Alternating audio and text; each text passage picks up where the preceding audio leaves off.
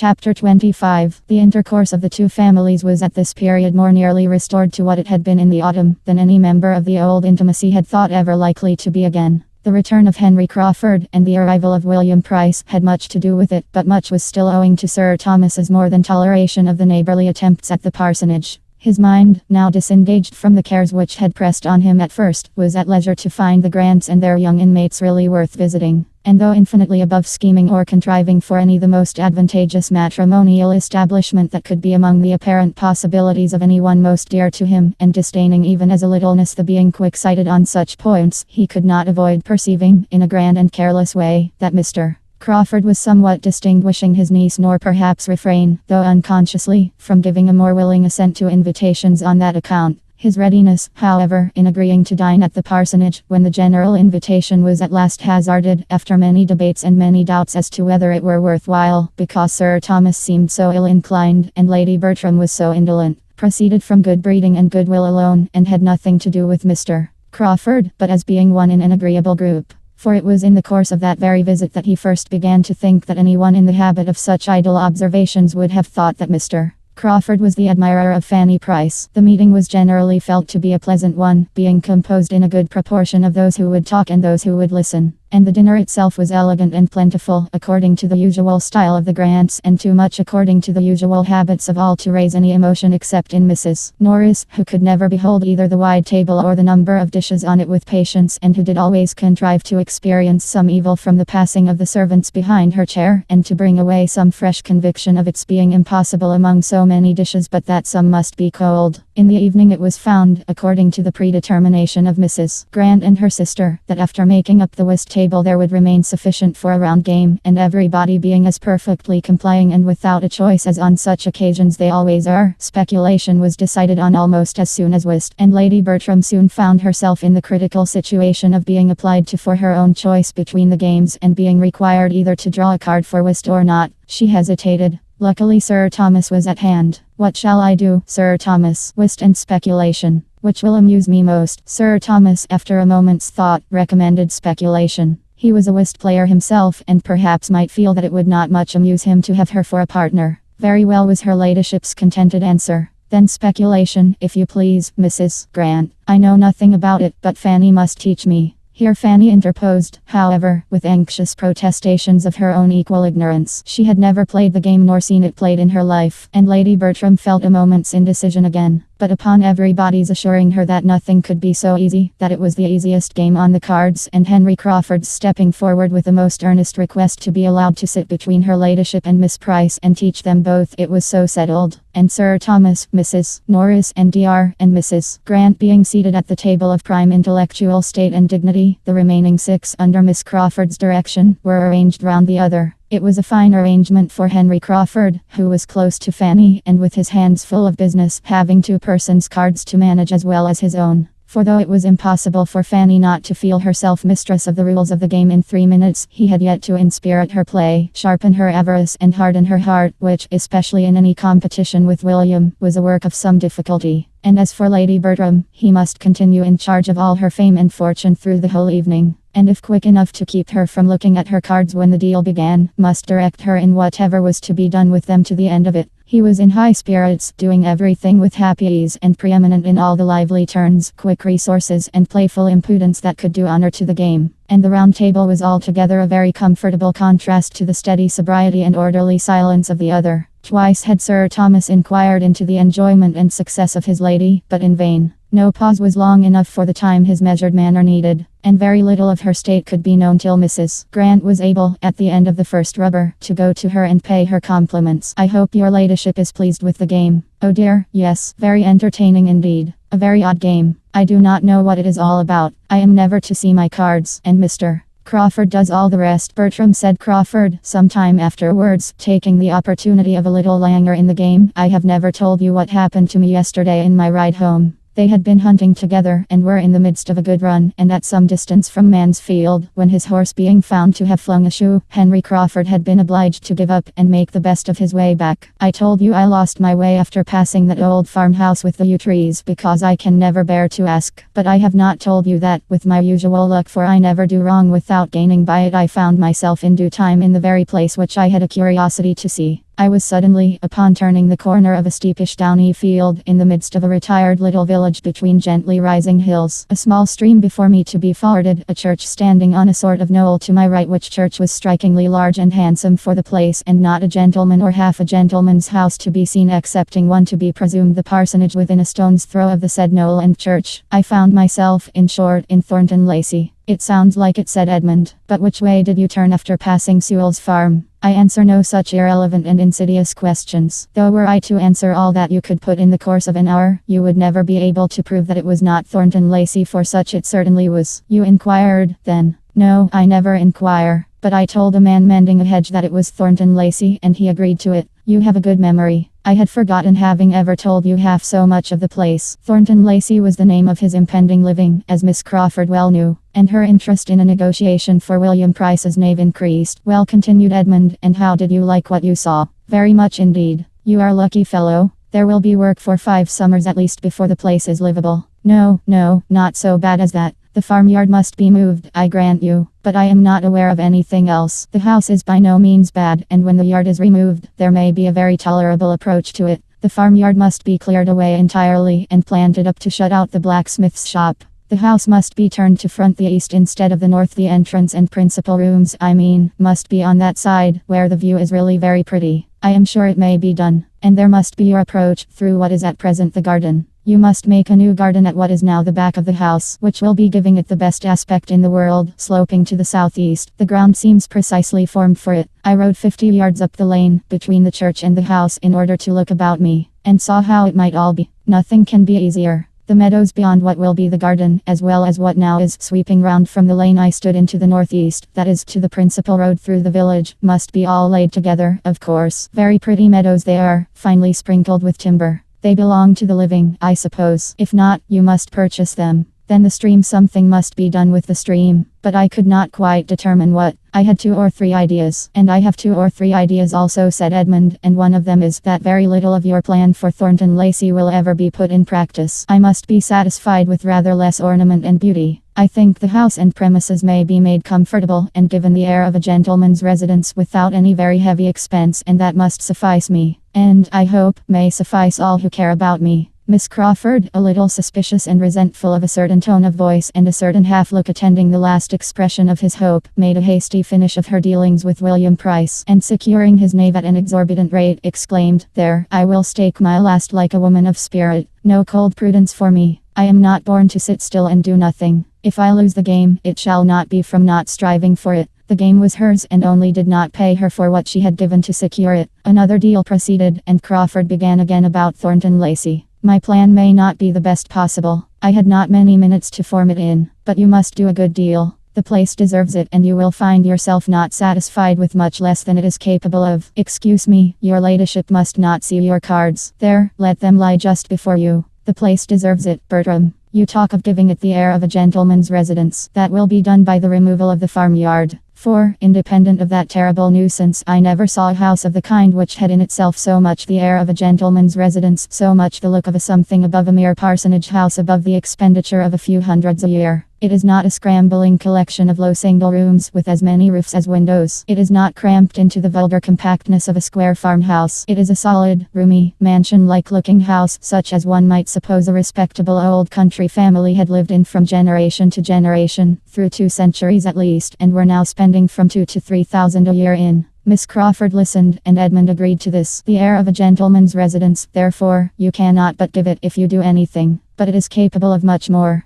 Let me see, Mary. Lady Bertram bids a dozen for that queen. No, a dozen is more than it is worth. Lady Bertram does not bid a dozen. She will have nothing to say to it. Go on. By some such improvements as I have suggested, I do not really require you to proceed upon my plan, though, by the by, I doubt anybody's striking out a better. You may give it a higher character. You may raise it into a place. From being the mere gentleman's residence, it becomes, by judicious improvement, the residence of a man of education, taste, modern manners, good connections. All this may be stamped on it, and that house receive such an air as to make its owner be set down as the great landholder of the parish by every creature travelling the road, especially as there is no real squire's house to dispute the point, a circumstance between ourselves to enhance the value of such a situation in point of privilege and independence beyond all calculation. You think with me, I hope, turning with a softened voice to Fanny. Have you ever seen the place? Fanny gave a quick negative and tried to hide her interest in the subject by an eager attention to her brother, who was driving as hard a bargain and imposing on her as much as he could. But Crawford pursued with no,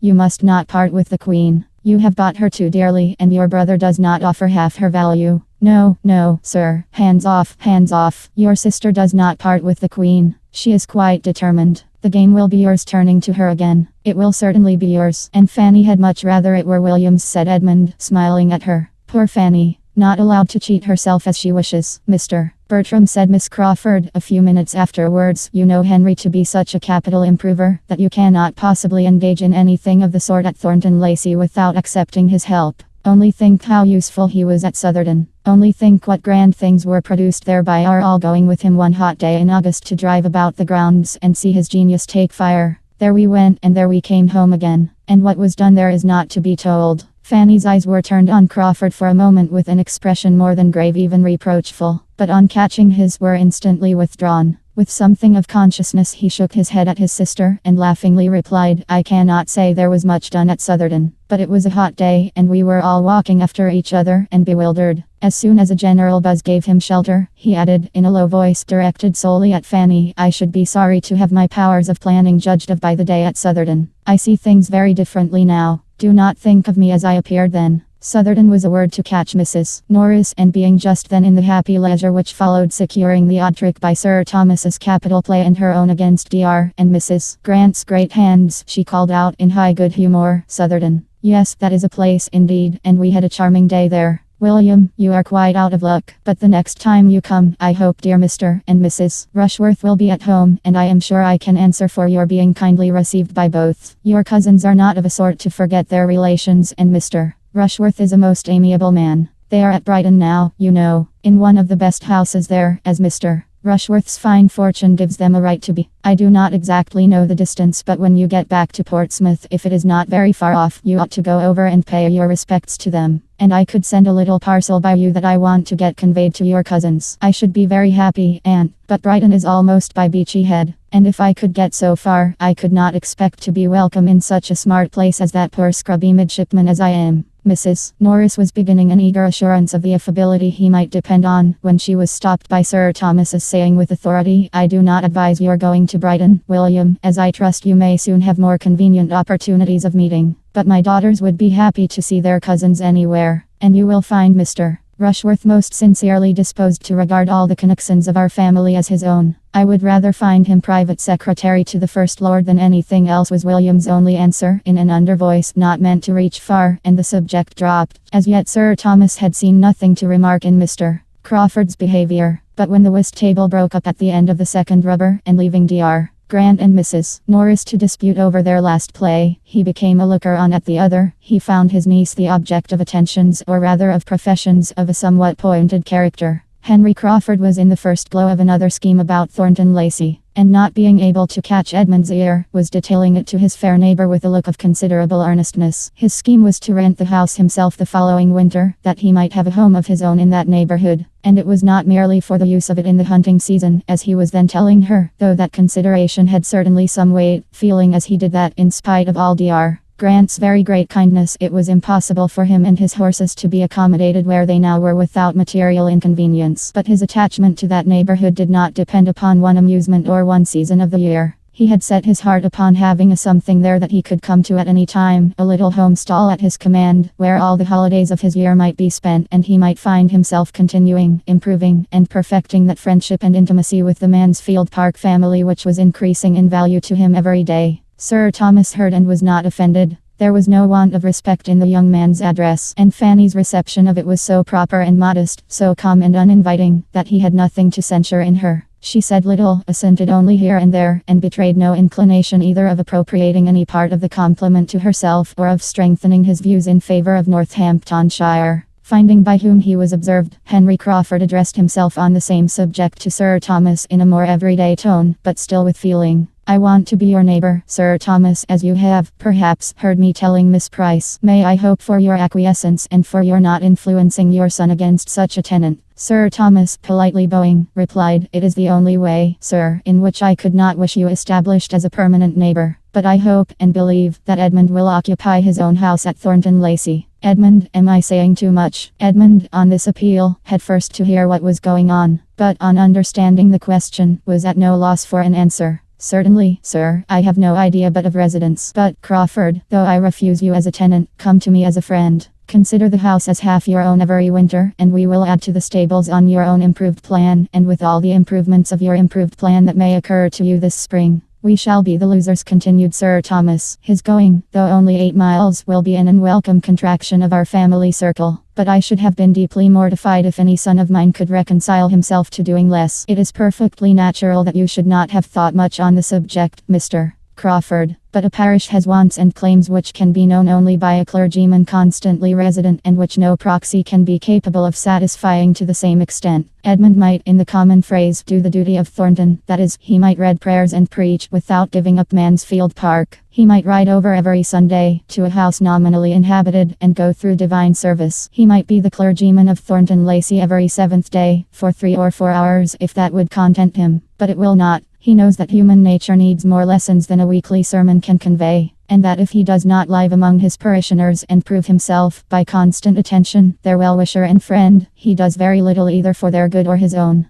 Mr. Crawford bowed his acquiescence. I repeat again, added Sir Thomas, that Thornton Lacey is the only house in the neighborhood in which I should not be happy to wait on Mr. Crawford as occupier. Mr. Crawford bowed his thanks. Sir Thomas, said Edmund, undoubtedly understands the duty of a parish priest. We must hope his son may prove that he knows it too. Whatever effect Sir Thomas's little harangue might really produce on Mr. Crawford, it raised some awkward sensations in 2 of the others, 2 of his most attentive listeners, Miss Crawford and Fanny. One of whom, having never before understood that Thornton was so soon and so completely to be his home, was pondering with downcast eyes on what it would be not to see Edmund every day. And the other, startled from the agreeable fancies she had been previously indulging on the strength of her brother's description, no longer able, in the picture she had been forming of a future Thornton, to shut out the church, sink the clergyman, and see only the respectable, elegant, modernized, and occasional residence of a man of independent fortune, was considering Sir Thomas with decided ill will, as the destroyer of all this, and suffering the more from that involuntary forbearance which his character and manner commanded, and from not daring to relieve herself by a single attempt at throwing ridicule on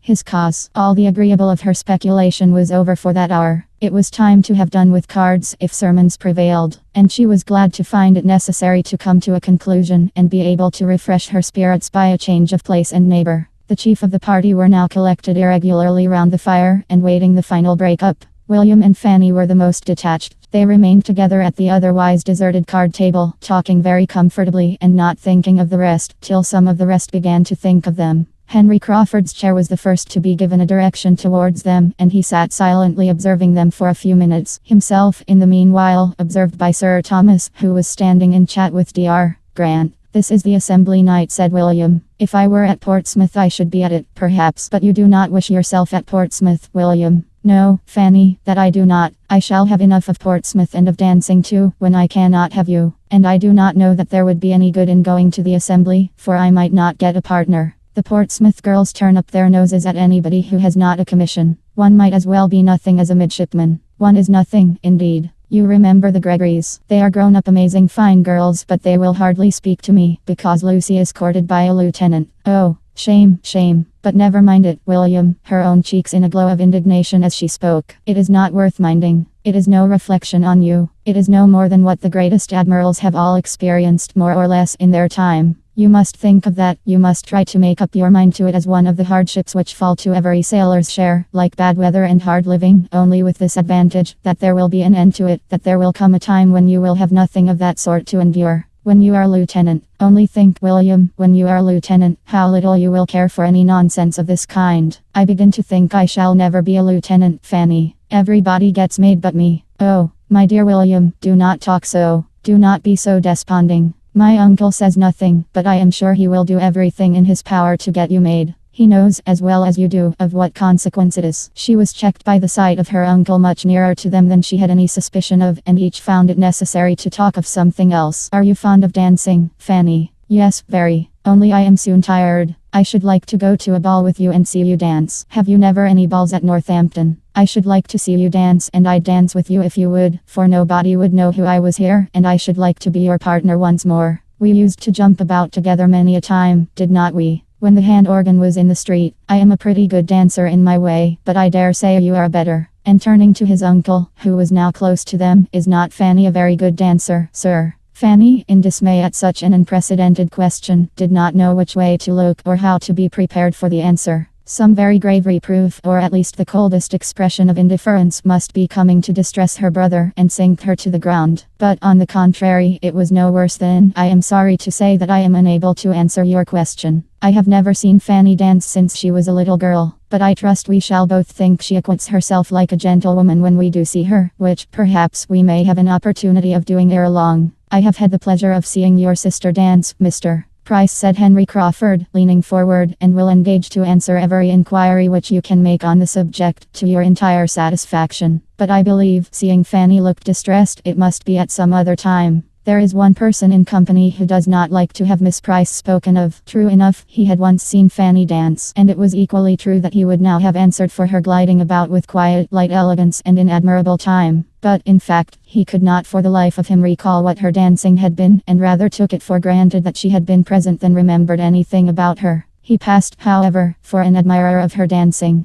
and Sir Thomas, by no means displeased, prolonged the conversation on dancing in general, and was so well engaged in describing the balls of Antigua and listening to what his nephew could relate of the different modes of dancing which had fallen within his observation, that he had not heard his carriage announced, and was first called to the knowledge of it by the bustle of Mrs. Norris. "Come, Fanny, Fanny, what are you about? We are going. Do not you see your aunt is going? Quick, quick, I cannot bear to keep good old Wilcox waiting. You should always remember the coachman and horses. My dear Sir Thomas, we have settled it that the carriage should come back for you and Edmund and William." Sir Thomas could not dissent, as it had been his own arrangement, previously communicated to his wife and sister. But that seemed forgotten by Mrs. Norris, who must fancy that she settled it all herself. Fanny's last feeling in the visit was disappointment, for the shawl which Edmund was quietly taking from the servant to bring and put round her shoulders was seized by Mr. Crawford's quicker hand, and she was obliged to be indebted to his more prominent attention. Chapter 26. William's desire of seeing Fanny dance made more than a momentary impression on his uncle. The hope of an opportunity, which Sir Thomas had then given, was not given to be thought of no more. He remained steadily inclined to gratify so amiable a feeling, to gratify anybody else who might wish to see Fanny dance, and to give pleasure to the young people in general. And having thought the matter over, and taken his resolution in quiet independence, the result of it appeared the next morning at breakfast, when, after recalling and commending what his nephew had said, he added, "I do not like, William, that you should leave Northamptonshire without this indulgence. It would give me pleasure to see you both dance. You spoke of the balls at Northampton. Your cousins have occasionally attended them, but they would not altogether suit us now. The fatigue would be too much for your aunt. I believe we must not think of a Northampton ball. A dance at home would be more eligible. And if—" "Ah, my dear Sir Thomas," interrupted Mrs. Norris, "I knew what was coming. I knew what you were going to say. If dear Julia were at home, or dearest Mrs. Rushworth at Southerton, to afford a reason, an occasion for such a thing, you would be tempted to give the young people a dance at Mansfield. I know you would. If they were at home to grace the ball, a ball you would have this very Christmas." "Thank your uncle, William, thank your uncle."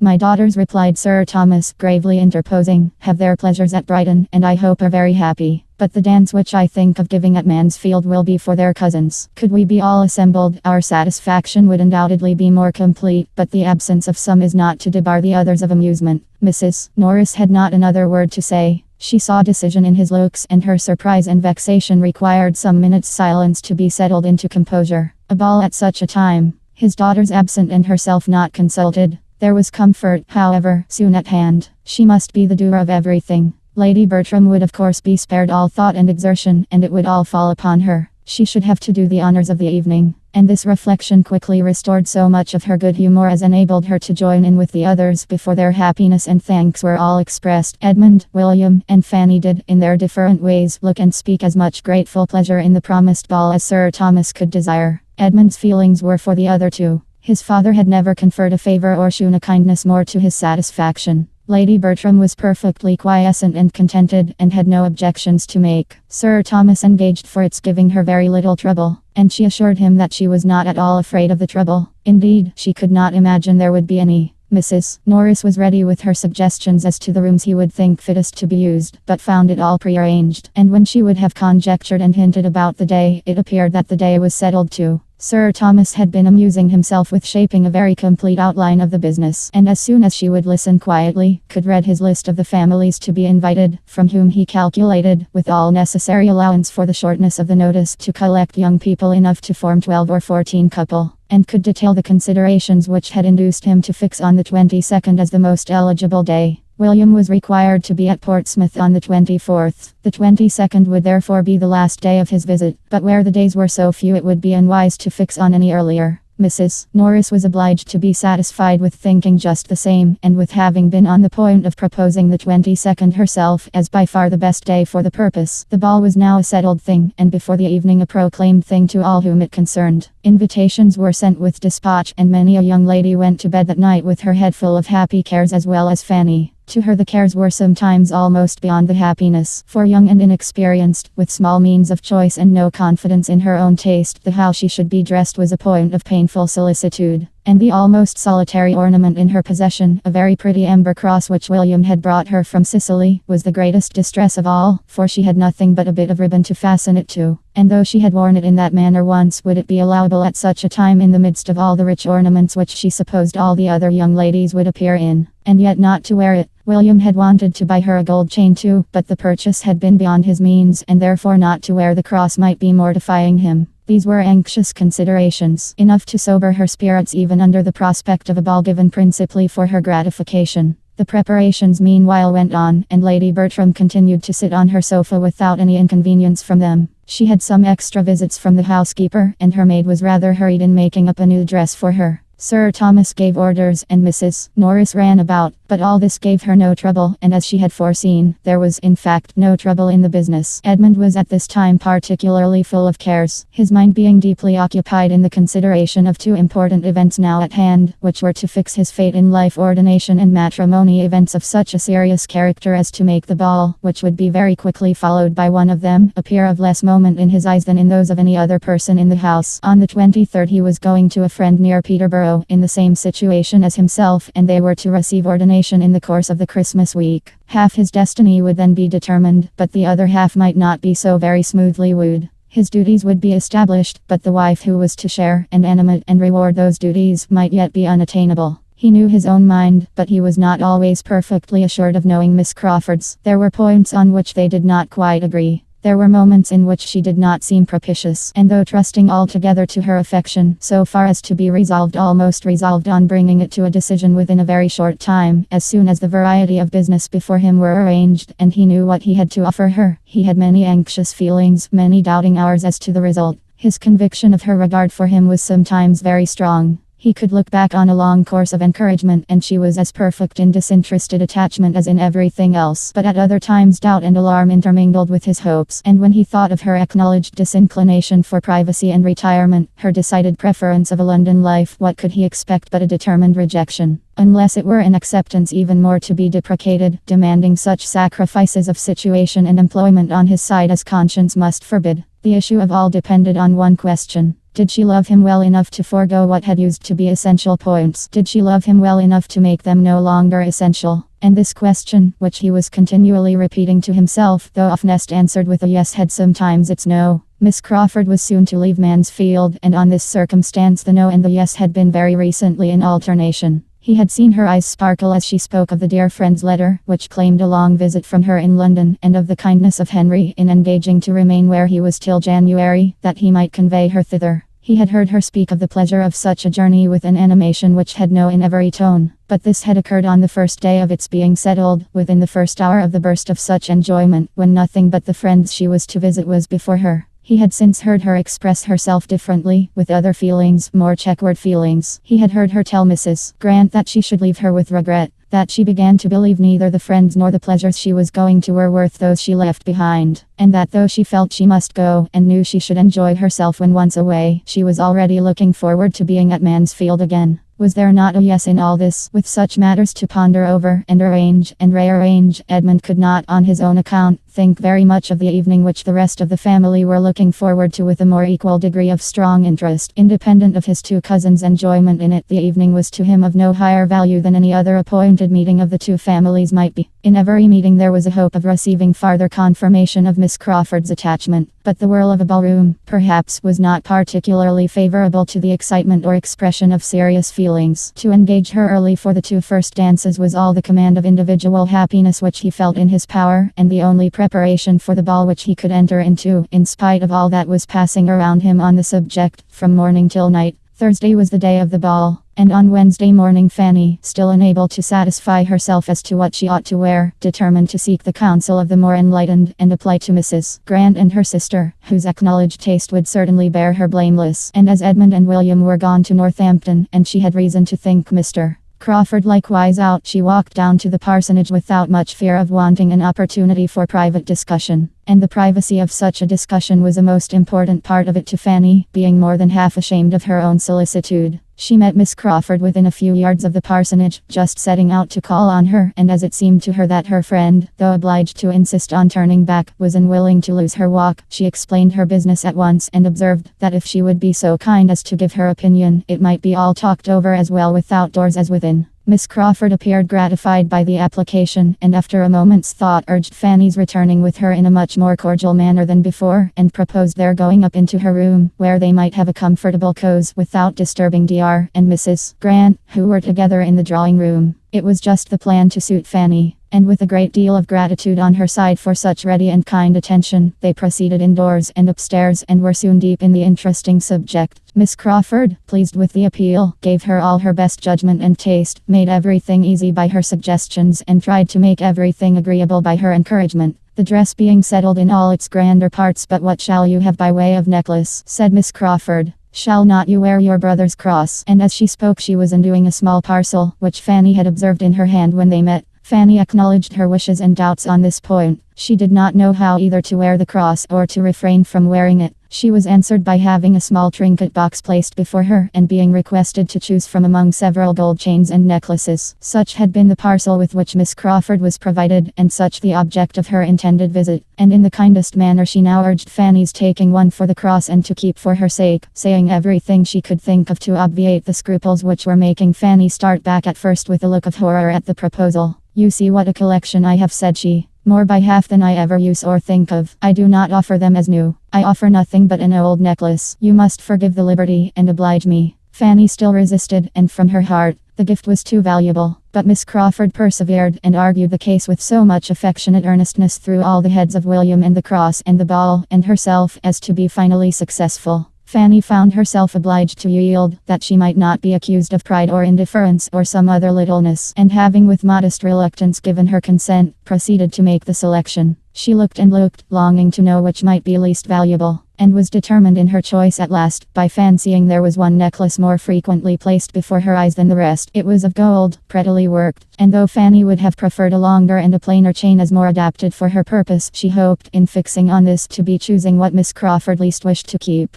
Miss Crawford smiled her perfect approbation, and hastened to complete the gift by putting the necklace round her, and making her see how well it looked. Fanny had not a word to say against its becomingness, and, accepting what remained of her scruples, was exceedingly pleased with an acquisition so very apropos. She would rather, perhaps, have been obliged to some other person, but this was an unworthy feeling. Miss Crawford had anticipated her wants with a kindness which proved her a real friend. "When I wear this necklace I shall always think of you," said she, "and feel how very kind you were." "You must think of somebody else too, when you wear that necklace," replied Miss Crawford. "You must think of Henry, for it was his choice in the first place. He gave it to me, and with the necklace I make over to you all the duty of remembering the original giver. It is to be a family remembrancer. The sister is not to be in your mind without bringing the brother too." Fanny, in great astonishment and confusion, would have returned the present instantly. To take what had been the gift of another person, of a brother too, impossible. It must not be. And with an eagerness and embarrassment quite diverting to her companion, she laid down the necklace again on its cotton, and seemed resolved either to take another or none at all. Miss Crawford thought she had never seen a prettier consciousness. "My dear child," said she, laughing, "what are you afraid of? Do you think Henry will claim the necklace as mine, and fancy you did not come honestly by it? Or are you imagining he would be too much flattered by seeing round your lovely throat an ornament which his money purchased 3 years ago, before he knew there was such a throat in the world? Or perhaps, looking archly, you suspect a confederacy between us, and that what I am now doing is with his knowledge and at his desire?" With the deepest blushes, Fanny protested against such a thought. "Well, then," replied Miss Crawford more seriously, but without at all believing her, "to convince me that you suspect no trick, and are as unsuspicious of compliment as I have always found you, take the necklace and say no more about it. Its being a gift of my brother's need not make the smallest difference in your accepting it, as I assure you it makes none in my willingness to part with it. He is always giving me something or other. I have such innumerable presents from him that it is quite impossible for me to value or for him to remember half. And as for this necklace, I do not suppose I have worn it 6 times. It is very pretty, but I never think of it. And though you would be most heartily welcome to any other in my trinket box, you have happened to fix on the very one which, if I have a choice, I would rather part with and see in your possession than any other. Say no more against it, I entreat you. Such a trifle is not worth half so many words." Fanny dared not make any farther opposition, and with renewed but less happy thanks accepted the necklace again, for there was an expression in Miss Crawford's eyes which she could not be satisfied with. It was impossible for her to be insensible of Mr.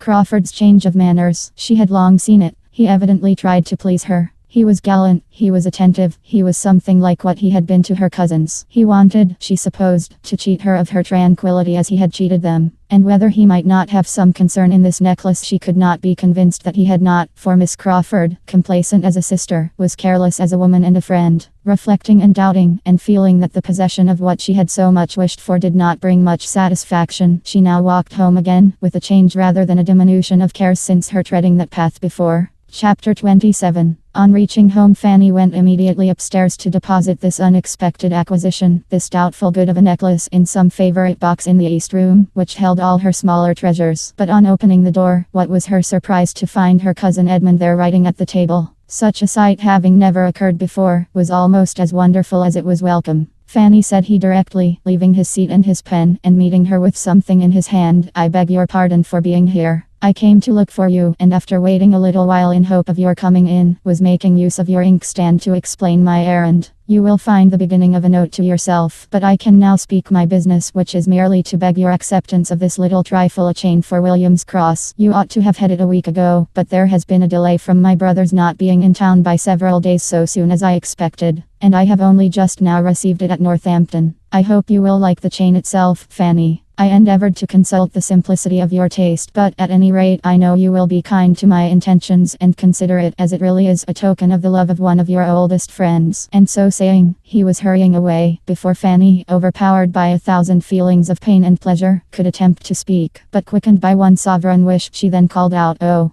cousin, stop a moment, pray stop." He turned back. "I cannot attempt to thank you," she continued, in a very agitated manner. "Thanks are out of the question. I feel much more than I can possibly express. Your goodness in thinking of me in such a way is beyond. If that is all you have to say," Fanny smiling and turning away again. No, it is not. I want to consult you." Almost unconsciously she had now undone the parcel he had just put into her hand, and seeing before her, in all the niceness of jeweler's packing, a plain gold chain, perfectly simple and neat, she could not help bursting forth again. "Oh, this is beautiful indeed. This is the very thing, precisely what I wished for. This is the only ornament I have ever had a desire to possess. It will exactly suit my cross. They must and shall be worn together. It comes, too, in such an acceptable moment. Oh, cousin, you do not know how acceptable it is. My dear Fanny, you feel these things a great deal too much. I am most happy that you like the chain, and that it should be here in time for tomorrow. But your thanks are far beyond the occasion. Believe me, I have no pleasure in the world superior to that of contributing to yours. No, I can safely say, I have no pleasure so complete, so unalloyed. It is without a drawback." Upon such expressions of affection Fanny could have lived an hour without saying another word. But Edmund, after waiting a moment, obliged her to bring down her mind from its heavenly flight by saying, "But what is it that you want to consult me about?" It was about the necklace, which she was now most earnestly longing to return, and hoped to obtain his approbation of her doing. She gave the history of her recent visit, and now her raptures might well be over. For Edmund was so struck with the circumstance, so delighted with what Miss Crawford had done, so gratified by such a coincidence of conduct between them, that Fanny could not but admit the superior power of one pleasure over his own mind, though it might have its drawback. It was some time before she could get his attention to her plan, or any answer to her demand of his opinion. He was in a reverie of fond reflection, uttering only now and then a few half-sentences of praise. But when he did awake and understand, he was very decided in opposing what she wished. "Return the necklace." "No, my dear Fanny, upon no account. It would be mortifying her severely. There can hardly be a more unpleasant sensation than the having anything returned on our hands which we have given with a reasonable hope of its contributing to the comfort of a friend. Why should she lose a pleasure which she has shewn herself so deserving of? If it had been given to me in the first instance," said Fanny, "I should not have thought of returning it. But being her brother's present, is not it fair to suppose that she would rather not part with it when it is not wanted? She must not suppose it not wanted, not acceptable, at least, and its having been originally her brother's gift makes no difference. For as she was not prevented from offering, nor you from taking it on that account, it ought not to prevent you from keeping it. No doubt it is handsomer than mine, and fitter for a ballroom." "No, it is not handsomer, not at all handsomer in its way, and, for my purpose, not half so fit. The chain will agree with William's cross beyond all comparison better than the necklace. For one night, Fanny, for only one night, if it be a sacrifice, I am sure you will, upon consideration, make that sacrifice rather than give pain to one who has been so studious of your comfort. Miss Crawford's attentions to you have been not more than you were justly entitled to. I am the last person to think that could be, but they have been invariable. And to be returning them with what must have something the air of ingratitude, though I know it could never have the meaning, is not in your nature, I am sure. Wear the necklace as you are engaged to do tomorrow evening, and let the chain, which was not ordered with any reference to the ball, be kept for commoner occasions. This is my advice. I would not have the shadow of a coolness between the two whose intimacy I have been observing with the greatest pleasure, and in whose characters there is so much general resemblance in true generosity and natural delicacy as to make the few slight differences, resulting principally from situation, no reasonable hindrance to a perfect friendship. I would not have the shadow of a coolness arise," he repeated, his voice sinking a little, "between the two dearest objects I have on earth." He was gone as he spoke, and Fanny remained to tranquillize herself as she could. She was one of his two dearest that must support her, but the other, the first, she had never heard him speak so openly before, and though it told her no more than what she had long perceived, it was a stab, for it told of his own convictions and views. They were decided. He would marry Miss Crawford. It was a stab, in spite of a very long-standing expectation, and she was obliged to repeat again and again that she was one of his two dearest, before the words gave her any sensation. Could she believe Miss Crawford to deserve him? It would be, oh, how different would it be, how far more tolerable. But he was deceived in her. He gave her merits which she had not. Her faults were what they had ever been, but he saw them no longer. Till she had shed many tears over this deception, Fanny could not subdue her agitation, and the dejection which followed could only be relieved by the influence of fervent prayers for his happiness. It was her intention, as she felt it to be her duty, to try to overcome all that was excessive, all that bordered on selfishness in her affection for Edmund. To call or to fancy it a loss, a disappointment, would be a presumption for which she had not words strong enough to satisfy her own humility. To think of him as Miss Crawford might be justified in thinking, would in her be insanity. To her he could be nothing under any circumstances, nothing dearer than a friend. Why did such an idea occur to her even enough to be reprobated and forbidden? It ought not to have touched on the confines of her imagination. She would endeavor to be rational, and to deserve the right of judging of Miss Crawford's character, and the privilege of true solicitude for him by a sound intellect and an honest heart. She had all the heroism of principle, and was determined to do her duty. But having also many of the feelings of youth and nature, let her not be much wondered at if, after making all these good resolutions on the side of self-government, she seized the scrap of paper on which Edmund had begun writing to her, as a treasure beyond all her hopes, and reading with the tenderest emotion these words: "My very dear Fanny, you must do me the favor to accept," locked it up with the chain, as the dearest part of the gift. It was the only thing approaching to a letter which she had ever received from him. She might never receive another. It was impossible that she ever should receive another so perfectly gratifying in the occasion and the style. 2 lines more prized had never fallen from the pen of the most distinguished author, never more completely blessed the researches of the fondest biographer. The enthusiasm of a woman's love is even beyond the biographer's. To her, the handwriting itself, independent of anything it may convey, is a blessedness. Never were such characters cut by any other human being as Edmund's calm, honest handwriting gave. This specimen, written in haste as it was, had not a fault, and there was a felicity in the flow of the first 4 words, in the arrangement of "my very dear Fanny," which she could have looked at forever. Having regulated her thoughts and comforted her feelings by this happy mixture of reason and weakness, she was able in due time to go down and resume her usual employments near her Aunt Bertram, and pay her the usual observances without any apparent want of spirits. Thursday, predestined to hope and enjoyment, came and opened with more kindness to Fanny than such self-willed, unmanageable days often volunteer, for soon after breakfast a very friendly note was brought from Mr. Crawford to William, stating that as he found himself obliged to go to London on the morrow for a few days, he could not help trying to procure a companion, and therefore hoped that if William could make up his mind to leave Mansfield half a day earlier than had been proposed, he would accept a place in his carriage. Mr. Crawford meant to be in town by his uncle's customary late dinner hour, and William was invited to dine with him at the Admiral's. The proposal was a very pleasant one to William himself, who enjoyed the idea of travelling post with 4 horses and such a good-humoured, agreeable friend, and, in likening it to going up with dispatches, was saying at once everything in favour of its happiness and dignity which his imagination could suggest. And Fanny, from a different motive, was exceedingly pleased, for the original plan was that William should go up by the mail from Northampton the following night, which would not have allowed him an hour's rest before he must have got into a Portsmouth coach. And though this offer of Mr.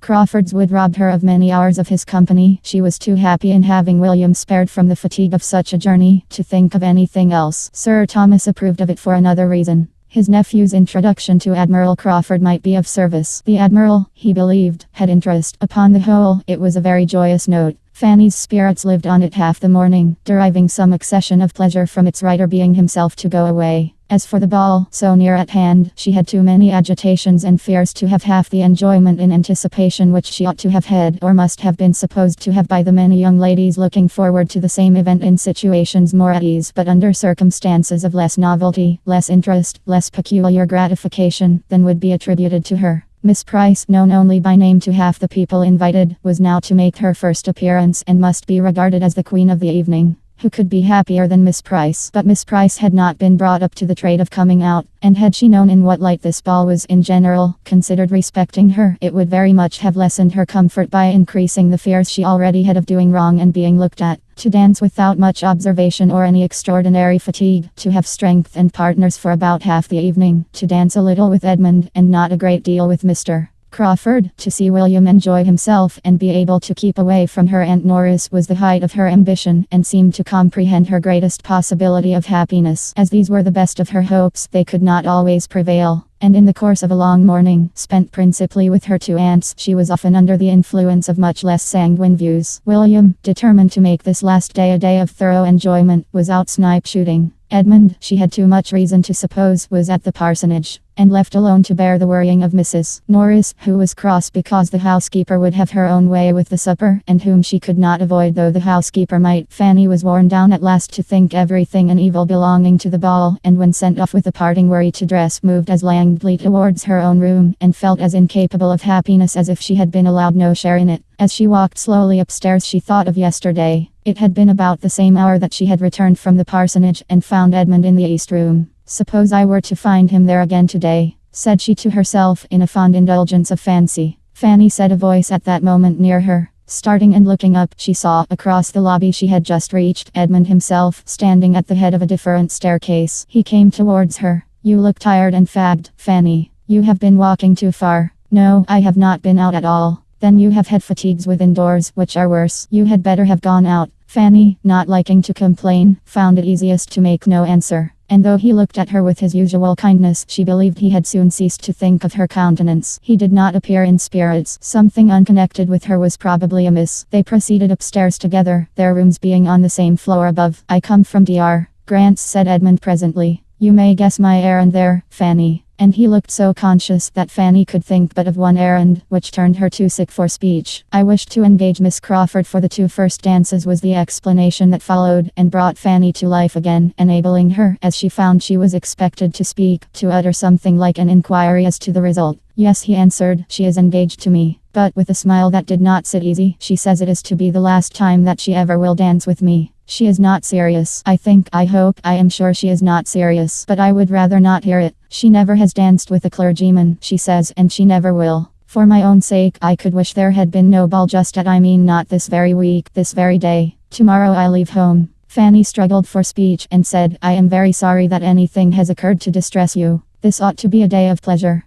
My uncle meant it so. Oh yes, yes, and it will be a day of pleasure. It will all end right. I am only vexed for a moment. In fact, it is not that I consider the ball as ill-timed. What does it signify? But Fanny stopping her by taking her hand and speaking low and seriously, you know what all this means. You see how it is, and could tell me, perhaps better than I could tell you, how and why I am vexed. Let me talk to you a little. You are a kind listener. I have been pained by her manner this morning, and cannot get the better of it. I know her disposition to be as sweet and faultless as your own, but the influence of her former companions makes her seem gives to her conversation, to her professed opinions, sometimes a tinge of wrong. She does not think evil, but she speaks it in playfulness, and though I know it to be playfulness, it grieves me to the soul. The effect of education, said Fanny gently. Edmund could not but agree to it. Yes, that uncle and aunt, they have injured the finest mind. For sometimes, Fanny, I own to you, it does appear more than manner. It appears as if the mind itself was tainted. Fanny imagined this to be an appeal to her judgment, and therefore, after a moment's consideration, said, if you only want me as a listener, cousin, I will be as useful as I can. But I am not qualified for an advisor. Do not ask advice of me. I am not competent. You are right, Fanny, to protest against such an office, but you need not be afraid. It is a subject on which I should never ask advice. It is the sort of subject on which it had better never be asked. And few, I imagine, do ask it, but when they want to be influenced against their conscience. I only want to talk to you. One thing more. Excuse the liberty, but take care how you talk to me. Do not tell me anything now, which hereafter you may be sorry for. The time may come.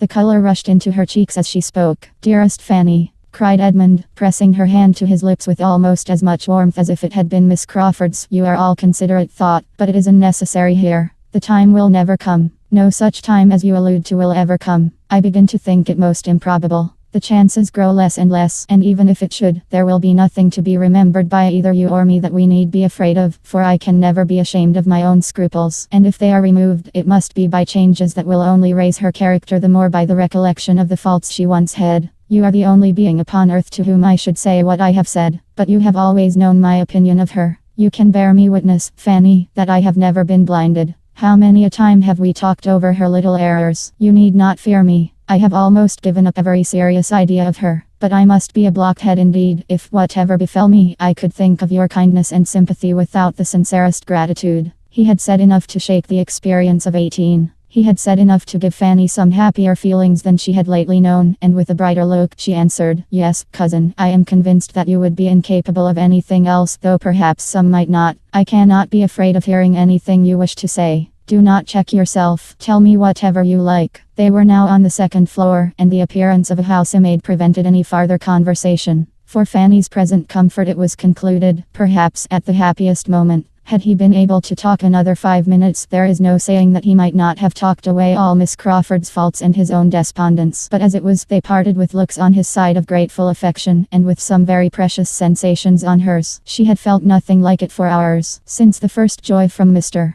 Crawford's note to William had worn away. She had been in a state absolutely the reverse. There had been no comfort around, no hope within her. Now everything was smiling. William's good fortune returned again upon her mind, and seemed of greater value than at first. The ball, to such an evening of pleasure before her, it was now a real animation, and she began to dress for it with much of the happy flutter which belongs to a ball. All went well. She did not dislike her own looks, and when she came to the necklaces again, her good fortune seemed complete, for upon trial the one given her by Miss Crawford would by no means go through the ring of the cross. She had, to oblige Edmund, resolved to wear it, but it was too large for the purpose. His, therefore, must be worn. And having, with delightful feelings, joined the chain and the cross, those memorials of the two most beloved of her heart, those dearest tokens so formed for each other by everything real and imaginary, and put them round her neck, and seen and felt how full of William and Edmund they were, she was able, without an effort, to resolve on wearing Miss Crawford's necklace too. She acknowledged it to be right. Miss Crawford had a claim, and when it was no longer to encroach on, to interfere with the stronger claims, the truer kindness of another, she could do her justice even with pleasure to herself. The necklace really looked very well, and Fanny left her room at last, comfortably satisfied with herself and all about her.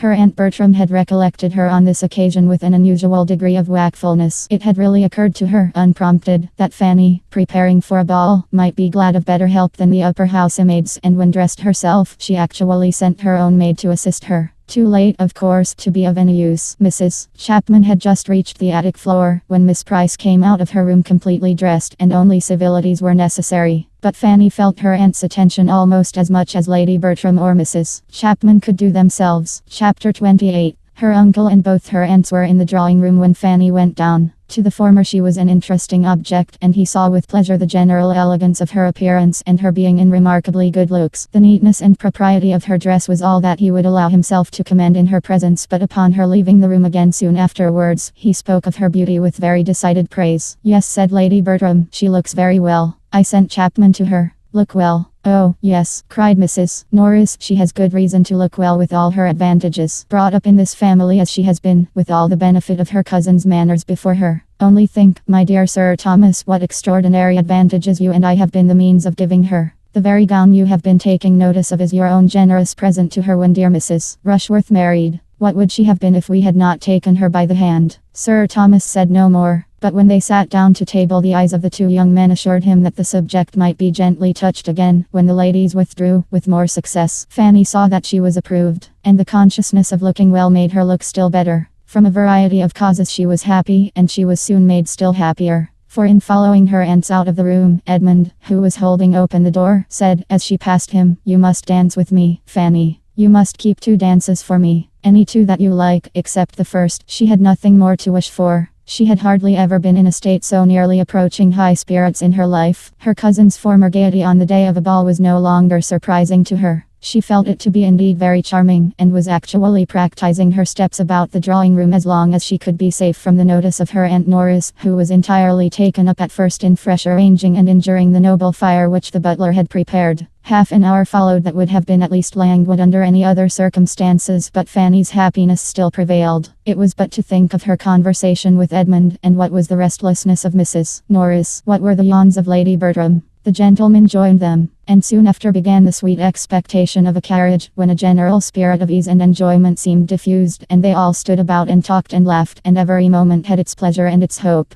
Fanny felt that there must be a struggle in Edmund's cheerfulness, but it was delightful to see the effort so successfully made. When the carriages were really heard, when the guests began really to assemble, her own gaiety of heart was much subdued. The sight of so many strangers threw her back into herself, and besides the gravity and formality of the first great circle, which the manners of neither Sir Thomas nor Lady Bertram were of a kind to do away, she found herself occasionally called on to endure something worse. She was introduced here and there by her uncle, and forced to be spoken to, and to curtsy and speak again. This was a hard duty, and she was never summoned to it without looking at William, as he walked about at his ease in the background of the scene, and longing to be with him. The entrance of the Grants and Crawfords was a favorable epoch. The stiffness of the meeting soon gave way before their popular manners and more diffused intimacies. Little groups were formed, and everybody grew comfortable. Fanny felt the advantage, and, drawing back from the toils of civility, would have been again most happy, could she have kept her eyes from wandering between Edmund and Mary Crawford. She looked all loveliness and what might not be the end of it. Her own musings were brought to an end on perceiving Mr. Crawford before her, and her thoughts were put into another channel by his engaging her almost instantly for the first 2 dances. Her happiness on this occasion was very much a la mortal, finely checkward. To be secure of a partner at first was a most essential good, for the moment of beginning was now growing seriously near, and she so little understood her own claims as to think that if Mr.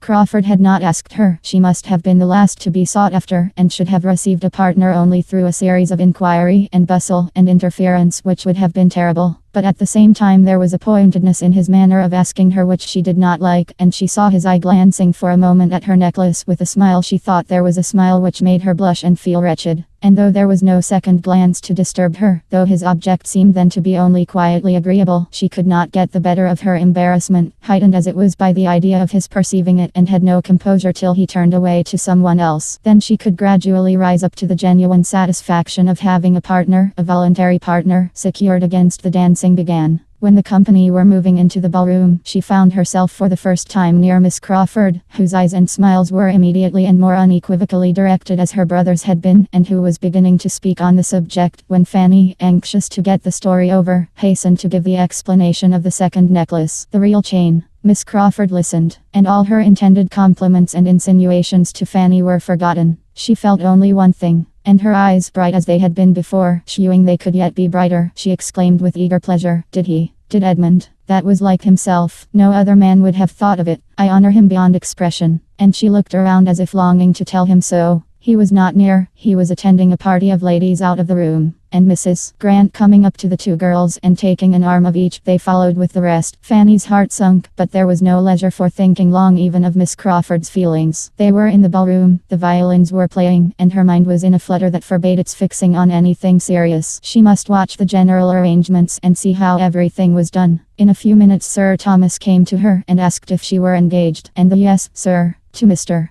Crawford was exactly what he had intended to hear. Mr. Crawford was not far off. Sir Thomas brought him to her, saying something which discovered to Fanny that she was to lead the way and open the ball, an idea that had never occurred to her before. Whenever she had thought of the minutiae of the evening, it had been as a matter of course that Edmund would begin with Miss Crawford, and the impression was so strong that though her uncle spoke the contrary, she could not help an exclamation of surprise, a hint of her unfitness, and entreaty even to be excused. To be urging her opinion against Sir Thomas's was a proof of the extremity of the case, but such was her horror at the first suggestion, that she could actually look him in the face and say that she hoped it might be settled otherwise. In vain, however. Sir Thomas smiled, tried to encourage her, and then looked too serious and said too decidedly, "It must be so, my dear," for her to hazard another word, and she found herself the next moment conducted by Mr. Crawford to the top of the room, and standing there to be joined by the rest of the dancers, couple after couple, as they were formed. She could hardly believe it, to be placed above so many elegant young women. The distinction was too great. It was treating her like her cousins, and her thoughts flew to those absent cousins with most unfeigned and truly tender regret that they were not at home to take their own place in the room and have their share of a pleasure which would have been so very delightful to them. So often as she had heard them wish for a ball at home as the greatest of all felicities, and to have them away when it was given, and for her to be opening the ball and with Mr.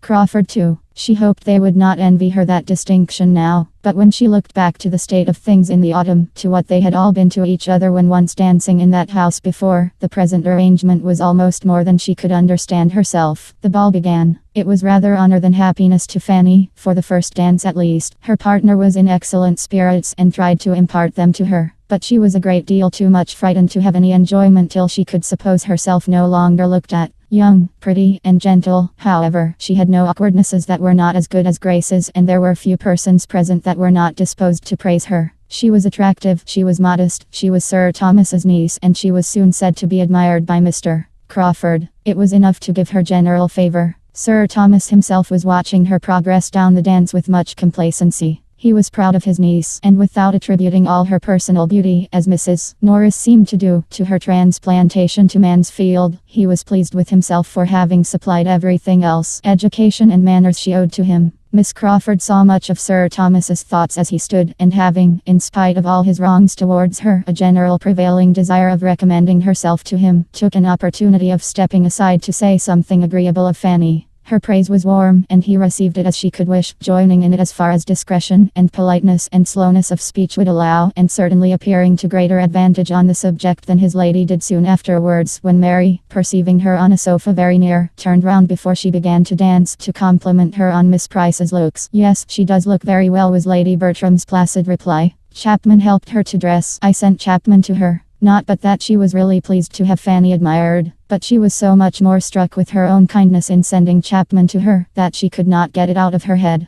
Miss Crawford knew Mrs. Norris too well to think of gratifying her by commendation of Fanny. To her, it was as the occasion offered. "Ah, ma'am, how much we want dear Mrs. Rushworth and Julia tonight," and Mrs. Norris paid her with as many smiles and courteous words as she had time for, amid so much occupation as she found for herself in making up card tables, giving hints to Sir Thomas, and trying to move all the chaperons to a better part of the room. Miss Crawford blundered most towards Fanny herself in her intentions to please. She meant to be giving her little heart a happy flutter, and filling her with sensations of delightful self-consequence, and, misinterpreting Fanny's blushes, still thought she must be doing so when she went to her after the two first dances, and said, with a significant look, "Perhaps you can tell me why my brother goes to town tomorrow. He says he has business there, but will not tell me what. The first time he ever denied me his confidence. But this is what we all come to. All are supplanted sooner or later. Now, I must apply to you for information. Pray, what is Henry going for?" Fanny protested her ignorance as steadily as her embarrassment allowed. "Well, then," replied Miss Crawford, laughing, "I must suppose it to be purely for the pleasure of conveying your brother, and of talking of you by the way."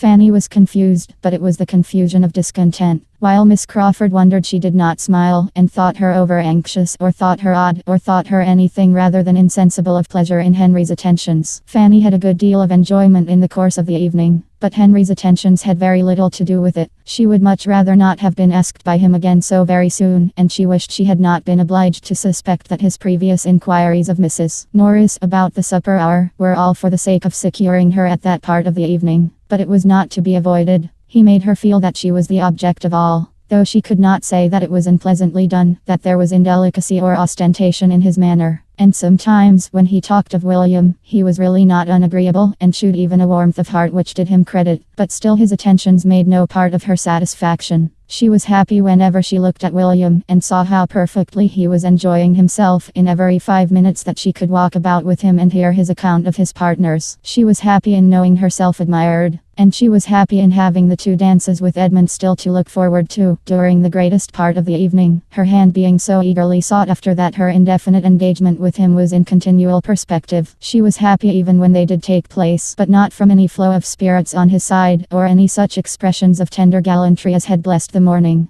His mind was fagged, and her happiness sprung from being the friend with whom it could find repose. "I am worn out with civility," said he. "I have been talking incessantly all night, and with nothing to say. But with you, Fanny, there may be peace. You will not want to be talked to. Let us have the luxury of silence." Fanny would hardly even speak her agreement, a weariness arising probably, in great measure, from the same feelings which he had acknowledged in the morning, was peculiarly to be respected, and they went down their 2 dances together with such sober tranquillity as might satisfy any looker on that Sir Thomas had been bringing up no wife for his younger son. The evening had afforded Edmund little pleasure. Miss Crawford had been in gay spirits when they first danced together, but it was not her gaiety that could do him good. It rather sank than raised his comfort, and afterwards, for he found himself still impelled to seek her again, she had absolutely pained him by her manner of speaking of the profession to which he was now on the point of belonging. They had talked, and they had been silent. He had reasoned, she had ridiculed, and they had parted at last with mutual vexation. Fanny, not able to refrain entirely from observing them, had seen enough to be tolerably satisfied. It was barbarous to be happy when Edmund was suffering, yet some happiness must and would arise from the very conviction that he did suffer. When her 2 dances with him were over, her inclination and strength for more were pretty well at an end, and Sir Thomas, having seen her walk rather than dance down the shortening set, breathless and with her hand at her side, gave his orders for her sitting down entirely. From that time Mr. Crawford sat down likewise. "Poor Fanny!" cried William, coming for a moment to visit her, and working away his partner's fan as if for life. "How soon she is knocked up! Why, the sport is but just begun. I hope we shall keep it up these 2 hours. How can you be tired so soon?" "So soon, my good friend," said Sir Thomas, producing his watch with all necessary caution. "It is 3 o'clock, and your sister is not used to these sort of hours. Well, then, Fanny, you shall not get up tomorrow before I go. Sleep as long as you can, and never mind me." "Oh, William, what? Did she think of being up before you set off?" "Oh, yes, sir," cried Fanny, rising eagerly from her seat to be nearer her uncle. "I must get up and breakfast with him. It will be the last time, you know. The last morning. You had better not. He is to have breakfasted and be gone by 9:30. Mr. Crawford, I think you call for him at 9:30. Fanny was too urgent, however, and had too many tears in her eyes for denial, and it ended in a gracious well, which was permission. "Yes, 9:30, said Crawford to William as the latter was leaving them, "and I shall be punctual, for there will be no kind sister to get up for me." And in a lower tone to Fanny, "I shall have only a desolate house to hurry from. Your brother will find my ideas of time and his own very different tomorrow." After a short consideration, Sir Thomas asked Crawford to join the early breakfast party in that house instead of eating alone. He should himself be of it, and the readiness with which his invitation was accepted convinced him that the suspicions whence, he must confess to himself, this very ball had in great measure sprung, were well founded. Mr. Crawford was in love with Fanny. He had a pleasing anticipation of what would be. His niece, meanwhile, did not thank him for what he had just done. She had hoped to have William all to herself the last morning. It would have been an unspeakable indulgence, but though her wishes were overthrown, there was no spirit of murmuring within her. On the contrary, she was so totally unused to have her pleasure consulted, or to have anything take place at all in the way she could desire, that she was more disposed to wonder and rejoice in having carried her point so far, than to repine at the counteraction which followed. Shortly afterward, Sir Thomas was again interfering a little with her inclination, by advising her to go immediately to bed. Advise was his word, but it was the advice of absolute power, and she had only to rise and, with Mr. Crawford's very cordial adieux, pass quietly away. Stopping at the entrance door, like the lady of Branxholme Hall, one moment and no more to view the happy scene, and take a last look at the 5 or 6 determined couple who were still hard at work. And then, creeping slowly up the principal staircase, pursued by the ceaseless country dance, feverish with hopes and fears, soup and negus, sore-footed and fatigued, restless and agitated, yet feeling, in spite of everything, that a ball was indeed delightful. In thus sending her away, Sir Thomas perhaps might not be thinking merely of her health. It might occur to him that Mr.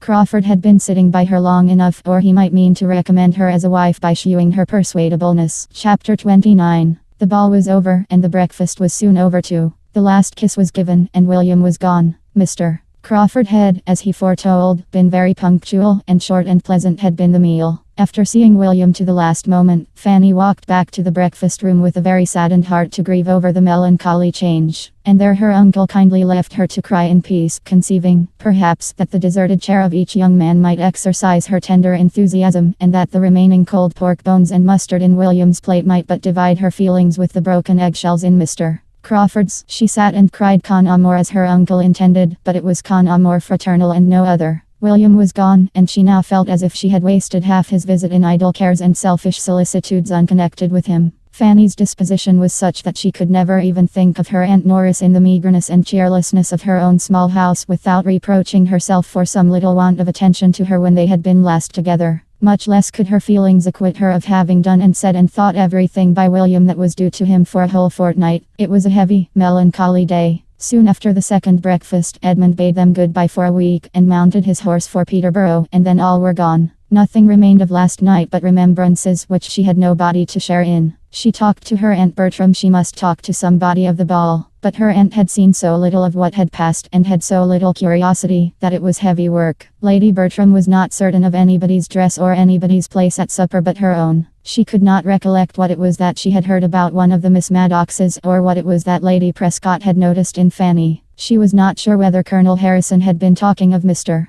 Crawford or of William when he said he was the finest young man in the room. Somebody had whispered something to her. She had forgot to ask Sir Thomas what it could be, and these were her longest speeches and clearest communications. The rest was only a languid yes, yes, very well, did you, did he, I did not see that, I should not know one from the other. This was very bad. It was only better than Mrs. Norris's sharp answers would have been. But she being gone home with all the supernumerary jellies to nurse a sick maid, there was peace and good humour in their little party, though it could not boast much beside. The evening was heavy like the day. I cannot think what is the matter with me, said Lady Bertram, when the tea things were removed. I feel quite stupid. It must be sitting up so late last night. Fanny, you must do something to keep me awake. I cannot work. Fetch the cards. I feel so very stupid. The cards were brought, and Fanny played at cribbage with her aunt till bedtime. And as Sir Thomas was reading to himself, no sounds were heard in the room for the next 2 hours beyond the reckonings of the game, and that makes 31. 4 in hand and 8 in crib. You are to deal, ma'am. Shall I deal for you? Fanny thought and thought again of the difference which 24 hours had made in that room, and all that part of the house. Last night it had been hope and smiles, bustle and motion, noise and brilliancy, in the drawing room, and out of the drawing room, and everywhere. Now it was languor, and all but solitude.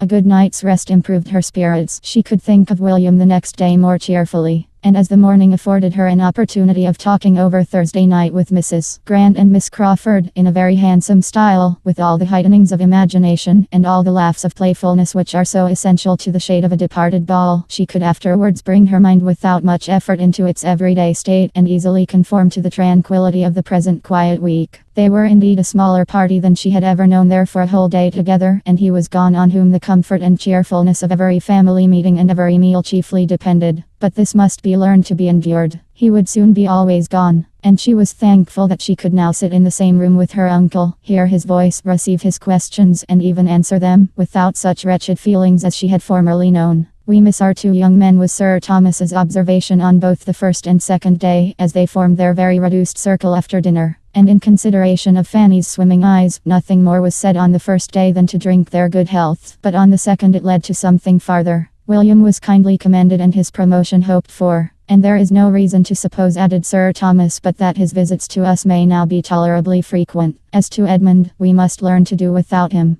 This will be the last winter of his belonging to us, as he has done. Yes, said Lady Bertram, but I wish he was not going away. They are all going away, I think. I wish they would stay at home. This wish was levelled principally at Julia, who had just applied for permission to go to town with Maria, and as Sir Thomas thought it best for each daughter that the permission should be granted, Lady Bertram, though in her own good nature she would not have prevented it, was lamenting the change it made in the prospect of Julia's return, which would otherwise have taken place about this time. A great deal of good sense followed on Sir Thomas's side, tending to reconcile his wife to the arrangement. Everything that a considerate parent ought to feel was advanced for her use, and everything that an affectionate mother must feel in promoting her children's enjoyment was attributed to her nature. Lady Bertram agreed to it all with a calm yes, and at the end of a quarter of an hour's silent consideration spontaneously observed, Sir Thomas, I have been thinking and I am very glad we took Fanny as we did, for now the others are away we feel the good of it. Sir Thomas immediately improved this compliment by adding, very true. We shew Fanny what a good girl we think her by praising her to her face. She is now a very valuable companion. If we have been kind to her, she is now quite as necessary to us. Yes, said Lady Bertram presently, and it is a comfort to think that we shall always have her. Sir Thomas paused, half smiled, glanced at his niece, and then gravely replied, she will never leave us, I hope, till invited to some other home that may reasonably promise her greater happiness than she knows here. And that is not very likely to be, Sir Thomas. Who should invite her? Maria might be very glad to see her at Southerton now and then, but she would not think of asking her to live there, and I am sure she is better off here. And besides, I cannot do without her. The week which passed so quietly and peaceably at the great house in Mansfield had a very different character at the parsonage. To the young lady, at least, in each family, it brought very different feelings. What was tranquility and comfort to Fanny was tediousness and vexation to Mary. Something arose from difference of disposition and habit, one so easily satisfied, the other so unused to endure. But still more might be imputed to difference of circumstances. In some points of interest they were exactly opposed to each other. To Fanny's mind, Edmund's absence was really, in its cause and its tendency, a relief. To Mary it was every way painful. She felt the want of his society every day, almost every hour, and was too much in want of it to derive anything but irritation from considering the object for which he went. He could not have devised anything more likely to raise his consequence than this week's absence, occurring as it did at the very time of her brother's going away, of William Price's going too, and completing the sort of general break-up of a party which had been so animated. She felt it keenly. They were now a miserable trio, confined within doors by a series of rain and snow, with nothing to do and no variety to hope for. Angry as she was with Edmund for adhering to his own notions and acting on them in defiance of her, and she had been so angry that they had hardly parted friends at the ball, she could not help thinking of him continually when absent, dwelling on his merit and affection, and longing again for the almost daily meetings they lately had. His absence was unnecessarily long. He should not have planned such an absence. He should not have left home for a week, when her own departure from Mansfield was so near. Then she began to blame herself. She wished she had not spoken so warmly in their last conversation. She was afraid she had used some strong, some contemptuous expressions in speaking of the clergy, and that should not have been. It was ill-bred. It was wrong. She wished such words and said with all her heart.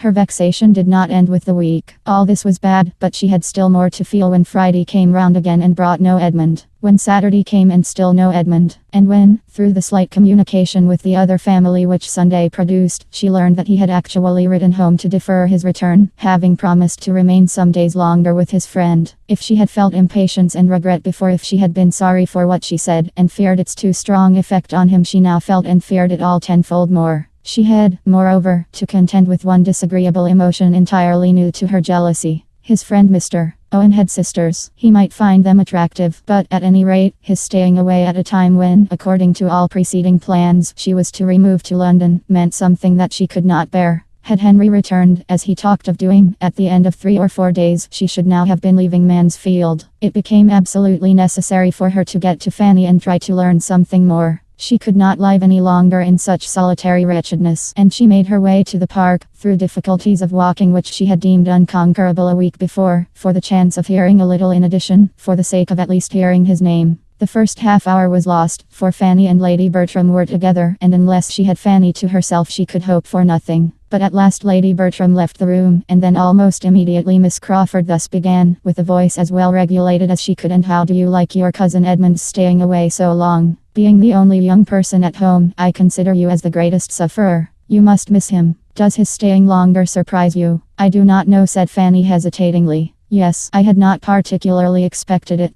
Perhaps he will always stay longer than he talks of. It is the general way all young men do. He did not the only time he went to see Mr. Owen before. He finds the house more agreeable now. He is a very pleasing young man himself, and I cannot help being rather concerned at not seeing him again before I go to London, as will now undoubtedly be the case. I am looking for Henry every day, and as soon as he comes there will be nothing to detain me at Mansfield. I should like to have seen him once more, I confess, but you must give my compliments to him. Yes, I think it must be compliments. Is not there a something wanted, Miss Price, in our language, a something between compliments and love to suit the sort of friendly acquaintance we have had together? So many months' acquaintance, but compliments may be sufficient here. Was his letter a long one? Does he give you much account of what he is doing? Is it Christmas gaieties that he is staying for? I only heard a part of the letter. It was to my uncle, but I believe it was very short. Indeed, I am sure it was but a few lines. All that I heard was that his friend had pressed him to stay longer, and that he had agreed to do so. A few days longer, or some days longer. I am not quite sure which. Oh, if he wrote to his father. But I thought it might have been to Lady Bertram or you. But if he wrote to his father, no wonder he was concise. Who could write chat to Sir Thomas? If he had written to you, there would have been more particulars. You would have heard of balls and parties. He would have sent you a description of everything and everybody. How many Miss Owens are there? 3 grown up.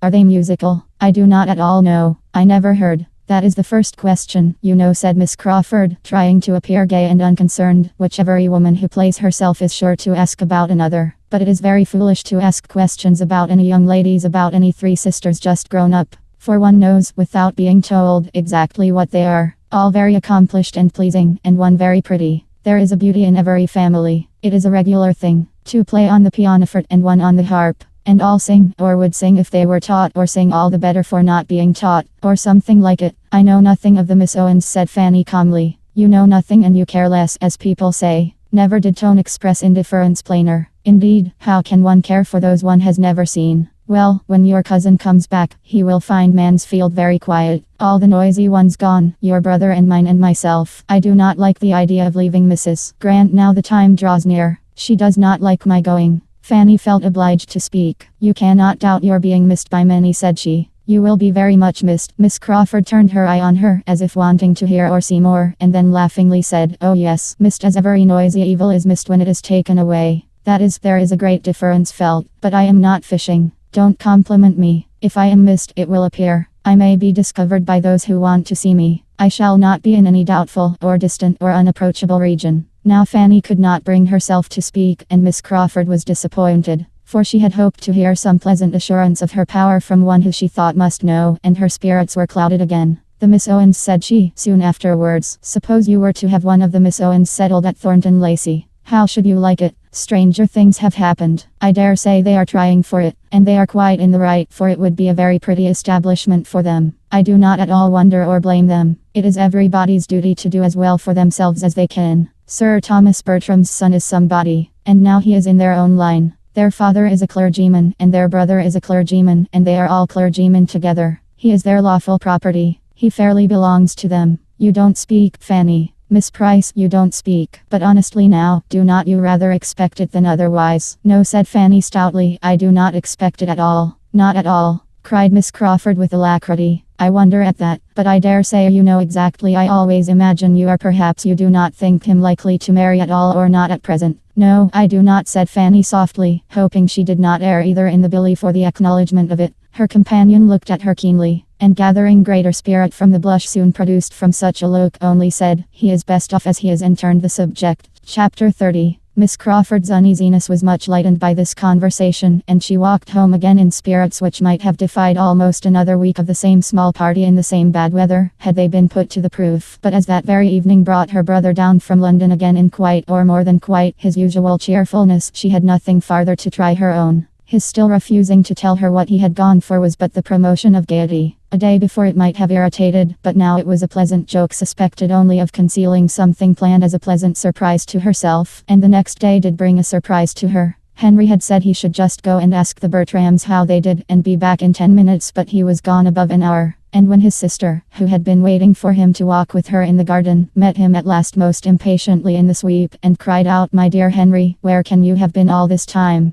He had only to say that he had been sitting with Lady Bertram and Fanny. "Sitting with them an hour and a half," exclaimed Mary. But this was only the beginning of her surprise. "Yes, Mary," said he, drawing her arm within his and walking along the sweep as if not knowing where he was. "I could not get away sooner. Fanny looked so lovely. I am quite determined, Mary. My mind is entirely made up. Will it astonish you? No. You must be aware that I am quite determined to marry Fanny Price." The surprise was now complete. For, in spite of whatever his consciousness might suggest, a suspicion of his having any such views had never entered his sister's imagination. And she looked so truly the astonishment she felt, that he was obliged to repeat what he had said, and more fully and more solemnly. The conviction of his determination once admitted, it was not unwelcome. There was even pleasure with the surprise. Mary was in a state of mind to rejoice in a connection with the Bertram family, and to be not displeased with her brother's marrying a little beneath him. "Yes, Mary," was Henry's concluding assurance. "I am fairly caught. You know with what idle designs I began. But this is the end of them. I have, I flatter myself, made no inconsiderable progress in her affections. But my own are entirely fixed. Lucky, lucky girl!" cried Mary, as soon as she could speak. "What a match for her! My dearest Henry, this must be my first feeling. But my second, which you shall have as sincerely, is that I approve your choice from my soul, and foresee your happiness as heartily as I wish and desire it. You will have a sweet little wife, all gratitude and devotion. Exactly what you deserve. What an amazing match for her. Mrs. Norris often talks of her luck. What will she say now? The delight of all the family, indeed. And she has some true friends in it. How they will rejoice. But tell me all about it. Talk to me forever. When did you begin to think seriously about her?" Nothing could be more impossible than to answer such a question, though nothing could be more agreeable than to have it asked. How the pleasing plague had stolen on him he could not say. And before he had expressed the same sentiment with a little variation of words 3 times over, his sister eagerly interrupted him with, "Ah, my dear Henry, and this is what took you to London.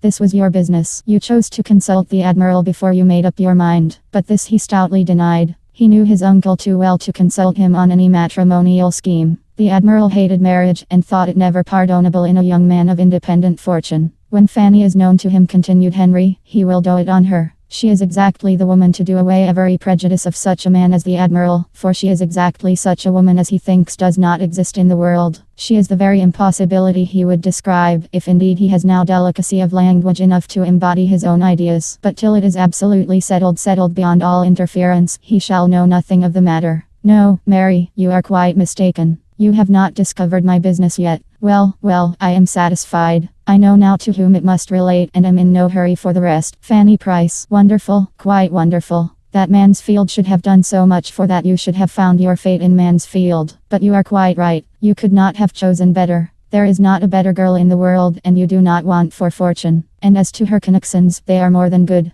The Bertrams are undoubtedly some of the first people in this country. She is niece to Sir Thomas Bertram. That will be enough for the world. But go on. Tell me more. What are your plans? Does she know her own happiness? No. What are you waiting for? For very little more than opportunity. Mary, she is not like her cousins. But I think I shall not ask in vain. Oh no, you cannot. Were you even less pleasing supposing her not to love you already, of which, however, I can have little doubt you would be safe. The gentleness and gratitude of her disposition would secure her all your own immediately. From my soul I do not think she would marry you without love. That is, if there is a girl in the world capable of being uninfluenced by ambition, I can suppose it her. But ask her to love you, and she will never have the heart to refuse. As soon as her eagerness could rest in silence, he was as happy to tell as she could be to listen. And a conversation followed almost as deeply interesting to her as to himself, though he had in fact nothing to relate but his own sensations, nothing to dwell on but Fanny's charms. Fanny's beauty of face and figure, Fanny's graces of manner and goodness of heart, were the exhaustless theme. The gentleness, modesty, and sweetness of her character were warmly expatiated on. That sweetness which makes so essential a part of every woman's worth in the judgment of man, that though he sometimes loves where it is not, he can never believe it absent. Her temper he had good reason to depend on and to praise. He had often seen it tried. Was there one of the family, excepting Edmund, who had not in some way or other continually exercised her patience and forbearance? Her affections were evidently strong. To see her with her brother, what could more delightfully prove that the warmth of her heart was equal to its gentleness? What could be more encouraging to a man who had her love in view? Then, her understanding was beyond every suspicion, quick and clear, and her manners were the mirror of her own modest and elegant mind. Nor was this all. Henry Crawford had too much sense not to feel the worth of good principles in a wife, though he was too little accustomed to serious reflection to know them by their proper name. But when he talked of her having such a steadiness and regularity of conduct, such a high notion of honor, and such an observance of decorum as might warrant any man in the fullest dependence on her faith and integrity, he expressed what was inspired by the knowledge of her being well principled and religious. I could so wholly and absolutely confide in her, said he, and that is what I want. Well might his sister, believing as she really did that his opinion of Fanny Price was scarcely beyond her merits, rejoice in her prospects. The more I think of it, she cried, the more am I convinced that you are doing quite right, and though I should never have selected Fanny Price as the girl most likely to attach you, I am now persuaded she is the very one to make you happy. Your wicked project upon her peace turns out a clever thought indeed. You will both find your good in it. It was bad, very bad in me against such a creature, but I did not know her then, and she shall have no reason to lament the hour that first put it into my head. I will make her very happy, Mary. Happier than she has ever yet been herself, or ever seen anybody else. I will not take her from Northamptonshire. I shall let Everingham, and rent a place in this neighbourhood. Perhaps Stanwix Lodge. I shall let a 7 years lease of Everingham. I am sure of an excellent tenant at half a word. I could name 3 people now, who would give me my own terms and thank me. Ha! Cried Mary. Settle in Northamptonshire. That is pleasant. Then we shall be all together. When she had spoken it, she recollected herself, and wished it and said, but there was no need of confusion, for her brother saw her only as the supposed inmate of Mansfield parsonage, and replied but to invite her in the kindest manner to his own house, and to claim the best right in her. You must give us more than half your time, said he. I cannot admit Mrs. Grant to have an equal claim with Fanny and myself, for we shall both have a right in you. Fanny will be so truly your sister. Mary had only to be grateful and give general assurances, but she was now very fully purposed to be the guest of neither brother nor sister many months longer. You will divide your year between London and Northamptonshire. Yes, that's right, and in London, of course, a house of your own. No longer with the Admiral. My dearest Henry, the advantage to you of getting away from the Admiral before your manners are hurt by the contagion of his, before you have contracted any of his foolish opinions, or learned to sit over your dinner as if it were the best blessing of life. You are not sensible of the gain, for your regard for him has blinded you. But, in my estimation, your marrying early may be the saving of you. To have seen you grow like the Admiral in word or deed, look or gesture, would have broken my heart. Well, we do not think quite alike here. The Admiral has his faults, but he is a very good man, and has been more than a father to me. Few fathers would have let me have my own way half so much. You must not prejudice Fanny against him. I must have them love one another. Mary refrained from saying what she felt, that there could not be 2 persons in existence whose characters and manners were less accordant. Time would discover it to him, but she could not help this reflection on the Admiral. Henry, I think so highly of Fanny Price that if I could suppose the next Mrs. Crawford would have half the reason which my poor ill-used aunt had to abhor the very name, I would prevent the marriage, if possible. But I know you. I know that a wife you loved would be the happiest of women, and that even when you ceased to love, she would yet find in you the liberality and good breeding of a gentleman. The impossibility of not doing everything in the world to make Fanny Price happy, or of ceasing to love Fanny Price, was of course the groundwork of his eloquent answer. Had you seen her this morning, Mary, he continued, attending with such ineffable sweetness and patience to all the demands of her aunt's stupidity, working with her and for her, her color beautifully heightened as she leaned over the work, then returning to her seat to finish a note which she was previously engaged in writing for that stupid woman's service, and all this with such unpretending gentleness, so much as if it were a matter of course that she was not to have a moment at her own command, her hair arranged as neatly as it always is, and one little curl falling forward as she wrote, which she now and then shook back, and in the midst of all this, still speaking at intervals to me, or listening, and as if she liked to listen, to what I said.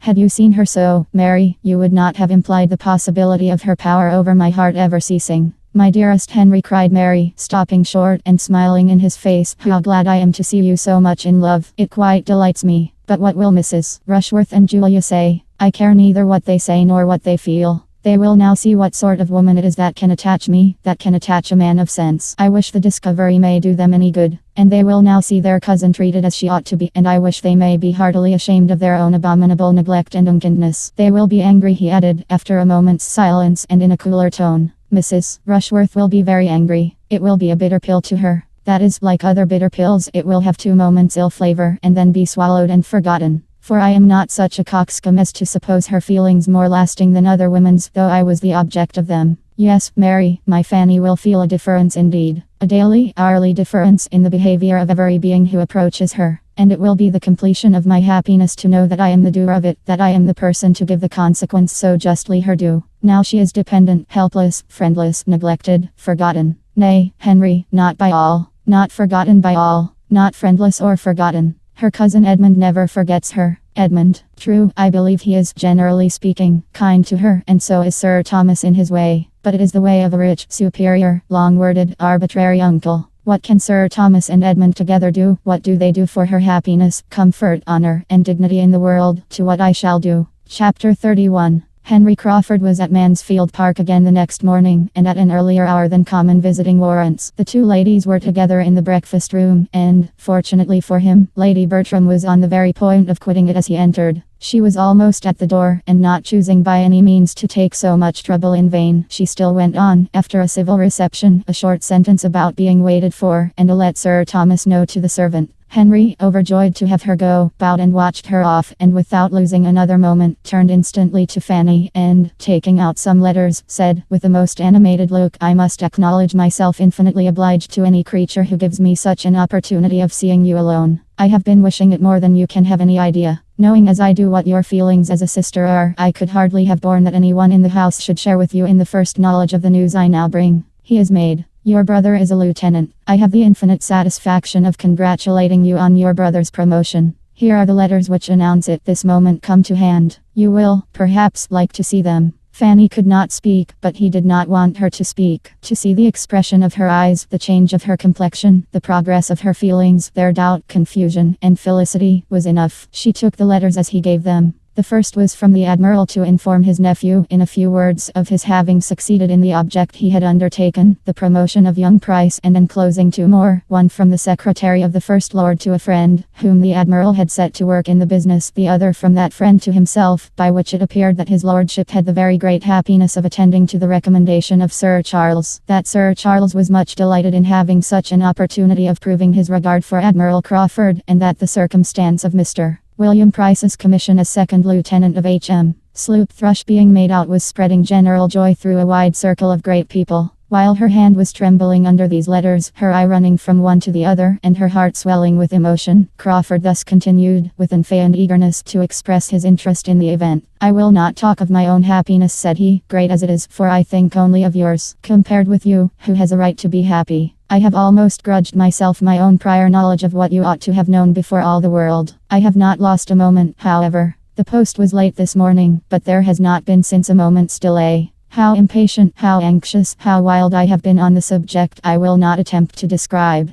How severely mortified, how cruelly disappointed in not having it finished while I was in London. I was kept there from day to day in the hope of it, for nothing less dear to me than such an object would have detained me half the time from Mansfield. But though my uncle entered into my wishes with all the warmth I could desire, and exerted himself immediately, there were difficulties from the absence of one friend, and the engagements of another, which at last I could no longer bear to stay the end of, and knowing in what good hands I left the cause, I came away on Monday, trusting that many posts would not pass before I should be followed by such very letters as these. My uncle, who is the very best man in the world, has exerted himself, as I knew he would, after seeing your brother. He was delighted with him. I would not allow myself yesterday to say how delighted, or to repeat half that the Admiral said in his praise. I deferred it all till his praise should be proved the praise of a friend, as this day does prove it. Now I may say that even I could not require William Price to excite a greater interest, or be followed by warmer wishes and higher commendation, than were most voluntarily bestowed by my uncle after the evening they had passed together.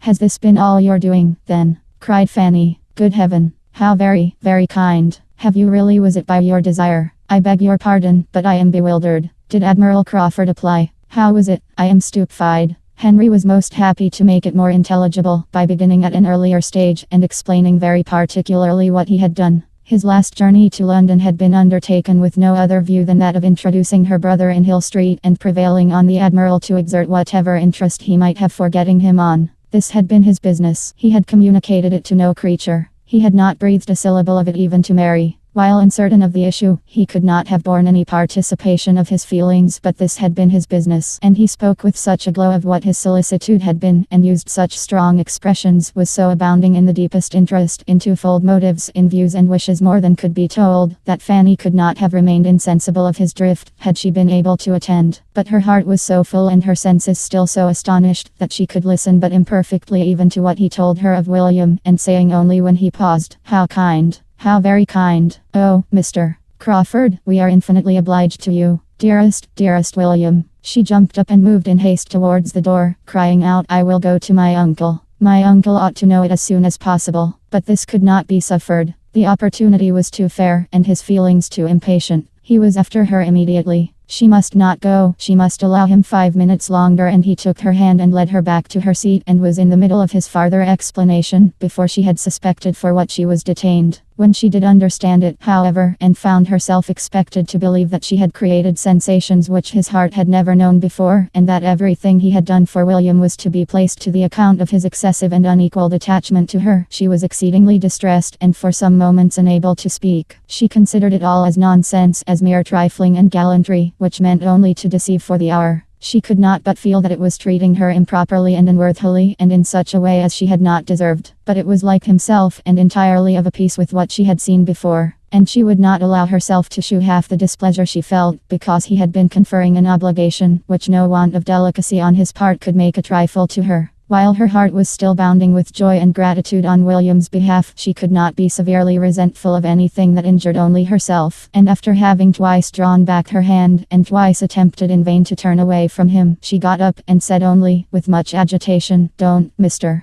Crawford, pray don't. I beg you would not. This is a sort of talking which is very unpleasant to me. I must go away. I cannot bear it." But he was still talking on, describing his affection, soliciting a return, and, finally, in words so plain as to bear but one meaning even to her, offering himself, hand, fortune, everything, to her acceptance. It was so. He had said it. Her astonishment and confusion increased, and though still not knowing how to suppose him serious, she could hardly stand. He pressed for an answer. "No, no, no," she cried, hiding her face. "This is all nonsense. Do not distress me. I can hear no more of this. Your kindness to William makes me more obliged to you than words can express. But I do not want, I cannot bear, I must not listen to such. No, no, don't think of me. But you are not thinking of me. I know it is all nothing." She had burst away from him, and at that moment Sir Thomas was heard speaking to a servant in his way towards the room they were in. It was no time for farther assurances or entreaty, though to part with her at a moment when her modesty alone seemed, to his sanguine and pressured mind, to stand in the way of the happiness he sought, was a cruel necessity. She rushed out at an opposite door from the one her uncle was approaching, and was walking up and down the east room in the utmost confusion of contrary feeling, before Sir Thomas's politeness or apologies were over, or he had reached the beginning of the joyful intelligence which his visitor came to communicate. She was feeling, thinking, trembling about everything. Agitated, happy, miserable, infinitely obliged, absolutely angry. It was all beyond belief. He was inexcusable, incomprehensible. But such were his habits that he could do nothing without a mixture of evil. He had previously made her the happiest of human beings, and now he had insulted. She knew not what to say, how to class, or how to regard it. She would not have him be serious, and yet what could excuse the use of such words and offers if they meant but to trifle? But William was a lieutenant. That was a fact beyond a doubt, and without an alloy. She would think of it forever and forget all the rest. Mr. Crawford would certainly never address her so again. He must have seen how unwelcome it was to her, and in that case, how gratefully she could esteem him for his friendship to William. She would not stir farther from the east room than the head of the great staircase till she had satisfied herself of Mr.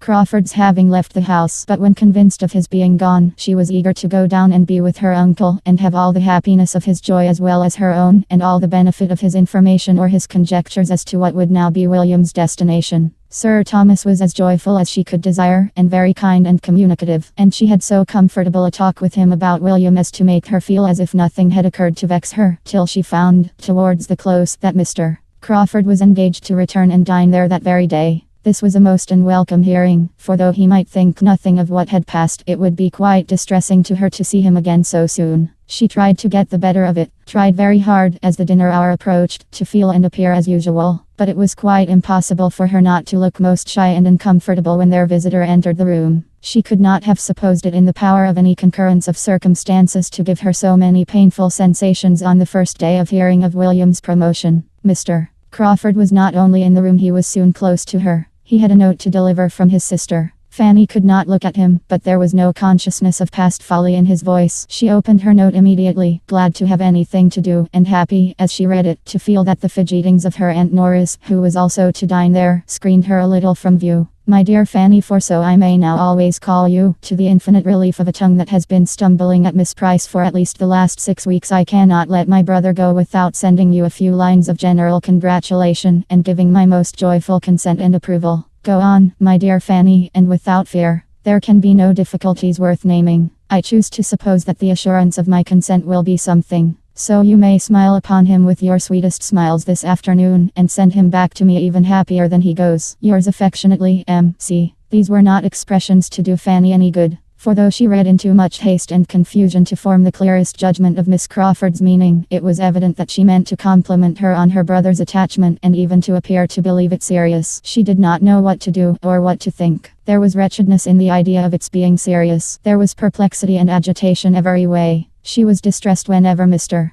Crawford spoke to her, and he spoke to her much too often, and she was afraid there was a something in his voice and manner in addressing her very different from what they were when he talked to the others. Her comfort in that day's dinner was quite destroyed. She could hardly eat anything, and when Sir Thomas good-humouredly observed that joy had taken away her appetite, she was ready to sink with shame, from the dread of Mr. Crawford's interpretation. For though nothing could have tempted her to turn her eyes to the right hand, where he sat, she felt that his were immediately directed towards her. She was more silent than ever. She would hardly join even when William was the subject, for his commission came all from the right hand too, and there was pain in the connection. She thought Lady Bertram sat longer than ever, and began to be in despair of ever getting away. But at last they were in the drawing room, and she was able to think as she would, while her aunts finished the subject of William's appointment in their own style. Mrs. Norris seemed as much delighted with the saving it would be to Sir Thomas as with any part of it. Now William would be able to keep himself, which would make a vast difference to his uncle, for it was unknown how much he had cost his uncle. And, indeed, it would make some difference in her presence too. She was very glad that she had given William what she did at parting, very glad, indeed, that it had been in her power, without material inconvenience, just at that time to give him something rather considerable. That is, for her, with her limited means, for now it would all be useful in helping to fit up his cabin. She knew he must be at some expense, that he would have many things to buy, though to be sure his father and mother would be able to put him in the way of getting everything very cheap.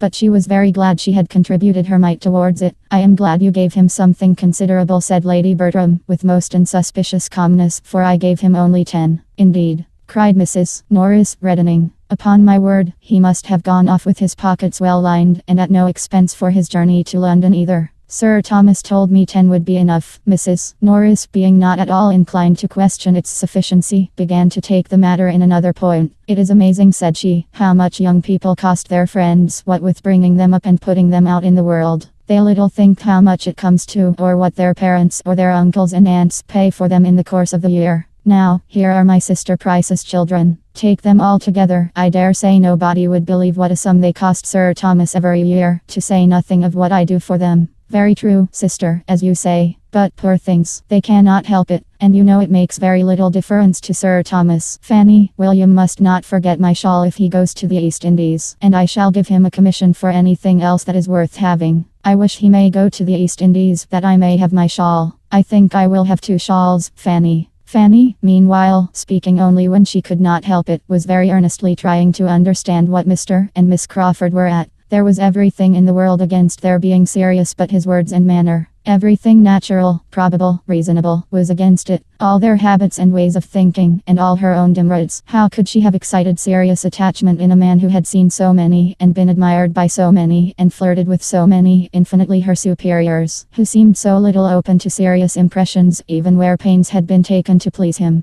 Who thought so slightly, so carelessly, so unfeelingly on all such points, who was everything to everybody, and seemed to find no one essential to him. And farther, how could it be supposed that his sister, with all her high and worldly notions of matrimony, would be forwarding anything of a serious nature in such a quarter? Nothing could be more unnatural in either. Fanny was ashamed of her own doubts. Everything might be possible rather than serious attachment or serious approbation of it toward her. She had quite convinced herself of this before Sir Thomas and Mr. Crawford joined them. The difficulty was in maintaining the conviction quite so absolutely after Mr. Crawford was in the room. For once or twice a look seemed forced on her which she did not know how to class among the common meaning. In any other man, at least, she would have said that it meant something very earnest, very pointed, but she still tried to believe it no more than what he might often have expressed towards her cousins and 50 other women. She thought he was wishing to speak to her unheard by the rest. She fancied he was trying for it the whole evening at intervals whenever Sir Thomas was out of the room or at all engaged with Mrs. Norris, and she carefully refused him every opportunity. At last it seemed, and at last to Fanny's nervousness, though not remarkably late, he began to talk of going away. But the comfort of the sound was impaired by his turning to her the next moment and saying, "Have you nothing to send to Mary? No answer to her note. She will be disappointed if she receives nothing from you. Pray write to her, if it be only a line." "Oh yes, certainly," cried Fanny, rising in haste, the haste of embarrassment and of wanting to get away. "I will write directly." She went accordingly to the table, where she was in the habit of writing for her aunt, and prepared her materials without knowing what in the world to say. She had read Miss Crawford's note only once, and how to reply to anything so imperfectly understood was most distressing.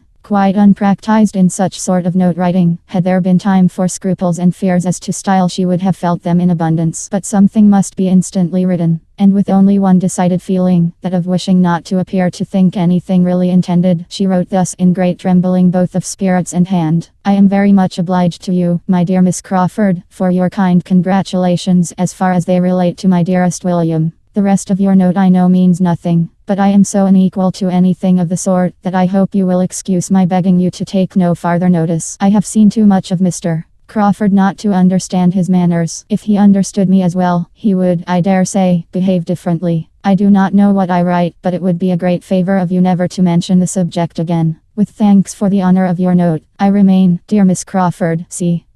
The conclusion was scarcely intelligible from increasing fright, for she found that Mr. Crawford, under pretence of receiving the note, was coming towards her. "You cannot think I mean to hurry you," said he, in an under voice, perceiving the amazing trepidation with which she made up the note. "You cannot think I have any such object. Do not hurry yourself, I entreat." "Oh, I thank you. I have quite done, just done. It will be ready in a moment. I am very much obliged to you. If you will be so good as to give that to Miss Crawford." The note was held out and must be taken, and as she instantly and with averted eyes walked towards the fireplace where sat the others, he had nothing to do but to go in good earnest. Fanny thought she had never known a day of greater agitation, both of pain and pleasure. But happily the pleasure was not of a sort to die with the day, for every day would restore the knowledge of William's advancement, whereas the pain, she hoped, would return no more. She had no doubt that her note must appear excessively ill-written, that the language would disgrace a child, for her distress had allowed no arrangement, but at least it would assure them both of her being neither imposed on nor gratified by Mr.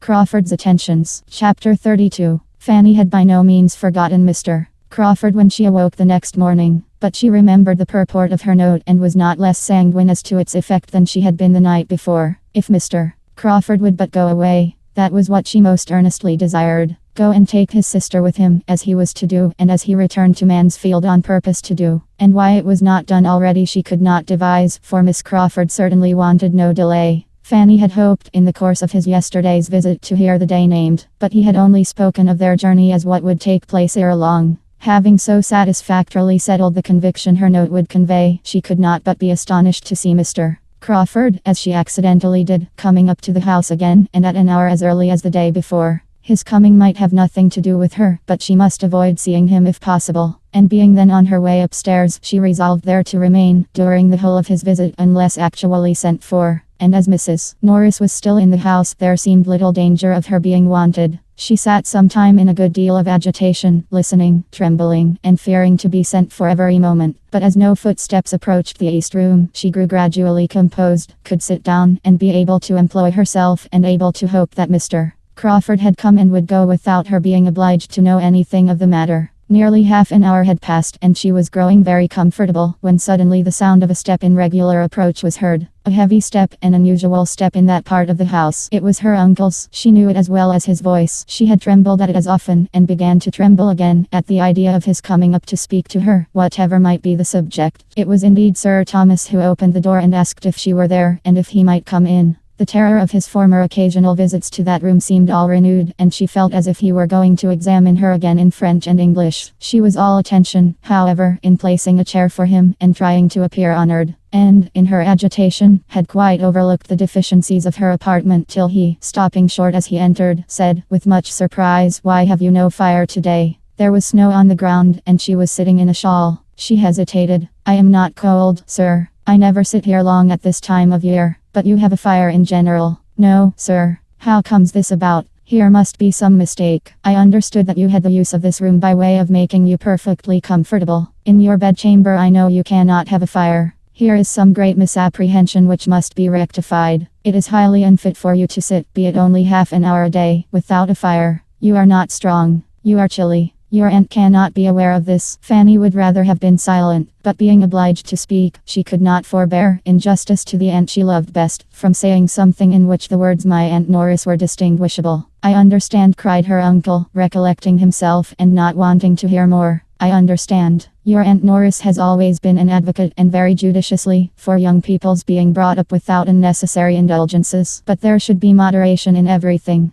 She is also very hardy herself, which of course will influence her in her opinion of the wants of others. And on another account, too, I can perfectly comprehend. I know what her sentiments have always been. The principle was good in itself, but it may have been, and I believe has been, carried too far in your case. I am aware that there has been sometimes, in some points, a misplaced distinction. But I think too well of you, Fanny, to suppose you will ever harbor resentment on that account. You have an understanding which will prevent you from receiving things only in part and judging partially by the event. You will take in the whole of the past, you will consider times, persons, and probabilities, and you will feel that they were not least your friends who were educating and preparing you for that mediocrity of condition which seemed to be your lot. Though their caution may prove eventually unnecessary, it was kindly meant. And of this you may be assured, that every advantage of affluence will be doubled by the little privations and restrictions that may have been imposed. I am sure you will not disappoint my opinion of you, by failing at any time to treat your Aunt Norris with the respect and attention that are due to her. But enough of this. Sit down, my dear. I must speak to you for a few minutes, but I will not detain you long." Fanny obeyed, with eyes cast down and colour rising. After a moment's pause, Sir Thomas, trying to suppress a smile, went on. "You are not aware, perhaps, that I have had a visitor this morning. I had not been long in my own room, after breakfast, when Mr.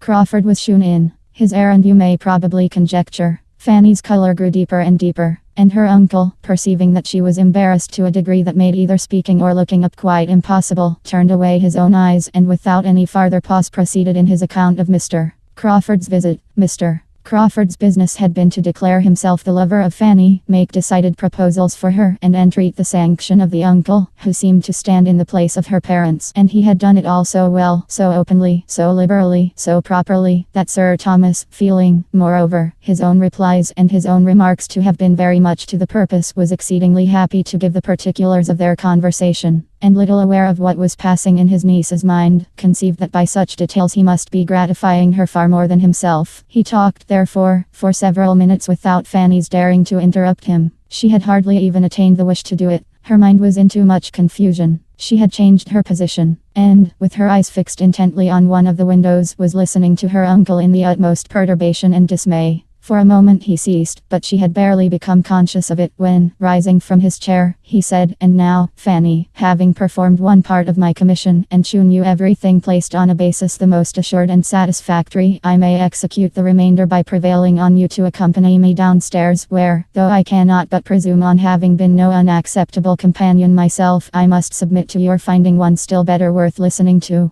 Mr. Crawford, as you have perhaps foreseen, is yet in the house. He is in my room, and hoping to see you there." There was a look, a start, an exclamation on hearing this which astonished Sir Thomas. But what was his increase of astonishment on hearing her exclaim, "Oh, no, sir, I cannot, indeed I cannot go down to him. Mr. Crawford ought to know, he must know that. I told him enough yesterday to convince him. He spoke to me on this subject yesterday, and I told him without disguise that it was very disagreeable to me, and quite out of my power to return his good opinion." "I do not catch your meaning," said Sir Thomas, sitting down again. "Out of your power to return his good opinion. What is all this?" "I know he spoke to you yesterday, and, as far as I understand, received as much encouragement to proceed as a well-judging young woman could permit herself to give. I was very much pleased with what I collected to have been your behavior on the occasion. It shewed a discretion highly to be commended. But now, when he has made his overtures so properly and honorably, what are your scruples now?" "You are mistaken, sir," cried Fanny, forced by the anxiety of the moment even to tell her uncle that he was wrong. "You are quite mistaken. How could Mr.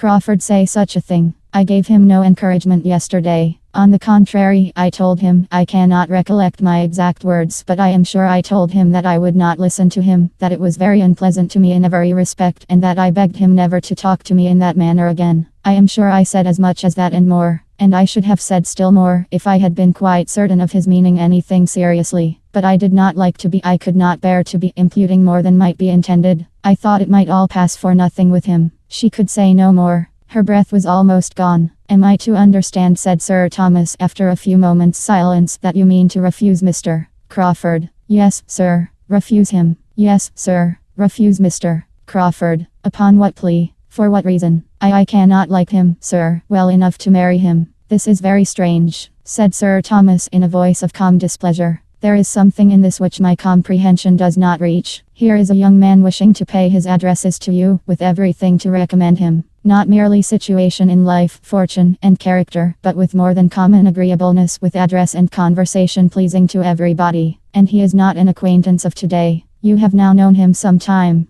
His sister, moreover, is your intimate friend, and he has been doing that for your brother, which I should suppose would have been almost sufficient recommendation to you, had there been no other. It is very uncertain when my interest might have got William on. He has done it already. Yes, said Fanny, in a faint voice and looking down with fresh shame. And she did feel almost ashamed of herself after such a picture as her uncle had drawn, for not liking Mr. Crawford. You must have been aware, continued Sir Thomas presently, you must have been some time aware of a particularity in Mr. Crawford's manners to you. This cannot have taken you by surprise. You must have observed his attentions, and though you always received them very properly, I have no accusation to make on that head. I never perceived them to be unpleasant to you. I am half inclined to think, Fanny, that you do not quite know your own feelings. Oh yes, sir, indeed I do. His attentions were always what I did not like. Sir Thomas looked at her with deeper surprise. This is beyond me, said he. This requires explanation. Young as you are, and having seen scarcely anyone, it is hardly possible that your affections... He paused and eyed her fixedly. He saw her lips formed into an O, though the sound was inarticulate, but her face was like scarlet. That, however, in so modest a girl, might be very compatible with innocence, and choosing at least to appear satisfied, he quickly added, No,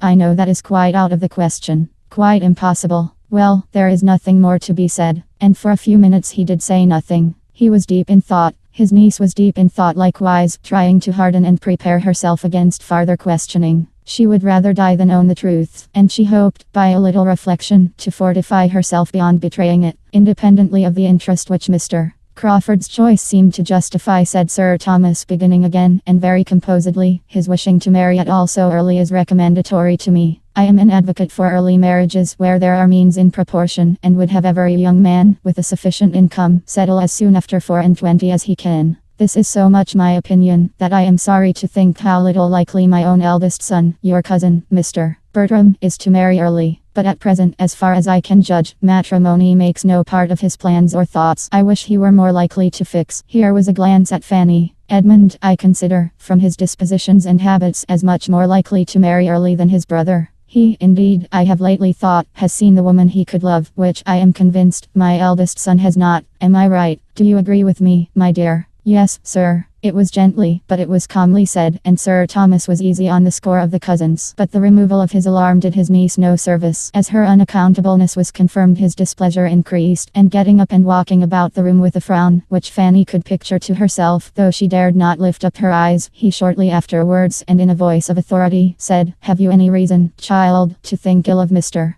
Crawford's temper? No, sir. She longed to add, but of his principles I have. But her heart sunk under the appalling prospect of discussion, explanation, and probably non-conviction. Her ill opinion of him was founded chiefly on observations, which, for her cousin's sake, she could scarcely dare mention to their father. Maria and Julia, and especially Maria, were so closely implicated in Mr. Crawford's misconduct that she could not give his character, such as she believed it, without betraying them. She had hoped that, to a man like her uncle, so discerning, so honorable, so good, the simple acknowledgement of settled dislike on her side would have been sufficient. To her infinite grief she found it was not. Sir Thomas came towards the table where she sat in trembling wretchedness, and with a good deal of cold sternness, said, It is of no use, I perceive, to talk to you. We had better put an end to this most mortifying conference. Mr. Crawford must not be kept longer waiting. I will, therefore, only add, as thinking it my duty to mark my opinion of your conduct, that you have disappointed every expectation I had formed, and proved yourself of a character the very reverse of what I had supposed. For I had, Fanny, as I think my behaviour must have shewn, formed a very favourable opinion of you from the period of my return to England. I had thought you peculiarly free from wilfulness of temper, self-conceit, and every tendency to that independence of spirit which prevails so much in modern days, even in young women, and which in young women is offensive and disgusting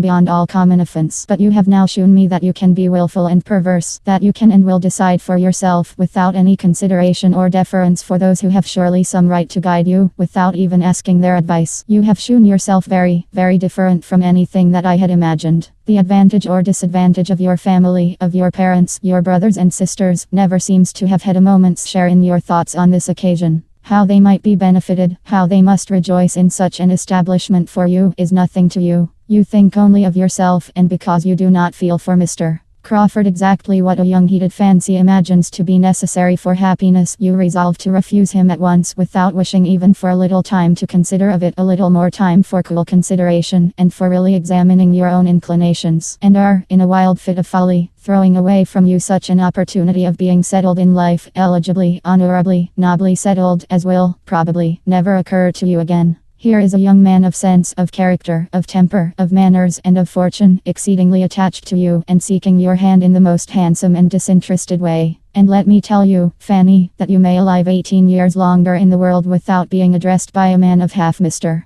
Crawford's estate, or a 10th part of his merits. Gladly would I have bestowed either of my own daughters on him. Maria is nobly married, but had Mr. Crawford sought Julia's hand, I should have given it to him with superior and more heartfelt satisfaction than I gave Maria's to Mr. Rushworth. After half a moment's pause, and I should have been very much surprised had either of my daughters, on receiving a proposal of marriage at any time which might carry with it only half the eligibility of this, immediately and peremptorily, and without paying my opinion or my regard the compliment of any consultation, put a decided negative on it. I should have been much surprised and much hurt by such a proceeding. I should have thought it a gross violation of duty and respect. You are not to be judged by the same rule. You do not owe me the duty of a child. But, Fanny, if your heart can acquit you of ingratitude. He ceased. Fanny was by this time crying so bitterly that, angry as he was, he would not press that article farther. Her heart was almost broke by such a picture of what she appeared to him, by such accusations, so heavy, so multiplied, so rising in dreadful gradation. Self-willed, obstinate, selfish, and ungrateful. He thought her all this. She had deceived his expectations. She had lost his good opinion. What was to become of her? I am very sorry, said she inarticulately, through her tears. I am very sorry indeed. Sorry. Yes, I hope you are sorry. And you will probably have reason to be long sorry for this day's transactions. If it were possible for me to do otherwise, said she, with another strong effort, but I am so perfectly convinced that I could never make him happy, and that I should be miserable myself. Another burst of tears. But in spite of that burst, and in spite of that great black word miserable, which served to introduce it, Sir Thomas began to think a little relenting, a little change of inclination, might have something to do with it, and to augur favourably from the personal entreaty of the young man himself. He knew her to be very timid, and exceedingly nervous, and thought it not improbable that her mind might be in such a state as a little time, a little pressing, a little patience, and a little impatience, a judicious mixture of all on the lover's side, might work their usual effect on. If the gentleman would but persevere, if he had but love enough to persevere. Sir Thomas began to have hopes, and these reflections having passed across his mind and cheered it, well, said he, in a tone of becoming gravity, but of less anger, well, child, dry up your tears. There is no use in these tears. They can do no good. You must now come downstairs with me. Mr.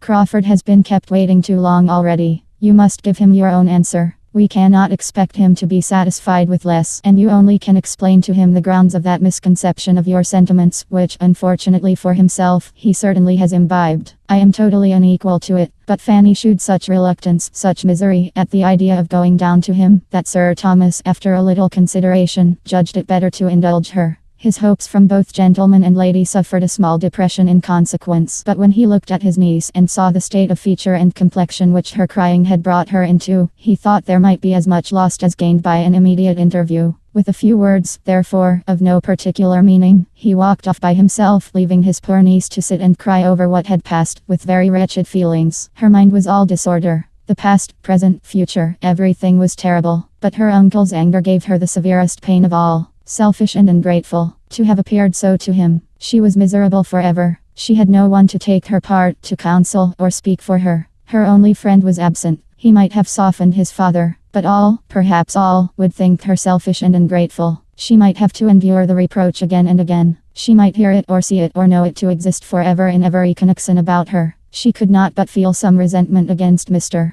Crawford. Yet, if he really loved her and were unhappy too, it was all wretchedness together. In about a quarter of an hour her uncle returned. She was almost ready to faint at the sight of him. He spoke calmly, however, without austerity, without reproach, and she revived a little. There was comfort too in his words as well as his manner, for he began with Mr. Crawford is gone. He has just left me. I need not repeat what has passed. I do not want to add to anything you may now be feeling, by an account of what he has felt. Suffice it, that he has behaved in the most gentlemanlike and generous manner, and has confirmed me in a most favorable opinion of his understanding, heart, and temper. Upon my representation of what you were suffering, he immediately, and with the greatest delicacy, ceased to urge to see you for the present. Here Fanny, who had looked up, looked down again. Of course, continued her uncle, it cannot be supposed but that he should request to speak with you alone, be it only for 5 minutes. A request too natural, a claim too just to be denied. But there is no time fixed. Perhaps tomorrow, or whenever your spirits are composed enough. For the present you have only to tranquilize yourself. Check these tears. They do but exhaust you. If, as I am willing to suppose, you wish to shew me any observance, you will not give way to these emotions, but endeavor to reason yourself into a stronger frame of mind. I advise you to go out. The air will do you good. Go out for an hour on the gravel. You will have the shrubbery to yourself and will be the better for air and exercise. And, Fanny, turning back again for a moment, I shall make no mention below of what has passed. I shall not even tell your Aunt Bertram. There is no occasion for spreading the disappointment. Say nothing about it yourself. This was in order to be most joyfully obeyed. This was an act of kindness which Fanny felt at her heart, to be spared from her Aunt Norris's interminable reproaches. He left her in a glow of gratitude. Anything might be bearable rather than such reproaches. Even to see Mr. Crawford would be less overpowering. She walked out directly, as her uncle recommended, and followed his advice throughout as far as she could. Did check her tears, did earnestly try to compose her spirits and strengthen her mind. She wished to prove to him that she did desire his comfort and sought to regain his favor. And he had given her another strong motive for exertion, in keeping the whole affair from the knowledge of her aunts. Not to excite suspicion by her look or manner was now an object worth attaining. And she felt equal to almost anything that might save her from her Aunt Norris. She was struck, quite struck, when, on returning from her walk and going into the east room again, the first thing which caught her eye was a fire lighted and burning. A fire. It seemed too much. Just at that time to be giving her such an indulgence was exciting even painful gratitude. She wondered that Sir Thomas could have leisure to think of such a trifle again. But she soon found, from the voluntary information of the housemaid, who came in to attend it, that so it was to be every day. Sir Thomas had given orders for it. I must be a brute, indeed, if I can be really ungrateful, said she, in soliloquy. Heaven defend me from being ungrateful. She saw nothing more of her uncle, nor of her Aunt Norris, till they met at dinner. Her uncle's behavior to her was then as nearly as possible what it had been before. She was sure he did not mean there should be any change, and that it was only her own conscience that could fancy any. But her aunt was soon quarrelling with her. And when she found how much and how unpleasantly her having only walked out without her aunt's knowledge could be dwelt on, she felt all the reason she had to bless the kindness which saved her from the same spirit of reproach exerted on a more momentous subject. If I had known you were going out, I should have got you just to go as far as my house with some orders for Nanny, said she, which I have since, to my very great inconvenience, been obliged to go and carry myself. I could very ill spare the time, and you might have saved me the trouble, if you would only have been so good as to let us know you were going out. It would have made no difference to you, I suppose, whether you had walked in the shrubbery or gone to my house. I recommended the shrubbery to Fanny as the driest place, said Sir Thomas. Oh, said Mrs. Norris with a moment's check, that was very kind of you, Sir Thomas, but you do not know how dry the path is to my house. Fanny would have had quite as good a walk there, I assure you, with the advantage of being of some use and obliging her aunt. It is all her fault. If she would but have let us know she was going out. But there is a something about Fanny, I have often observed it before. She likes to go her own way to work. She does not like to be dictated to. She takes her own independent walk whenever she can. She certainly has a little spirit of secrecy and independence and nonsense about her, which I would advise her to get the better of. As a general reflection on Fanny, Sir Thomas thought nothing could be more unjust, though he had been so lately expressing the same sentiments himself, and he tried to turn the conversation. Tried repeatedly before he could succeed. For Mrs. Norris had not discernment enough to perceive, either now or at any other time, to what degree he thought well of his niece, or how very far he was from wishing to have his own children's merits set off by the depreciation of hers. She was talking at Fanny, and resenting this private walk half through the dinner. It was over, however, at last, and the evening set in with more composure to Fanny, and more cheerfulness of spirits than she could have hoped for after so stormy a morning. But she trusted, in the first place, that she had done right, that her judgment had not misled her. For the purity of her intentions she could answer, and she was willing to hope, secondly, that her uncle's displeasure was abating, and would abate farther as he considered the matter with more impartiality, and felt, as a good man must feel, how wretched, and how unpardonable, how hopeless, and how wicked it was to marry without affection. When the meeting with which she was threatened for the morrow was past, she could not but flatter herself that the subject would be finally concluded, and Mr. Crawford once gone from Mansfield, that everything would soon be as if no such subject had existed. She could not believe that Mr. Crawford's affection for her could distress him long. His mind was not of that sort. London would soon bring its cure. In London he would soon learn to wonder at his infatuation, and be thankful for the right reason in her which had saved him from its evil consequences. While Fanny's mind was engaged in these sort of hopes, her uncle was, soon after tea, called out of the room. An occurrence too common to strike her, and she thought nothing of it till the butler reappeared 10 minutes afterwards, and advancing decidedly towards herself, said, "Sir Thomas wishes to speak with you, ma'am, in his own room." Then it occurred to her what might be going on. A suspicion rushed over her mind which drove the color from her cheeks, but instantly rising, she was preparing to obey, when Mrs. Norris called out, "Stay, stay, Fanny. What are you about? Where are you going? Don't be in such a hurry. Depend upon it, it is not you who are wanted. Depend upon it, it is me," looking at the butler. "But you are so very eager to put yourself forward. What should Sir Thomas want you for?" "It is me, badly, you mean. I am coming this moment." "You mean me, badly, I am sure. Sir Thomas wants me, not Miss Price." But Badley was stout. "No, ma'am, it is Miss Price. I am certain of its being Miss Price." And there was a half smile with the words, which meant, "I do not think you would answer the purpose at all." Mrs. Norris, much discontented, was obliged to compose herself to work again. And Fanny, walking off in agitating consciousness, found herself, as she anticipated, in another minute alone with Mr. Crawford. Chapter 33. The conference was neither so short nor so conclusive as the lady had designed. The gentleman was not so easily satisfied. He had all the disposition to persevere that Sir Thomas could wish him. He had vanity, which strongly inclined him in the first place to think she did love him, though she might not know it herself, and which, secondly, when constrained at last to admit that she did know her own present feelings, convinced him that he should be able in time to make those feelings what he wished. He was in love, very much in love, and it was a love which, operating on an active, sanguine spirit of more warmth than delicacy, made her affection appear of greater consequence because it was withheld, and determined him to have the glory, as well as the felicity, of forcing her to love him. He would not despair. He would not desist. He had a very well-grounded reason for solid attachment. He knew her to have all the worth that could justify the warmest hopes of lasting happiness with her. Her conduct at this very time, by speaking the disinterestedness and delicacy of her character, qualities which he believed most rare indeed, was of a sort to heighten all his wishes and confirm all his resolutions. He knew not that he had a pre-engaged heart to attack. Of that he had no suspicion. He considered her rather as one who had never thought on the subject enough to be in danger, who had been guarded by youth, a youth of mind as lovely as of person, whose modesty had prevented her from understanding his attentions, and who was still overpowered by the suddenness of addresses so wholly unexpected, and the novelty of a situation which her fancy had never taken into account.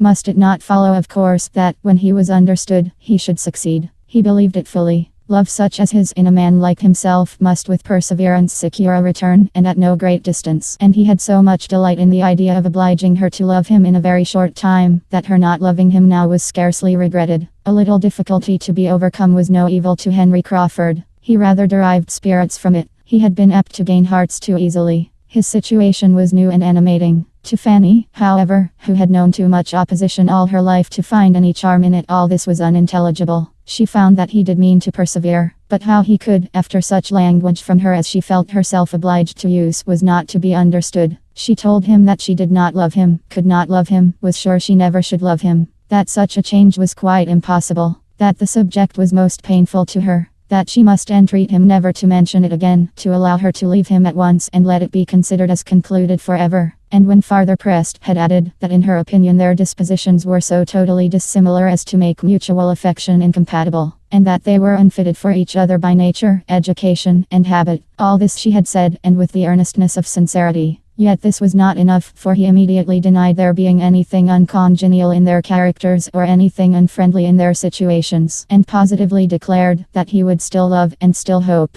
Fanny knew her own meaning, but was no judge of her own manner. Her manner was incredibly gentle, and she was not aware how much it concealed the sternness of her purpose. Her diffidence, gratitude, and softness made every expression of indifference seem almost an effort of self-denial, seem, at least, to be giving nearly as much pain to herself as to him. Mr. Crawford was no longer the Mr. Crawford who, as the clandestine, insidious, treacherous admirer of Maria Bertram, had been her abhorrence, whom she had hated to see or to speak to, in whom she could believe no good quality to exist, and whose power, even of being agreeable, she had barely acknowledged. He was now the Mr. Crawford who was addressing herself with ardent, disinterested love, whose feelings were apparently become all that was honorable and upright, whose views of happiness were all fixed on a marriage of attachment, who was pouring out his sense of her merits, describing and describing again his affection, proving as far as words could prove it, and in the language, tone, and spirit of a man of talent too, that he sought her for her gentleness and her goodness. And to complete the whole, he was now the Mr. Crawford who had procured William's promotion. Here was a change, and here were claims which could not but operate. She might have disdained him in all the dignity of angry virtue, in the grounds of Southerton, or the theatre at Mansfield Park, but he approached her now with rights that demanded different treatment. She must be courteous, and she must be compassionate. She must have a sensation of being honored, and whether thinking of herself or her brother, she must have a strong feeling of gratitude. The effect of the whole was a manner so pitying and agitated, and words intermingled with her refusal so expressive of obligation and concern, that to a temper of vanity and hope like Crawford's, the truth, or at least the strength of her indifference might well be questionable. And he was not so irrational as Fanny considered him, in the professions of persevering, assiduous, and not desponding attachment which closed the interview. It was with reluctance that he suffered her to go, but there was no look of despair in parting to belie his words, or give her hopes of his being less unreasonable than he professed himself. Now she was angry. Some resentment did arise at a perseverance so selfish and ungenerous. Here was again a want of delicacy and regard for others which had formerly so struck and disgusted her. Here was again a something of the same Mr. Crawford whom she had so reprobated before. How evidently was there a gross want of feeling and humanity where his own pleasure was concerned, and, alas, how always known no principle to supply as a duty what the heart was deficient in. Had her own affections been as free as perhaps they ought to have been, he never could have engaged them. So thought Fanny, in good truth and sober sadness, as she sat musing over that too great indulgence and luxury of a fire upstairs, wondering at the past and present, wondering at what was yet to come, and in a nervous agitation which made nothing clear to her but the persuasion of her being never under any circumstances able to love Mr. Crawford, and the felicity of having a fire to sit over and think of it. Sir Thomas was obliged himself, to wait till the morrow for a knowledge of what had passed between the young people. He then saw Mr. Crawford, and received his account. The first feeling was disappointment. He had hoped better things. He had thought that an hour's entreaty from a young man like Crawford could not have worked so little change on a gentle-tempered girl like Fanny. But there was speedy comfort in the determined views and sanguine perseverance of the lover. And when seeing such confidence of success in the principle, Sir Thomas was soon able to depend on it himself. Nothing was omitted, on his side, of civility, compliment, or kindness that might assist the plan. Mr. Crawford's steadiness was honored, and Fanny was praised, and the connection was still the most desirable in the world. At Mansfield Park Mr. Crawford would always be welcome. He had only to consult his own judgment and feelings as to the frequency of his visits at present or in future. In all his niece's family and friends, there could be but one opinion, one wish on the subject. The influence of all who loved her must incline one way. Everything was said that could encourage, every encouragement received with grateful joy, and the gentleman parted the best of friends. Satisfied that the cause was now on a footing the most proper and hopeful, Sir Thomas resolved to abstain from all farther importunity with his niece, and to shew no open interference. Upon her disposition he believed kindness might be the best way of working. Entreaty should be from one quarter only. The forbearance of her family on a point, respecting which she could be in no doubt of their wishes, might be their surest means of forwarding it. Accordingly, on this principle, Sir Thomas took the first opportunity of saying to her, with a mild gravity, intended to be overcoming, "Well, Fanny, I have seen Mr. Crawford again, and learned from him exactly how matters stand between you. He is a most extraordinary young man, and whatever be the event, you must feel that you have created an attachment of no common character. Though, young as you are, and little acquainted with the transient, varying, unsteady nature of love as it generally exists, you cannot be struck as I am with all that is wonderful in a perseverance of this sort against discouragement. With him it is entirely a matter of feeling. He claims no merit in it, perhaps is entitled to none. Yet, having chosen so well, his constancy has a respectable stamp. Had his choice been less unexceptionable, I should have condemned his persevering. Indeed, sir, said Fanny, I am very sorry that Mr. Crawford should continue to. I know that it is paying me a very great compliment, and I feel most undeservedly honored. But I am so perfectly convinced, and I have told him so, that it never will be in my power. My dear, interrupted Sir Thomas, there is no occasion for this. Your feelings are as well known to me as my wishes and regrets must be to you. There is nothing more to be said or done. From this hour the subject is never to be revived between us. You will have nothing to fear, or to be agitated about. You cannot suppose me capable of trying to persuade you to marry against your inclinations. Your happiness and advantage are all that I have in view, and nothing is required of you but to bear with Mr. Crawford's endeavors to convince you that they may not be incompatible with his. He proceeds at his own risk. You are on safe ground. I have engaged for your seeing him whenever he calls, as you might have done had nothing of this sort occurred. You will see him with the rest of us in the same manner, and, as much as you can, dismissing the recollection of everything unpleasant. He leaves Northamptonshire so soon, that even this slight sacrifice cannot be often demanded. The future must be very uncertain. And now, my dear Fanny, this subject is closed between us. The promised departure was all that Fanny could think of with much satisfaction. Her uncle's kind expressions, however, and forbearing manner, were sensibly felt, and when she considered how much of the truth was unknown to him, she believed she had no right to wonder at the line of conduct he pursued. He, who had married a daughter to Mr. Rushworth, romantic delicacy was certainly not to be expected from him. She must do her duty, and trust that time might make her duty easier than it now was. She could not, though only 18, suppose Mr. Crawford's attachment would hold out forever. She could not but imagine that steady, unceasing discouragement from herself would put an end to it in time. How much time she might, in her own fancy, allot for its dominion, is another concern. It would not be fair to inquire into a young lady's exact estimate of her own perfections. In spite of his intended silence, Sir Thomas found himself once more obliged to mention the subject to his niece, to prepare her briefly for its being imparted to her aunts, a measure which he would still have avoided, if possible, but which became necessary from the totally opposite feelings of Mr.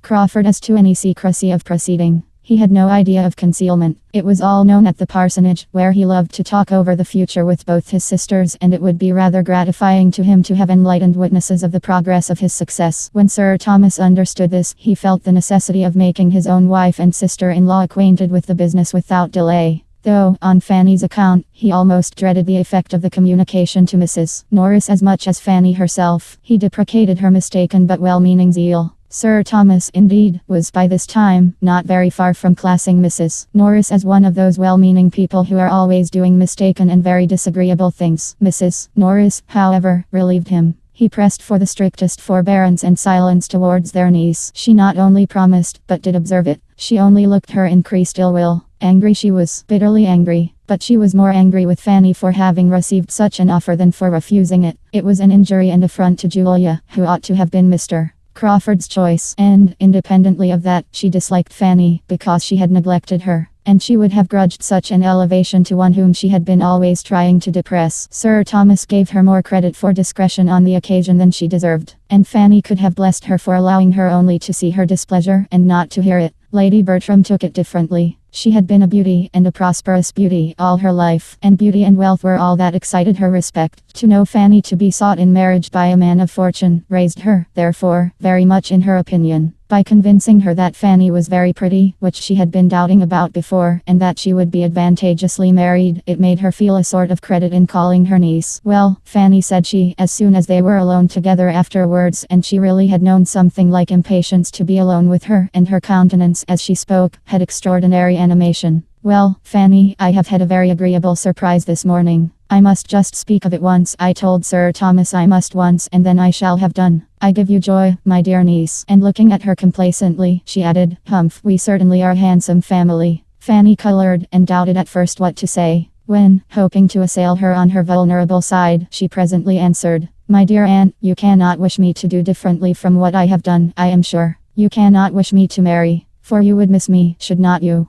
Yes, I am sure you would miss me too much for that. No, my dear, I should not think of missing you when such an offer as this comes in your way. I could do very well without you if you were married to a man of such good estate as Mr. Crawford. And you must be aware, Fanny, that it is a very young woman's duty to accept such a very unexceptionable offer as this. This was almost the only rule of conduct, the only piece of advice which Fanny had ever received from her aunt in the course of 8 years and a half. It silenced her. She felt how unprofitable contention would be. If her aunt's feelings were against her, nothing could be hoped from attacking her understanding. Lady Bertram was quite talkative. I will tell you what, Fanny, said she. I am sure he fell in love with you at the ball. I am sure the mischief was done that evening. You did look remarkably well. Everybody said so. Sir Thomas said so. And you know you had Chapman to help you to dress. I am very glad I sent Chapman to you. I shall tell Sir Thomas that I am sure it was done that evening. And still pursuing the same cheerful thoughts, she soon afterwards added, and I will tell you what, Fanny, which is more than I did for Maria. The next time Pug has a litter you shall have a puppy. Chapter 34. Edmund had great things to hear on his return. Many surprises were awaiting him.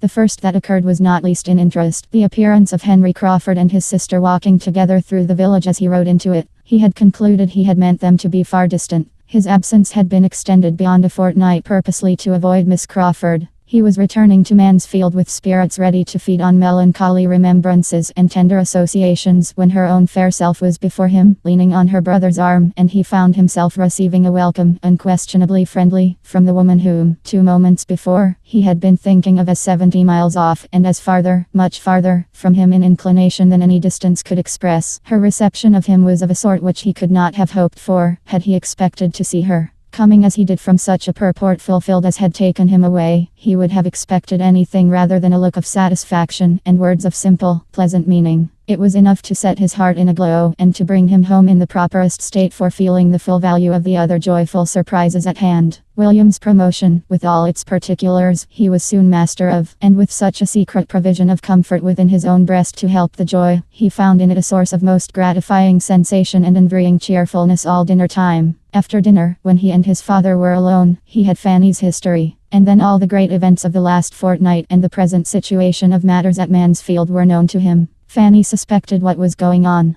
They sat so much longer than usual in the dining parlor that she was sure they must be talking of her. And when tea at last brought them away and she was to be seen by Edmund again, she felt dreadfully guilty. He came to her, sat down by her, took her hand, and pressed it kindly. And at that moment she thought that, but for the occupation and the scene which the tea things afforded, she must have betrayed her emotion in some unpardonable excess. He was not intending, however, by such action, to be conveying to her that unqualified approbation and encouragement which her hopes drew from it. It was designed only to express his participation in all that interested her, and to tell her that he had been hearing what quickened every feeling of affection. He was, in fact, entirely on his father's side of the question. His surprise was not so great as his father's at her refusing Crawford, because, so far from supposing her to consider him with anything like a preference, he had always believed it to be rather the reverse and could imagine her to be taken perfectly unprepared. But Sir Thomas could not regard the connection as more desirable than he did. It had every recommendation to him. And while honoring her for what she had done under the influence of her present indifference, honoring her in rather stronger terms than Sir Thomas could quite echo, he was most earnest in hoping, and sanguine in believing, that it would be a match at last, and that, united by mutual affection, it would appear that their dispositions were as exactly fitted to make them blessed in each other, as he was now beginning seriously to consider them.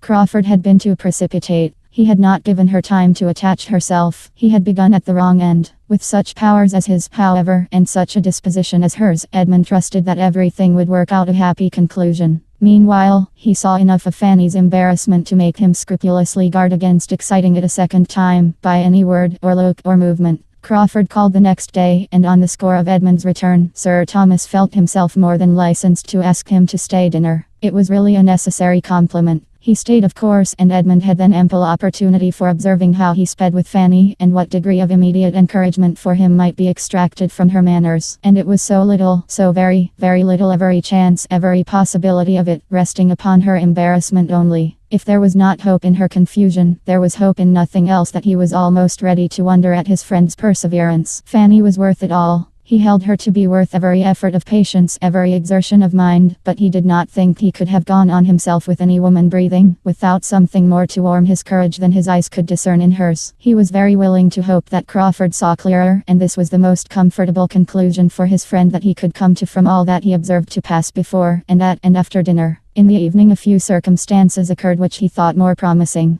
When he and Crawford walked into the drawing room, his mother and Fanny were sitting as intently and silently at work as if there were nothing else to care for. Edmund could not help noticing their apparently deep tranquility. "We have not been so silent all the time," replied his mother. "Fanny has been reading to me, and only put the book down upon hearing you coming." And sure enough there was a book on the table which had the air of being very recently closed, a volume of Shakespeare. "She often reads to me out of those books, and she was in the middle of a very fine speech of that man's what's his name, Fanny, when we heard your footsteps." Crawford took the volume. "Let me have the pleasure of finishing that speech to your ladyship," said he. "I shall find it immediately." And by carefully giving way to the inclination of the leaves, he did find it, or within a page or two, quite near enough to satisfy Lady Bertram, who assured him, as soon as he mentioned the name of Cardinal Wolsey, that he had got the very speech. Not a look or an offer of help had Fanny given. Not a syllable for or against. All her attention was for her work. She seemed determined to be interested by nothing else, but taste was too strong in her. She could not abstract her mind 5 minutes. She was forced to listen. His reading was capital, and her pleasure in good reading extreme. To good reading, however, she had been long used. Her uncle read well, her cousins all, Edmund very well, but in Mr.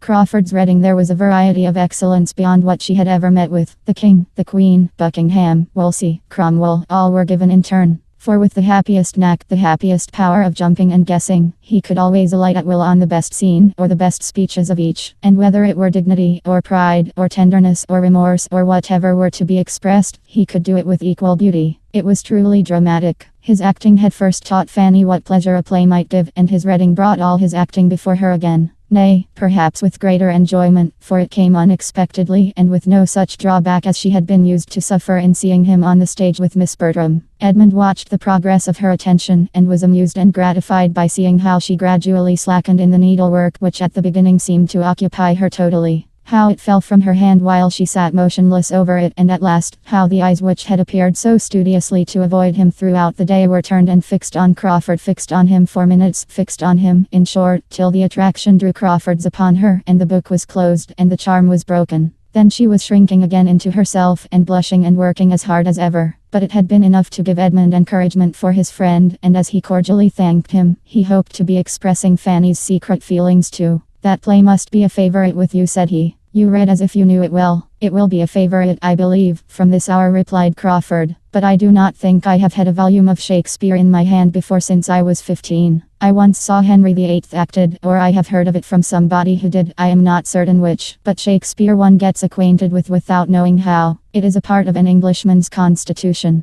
His thoughts and beauties are so spread abroad that one touches them everywhere. One is intimate with him by instinct. No man of any brain can open at a good part of one of his plays without falling into the flow of his meaning immediately. No doubt one is familiar with Shakespeare in a degree," said Edmund, "from one's earliest years. His celebrated passages are quoted by everybody. They are in half the books we open, and we all talk Shakespeare, use his similes, and describe with his descriptions. But this is totally distinct from giving his sense as you gave it. To know him in bits and scraps is common enough. To know him pretty thoroughly is perhaps not uncommon. But to read him well aloud is no everyday talent." "Sir, you do me honor," was Crawford's answer, with a bow of mock gravity. Both gentlemen had a glance at Fanny, to see if a word of accordant praise could be extorted from her. Yet both feeling that it could not be. Her praise had been given in her attention. That must content them. Lady Bertram's admiration was expressed, and strongly too. "It was really like being at a play," said she. "I wish Sir Thomas had been here." Crawford was excessively pleased. If Lady Bertram, with all her incompetency and languor, could feel this, the inference of what her niece, alive and enlightened as she was, must feel, was elevating. "You have a great turn for acting, I am sure, Mr.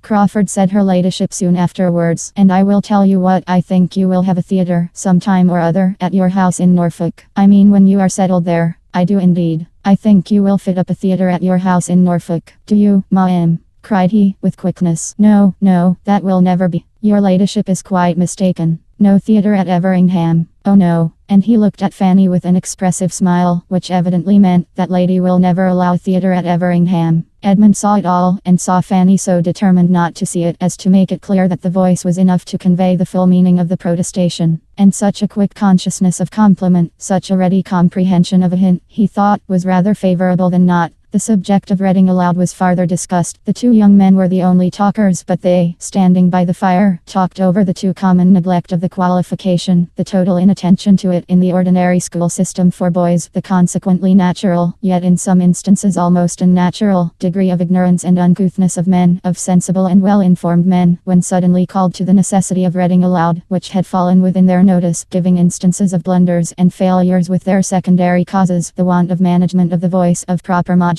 and emphasis, of foresight and judgment, all proceeding from the first cause, want of early attention and habit. And Fanny was listening again with great entertainment. Even in my profession, said Edmund, with a smile, how little the art of reading has been studied. How little a clear manner and good delivery have been attended to. I speak rather of the past, however, than the present. There is now a spirit of improvement abroad, but among those who were ordained 20, 30, 40 years ago, the larger number, to judge by their performance, must have thought reading was reading, and preaching was preaching. It is different now. The subject is more justly considered. It is felt that distinctness and energy may have weight in recommending the most solid truths, and besides, there is more general observation and taste, a more critical knowledge diffused than formerly. In every congregation there is a larger proportion who know a little of the matter, and who can judge and criticize. Edmund had already gone through the service once since his ordination, and upon this being understood, he had a variety of questions from Crawford as to his feelings and success. Questions which being made, though with the vivacity of friendly interest and quick taste, without any touch of that spirit of banter or air of levity which Edmund knew to be most offensive to Fanny, he had true pleasure in satisfying.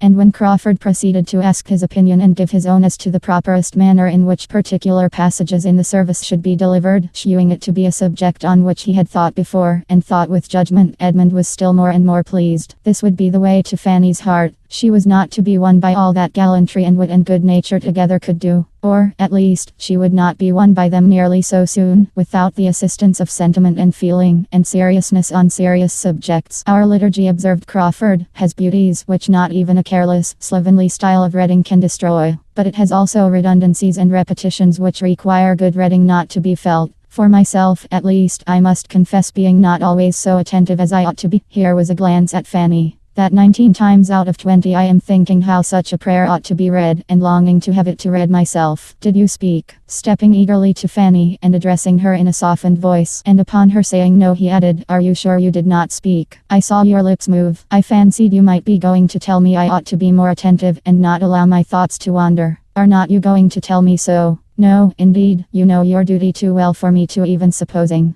She stopped, felt herself getting into a puzzle, and could not be prevailed on to add another word, not by dint of several minutes of supplication and waiting. He then returned to his former station, and went on as if there had been no such tender interruption. A sermon, well delivered, is more uncommon even than prayers well read. A sermon, good in itself, is no rare thing. It is more difficult to speak well than to compose well. That is, the rules and trick of composition are oftener an object of study. A thoroughly good sermon, thoroughly well delivered, is a capital gratification. I can never hear such a one without the greatest admiration and respect, and more than half a mind to take orders and preach myself. There is something in the eloquence of the pulpit, when it is really eloquence, which is entitled to the highest praise and honor. The preacher who can touch and affect such an heterogeneous mass of hearers on subjects limited and long worn threadbare in all common hands, who can say anything new or striking, anything that rouses the attention without offending the taste or wearing out the feelings of his hearers, is a man whom one could not, in his public capacity, honor enough. I should like to be such a man. Edmund laughed. I should indeed. I never listened to a distinguished preacher in my life without a sort of envy. But then, I must have a London audience. I could not preach but to the educated, to those who were capable of estimating my composition. And I do not know that I should be fond of preaching often. Now and then, perhaps once or twice in the spring, after being anxiously expected for half a dozen Sundays together. But not for a constancy. It would not do for a constancy. Here Fanny, who could not but listen, involuntarily shook her head, and Crawford was instantly by her side again, entreating to know her meaning. And as Edmund perceived, by his drawing in a chair and sitting down close by her, that it was to be a very thorough attack, that looks and undertones were to be well tried, he sank as quietly as possible into a corner, turned his back, and took up a newspaper, very sincerely wishing that dear little Fanny might be persuaded into explaining away that shake of the head to the satisfaction of her ardent lover. And as earnestly trying to bury every sound of the business from himself in murmurs of his own, over the various advertisements of a most desirable estate in South Wales, to parents and guardians, and a capital seasoned hunter. Fanny, meanwhile, vexed with herself for not having been as motionless as she was speechless, and grieved to the heart to see Edmund's arrangements, was trying by everything in the power of her modest, gentle nature, to repulse Mr. Crawford, and avoid both his looks and inquiries, and he, unrepulsible, was persisting in both. What did that shake of the head mean? Said he. What was it meant to express? Disapprobation, I fear. But of what? What had I been saying to displease you? Did you think me speaking improperly, lightly, irreverently on the subject? Only tell me if I was wrong. I want to be set right. Nay, I entreat you. For one moment put down your work. What did that shake of the head mean? In vain was her pray, sir, don't. Pray, Mr. Crawford repeated twice over, and in vain did she try to move away. In the same low, eager voice and the same close neighborhood, he went on, urging the same questions as before. She grew more agitated and displeased. How can you, sir? You quite astonish me. I wonder how you can. Do I astonish you? Said he. Do you wonder? Is there anything in my present entreaty that you do not understand? I will explain to you instantly all that makes me urge you in this manner, all that gives me an interest in what you look and do, and excites my present curiosity. I will not leave you to wonder long. In spite of herself, she could not help half a smile, but she said nothing. You shook your head at my acknowledging that I should not like to engage in the duties of a clergyman always for a constancy. Yes, that was the word. Constancy. I am not afraid of the word. I would spell it, read it, write it with anybody. I see nothing alarming in the word. Did you think I ought? Perhaps, sir, said Fanny, wearied at last into speaking. Perhaps, sir, I thought it was a pity you did not always know yourself as well as you seemed to do at that moment. Crawford, delighted to get her to speak at any rate, was determined to keep it up. And poor Fanny, who had hoped to silence him by such an extremity of reproof, found herself sadly mistaken, and that it was only a change from one object of curiosity and one set of words to another. He had always something to entreat the explanation of. The opportunity was too fair. None such had occurred since his seeing her in her uncle's room. None such might occur again before his leaving Mansfield. Lady Bertram's being just on the other side of the table was a trifle, for she might always be considered as only half awake, and Edmund's advertisements were still of the first utility. Well, said Crawford, after a course of rapid questions and reluctant answers, I am happier than I was because I now understand more clearly your opinion of me. You think me unsteady, easily swayed by the whim of the moment, easily tempted, easily put aside. With such an opinion, no wonder that but we shall see it is not by protestations that I shall endeavor to convince you I am wronged. It is not by telling you that my affections are steady. My conduct shall speak for me. Absence, distance, time shall speak for me. They shall prove that, as far as you can be deserved by anybody, I do deserve you. You are infinitely my superior in merit. All that I know. You have qualities which I had not before supposed to exist in such a degree in any human creature. You have some touches of the angel in you beyond what, not merely beyond what one sees, because one never sees anything like it, but beyond what one fancies might be. But still I am not frightened. It is not by equality of merit that you can be one. That is out of the question. It is he who sees and worships your merit the strongest, who loves you most devotedly, that has the best right to a return. There I build my confidence. By that right I do and will deserve you. And when once convinced that my attachment is what I declare it, I know you too well not to entertain the warmest hopes. Yes, dearest, sweetest Fanny. Nay, seeing her draw back displeased, forgive me. Perhaps I have as yet no right, but by what other name can I call you? Do you suppose you are ever present to my imagination under any other? No, it is Fanny that I think of all day, and dream of all night. You have given the name such reality of sweetness that nothing else can now be descriptive of you. Fanny could hardly have kept her seat any longer, or have refrained from at least trying to get away in spite of all the too public opposition she foresaw to it, had it not been for the sound of approaching relief, the very sound which she had been long watching for, and long thinking strangely delayed. The solemn procession, headed by Badley, of tea-board, urn, and cake-bearers, made its appearance, and delivered her from a grievous imprisonment of body and mind. Mr.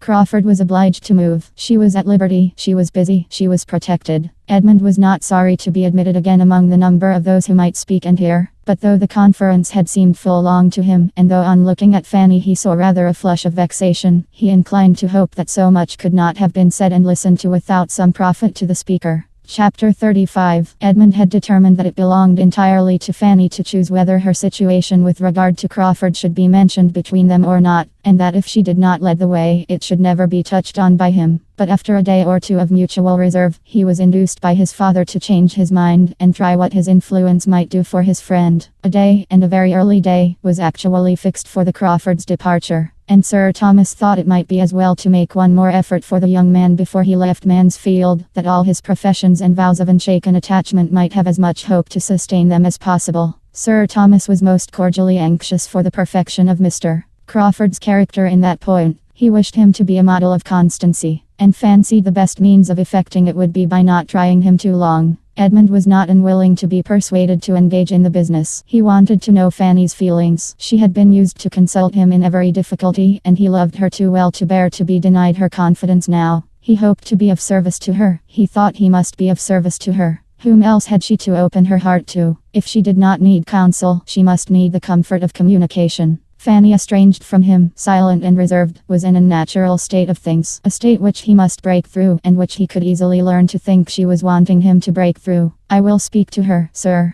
I will take the first opportunity of speaking to her alone," was the result of such thoughts as these. And upon Sir Thomas's information of her being at that very time walking alone in the shrubbery, he instantly joined her. "I am come to walk with you, Fanny," said he. "Shall I?" drawing her arm within his. "It is a long while since we have had a comfortable walk together." She assented to it all rather by look than word. Her spirits were low, "But, Fanny," he presently added, "in order to have a comfortable walk, something more is necessary than merely pacing this gravel together. You must talk to me. I know you have something on your mind. I know what you are thinking of. You cannot suppose me uninformed. Am I to hear of it from everybody but Fanny herself?" Fanny, at once agitated and dejected, replied, "If you hear of it from everybody, cousin, there can be nothing for me to tell. Not of facts, perhaps, but of feelings, Fanny. No one but you can tell me them. I do not mean to press you, however. If it is not what you wish yourself, I have done. I had thought it might be a relief. I am afraid we think too differently for me to find any relief in talking of what I feel. Do you suppose that we think differently? I have no idea of it. I dare say that on a comparison of our opinions, they would be found as much alike as they have been used to be. To the point, I consider Crawford's proposals as most advantageous and desirable, if you could return his affection. I consider it as most natural that all your family should wish you could return it, but that, as you cannot, you have done exactly as you ought in refusing him.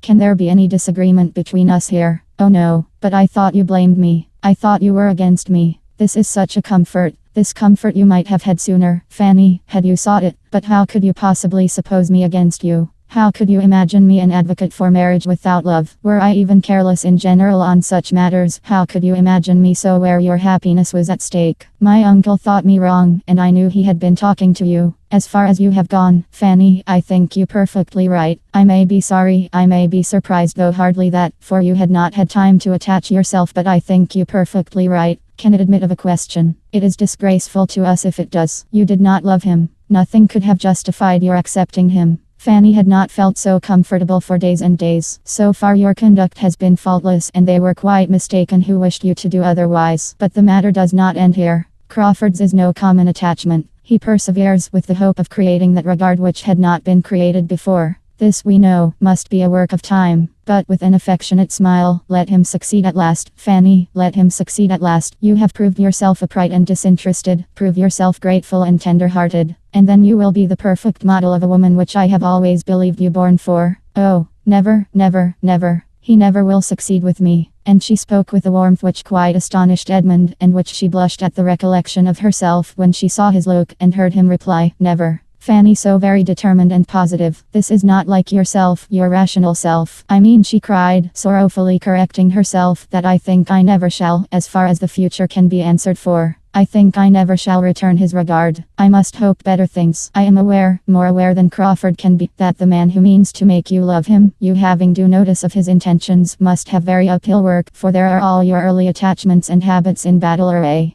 And before he can get your heart for his own use, he has to unfasten it from all the holds upon things animate and inanimate which so many years' growth have confirmed, and which are considerably tightened for the moment by the very idea of separation. I know that the apprehension of being forced to quit Mansfield will for a time be arming you against him. I wish he had not been obliged to tell you what he was trying for. I wish he had known you as well as I do, Fanny. Between us, I think we should have won you. My theoretical and his practical knowledge together could not have failed. He should have worked upon my plans. I must hope, however, that time, proving him, as I firmly believe it will, to deserve you by his steady affection, will give him his reward. I cannot suppose that you have not the wish to love him, the natural wish of gratitude. You must have some feeling of that sort. You must be sorry for your own indifference. We are so totally unlike, said Fanny, avoiding a direct answer. We are so very, very different in all our inclinations and ways that I consider it as quite impossible we should ever be tolerably happy together, even if I could like him. There never were two people more dissimilar. We have not one taste in common. We should be miserable. You are mistaken, Fanny. The dissimilarity is not so strong.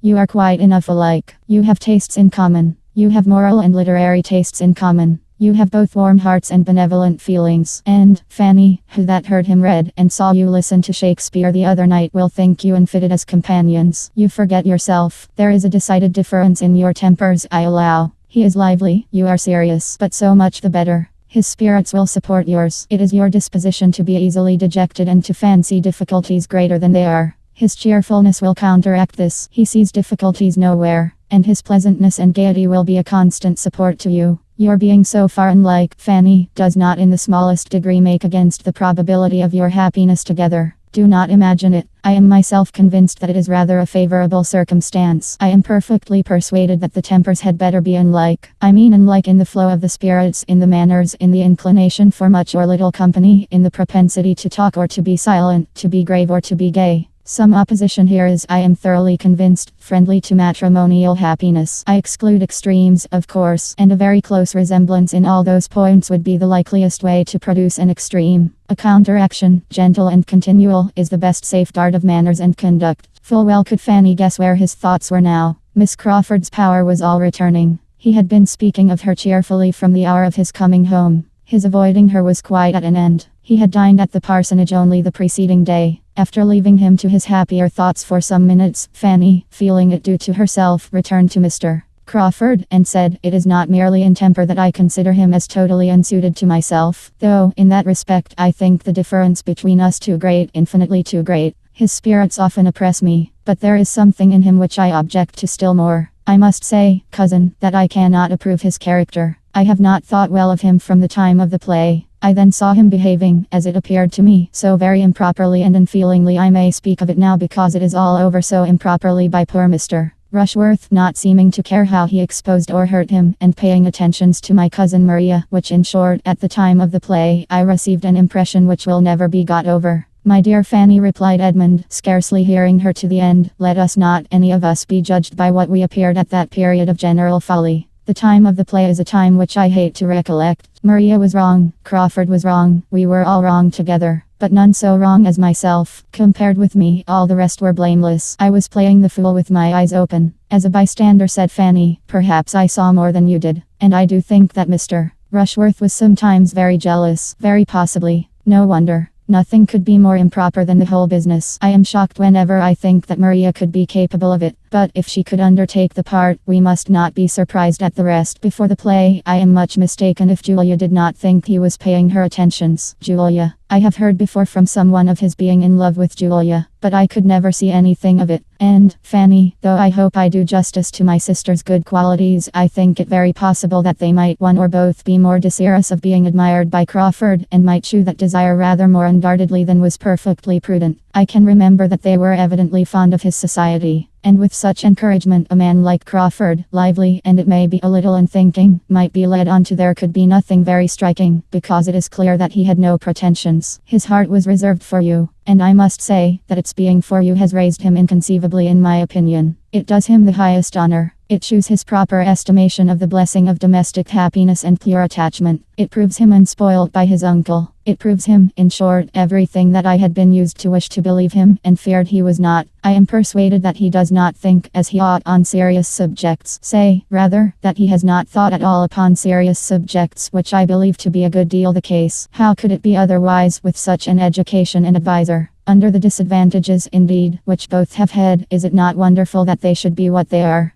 Crawford's feelings, I am ready to acknowledge, have hitherto been too much his guides. Happily, those feelings have generally been good. You will supply the rest, and a most fortunate man he is to attach himself to such a creature, to a woman who, firm as a rock in her own principles, has a gentleness of character so well adapted to recommend them. He has chosen his partner, indeed, with rare felicity. He will make you happy, Fanny. I know he will make you happy, but you will make him everything. I would not engage in such a charge, cried Fanny, in a shrinking accent, in such an office of high responsibility. As usual, believing yourself unequal to anything, fancying everything too much for you. Well, though I may not be able to persuade you into different feelings, you will be persuaded into them, I trust. I confess myself sincerely anxious that you may. I have no common interest in Crawford's well-doing. Next to your happiness, Fanny, his has the first claim on me. You are aware of my having no common interest in Crawford. Fanny was too well aware of it to have anything to say, and they walked on together some 50 yards in mutual silence and abstraction. Edmund first began again. I was very much pleased by her manner of speaking of it yesterday, particularly pleased, because I had not depended upon her seeing everything in so just a light. I knew she was very fond of you, but yet I was afraid of her not estimating your worth to her brother quite as it deserved, and of her regretting that he had not rather fixed on some woman of distinction or fortune. I was afraid of the bias of those worldly maxims which she has been too much used to hear. But it was very different. She spoke of you, Fanny, just as she ought. She desires the connection as warmly as your uncle or myself. We had a long talk about it. I should not have mentioned the subject, though very anxious to know her sentiments. But I had not been in the room 5 minutes before she began introducing it with all that openness of heart and sweet peculiarity of manner, that spirit and ingenuousness which are so much a part of herself. Mrs. Grant laughed at her for her rapidity. Was Mrs. Grant in the room, then? Yes, when I reached the house I found the two sisters together by themselves, and when once we had begun, we had not done with you, Fanny, till Crawford and Dr. Grant came in. It is above a week since I saw Miss Crawford. Yes, she laments it, yet owns it may have been best. You will see her, however, before she goes. She is very angry with you, Fanny. You must be prepared for that. She calls herself very angry, but you can imagine her anger. It is the regret and disappointment of a sister who thinks her brother has a right to everything he may wish for at the first moment. She is hurt as you would be for William, but she loves and esteems you with all her heart. I knew she would be very angry with me. My dearest Fanny, cried Edmund, pressing her arm closer to him, do not let the idea of her anger distress you. It is anger to be talked of rather than felt. Her heart is made for love and kindness, not for resentment. I wish you could have overheard her tribute of praise. I wish you could have seen her countenance when she said that you should be Henry's wife. And I observed that she always spoke of you as Fanny, which she was never used to do. And it had a sound of most sisterly cordiality. And Mrs. Grant, did she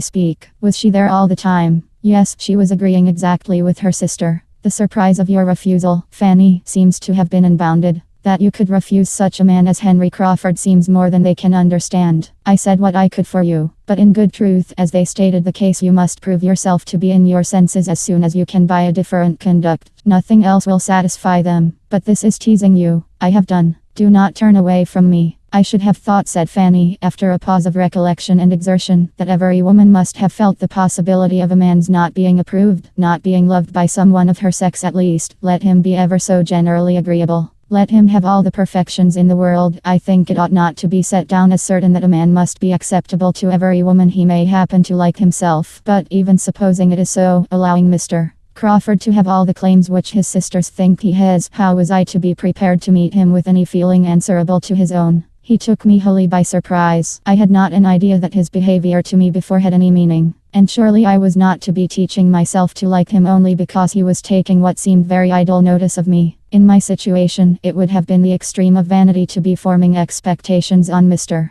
Crawford. I am sure his sisters, rating him as they do, must have thought it so, supposing he had meant nothing. How, then, was I to be in love with him the moment he said he was with me? How was I to have an attachment at his service as soon as it was asked for? His sisters should consider me as well as him. The higher his deserts, the more improper for me ever to have thought of him. And we think very differently of the nature of women, if they can imagine a woman so very soon capable of returning an affection as this seems to imply. My dear, dear Fanny, now I have the truth. I know this to be the truth, and most worthy of you are such feelings. I had attributed them to you before. I thought I could understand you. You have now given exactly the explanation which I ventured to make for you to your friend and Mrs. Grant, and they were both better satisfied, though your warm-hearted friend was still run away with a little by the enthusiasm of her fondness for Henry. I told them that you were of all human creatures the one over whom habit had most power and novelty least, and that the very circumstance of the novelty of Crawford's addresses was against him. Their being so new and so recent was all in their disfavor. That you could tolerate nothing that you were not used to, and a great deal more to the same purpose, to give them a knowledge of your character. Miss Crawford made us laugh by her plans of encouragement for her brother. She meant to urge him to persevere in the hope of being loved in time, and of having his addresses most kindly received at the end of about 10 years' happy marriage. Fanny could with difficulty give the smile that was here asked for. Her feelings were all in revolt. She feared she had been doing wrong, saying too much, overacting the caution which she had been fancying necessary, in guarding against one evil, laying herself open to another. And to have Miss Crawford's liveliness repeated to her at such a moment and on such a subject was a bitter aggravation. Edmund saw weariness and distress in her face and immediately resolved to forbear all farther discussion, and not even to mention the name of Crawford again, except as it might be connected with what must be agreeable to her. On this principle, he soon afterwards observed, "They go on Monday. You are sure, therefore, of seeing your friend either tomorrow or Sunday?" "They really go on Monday, and I was within a trifle of being persuaded to stay at Lessingby till that very day. I had almost promised it. What a difference it might have made! Those 5 or 6 days more at Lessingby might have been felt all my life." "You were near staying there?" "Very. I was most kindly pressed, and had nearly consented. Had I received any letter from Mansfield, to tell me how you were all going on, I believe I should certainly have stayed. But I knew nothing that had happened here for a fortnight, and felt that I had been away long enough." "You spent your time pleasantly there?" "Yes, that is, it was the fault of my own mind if I did not. They were all very pleasant. I doubt their finding me so. I took uneasiness with me, and there was no getting rid of it till I was in Mansfield again." "The Miss Owens, you liked them, did not you?" "Yes, very well. Pleasant, good-humoured, unaffected girls. But I am spoiled, Fanny, for common female society. Good-humoured, unaffected girls will not do for a man who has been used to sensible women. They are two distinct orders of being. You and Miss Crawford have made me too nice." Still, however, Fanny was oppressed and wearied. He saw it in her looks, it could not be talked away, and attempting it no more, he led her directly, with the kind authority of a privileged guardian, into the house. Chapter 36. Edmund now believed himself perfectly acquainted with all that Fanny could tell, or could leave to be conjectured of her sentiments, and he was satisfied. It had been, as he before presumed, too hasty a measure on Crawford's side, and time must be given to make the idea first familiar, and then agreeable to her. She must be used to the consideration of his being in love with her, and then a return of affection might not be very distant. He gave this opinion as the result of the conversation to his father, and recommended there being nothing more said to her, no farther attempts to influence or persuade, but that everything should be left to Crawford's assiduities and the natural workings of her own mind. Sir Thomas promised that it should be so. Edmund's account of Fanny's disposition he could believe to be just. He supposed she had all those feelings, but he must consider it as very unfortunate that she had. For, less willing than his son to trust to the future, he could not help fearing that if such very long allowances of time and habit were necessary for her, she might not have persuaded herself into receiving his addresses properly before the young man's inclination for paying them were over. There was nothing to be done, however, but to submit quietly and hope the best. The promised visit from her friend, as Edmund called Miss Crawford, was a formidable threat to Fanny, and she lived in continual terror of it. As a sister, so partial and so angry, and so little scrupulous of what she said, and in another light so triumphant and secure, she was in every way an object of painful alarm. Her displeasure, her penetration, and her happiness were all fearful to encounter, and the dependence of having others present when they met was Fanny's only support in looking forward to it. She absented herself as little as possible from Lady Bertram, kept away from the East Room, and took no solitary walk in the shrubbery, in her caution to avoid any sudden attack. She succeeded. She was safe in the breakfast room, with her aunt, when Miss Crawford did come, and the first misery over, and Miss Crawford looking and speaking with much less particularity of expression than she had anticipated, Fanny began to hope there would be nothing worse to be endured than a half-hour of moderate agitation. But here she hoped too much. Miss Crawford was not the slave of opportunity. She was determined to see Fanny alone, and therefore said to her tolerably soon, in a low voice, "I must speak to you for a few minutes somewhere." Words that Fanny felt all over her, in all her pulses and all her nerves. Denial was impossible. Her habits of ready submission, on the contrary, made her almost instantly rise and led the way out of the room. She did it with wretched feelings, but it was inevitable. They were no sooner in the hall than all restraint of countenance was over on Miss Crawford's side. She immediately shook her head at Fanny with arch yet affectionate reproach, and taking her hand, seemed hardly able to help beginning directly. She said nothing, however, but sad girl. I do not know when I shall have done scolding you and had discretion enough to reserve the rest till they might be secure of having four walls to themselves. Fanny naturally turned upstairs and took her guest to the apartment, which was now always fit for comfortable use. Opening the door, however, with a most aching heart, and feeling that she had a more distressing scene before her than ever that Spot had yet witnessed, but the evil ready to burst on her was at least delayed by the sudden change in Miss Crawford's ideas, by the strong effect on her mind which the finding herself in the East Room again produced. "Ha!" she cried, with instant animation, "am I here again? The East Room. Once only was I in this room before." And after stopping to look about her, and seemingly to retrace all that had then passed, she added, "Once only before. Do you remember it? I came to rehearse. Your cousin came too, and we had a rehearsal. You were our audience and prompter. A delightful rehearsal. I shall never forget it.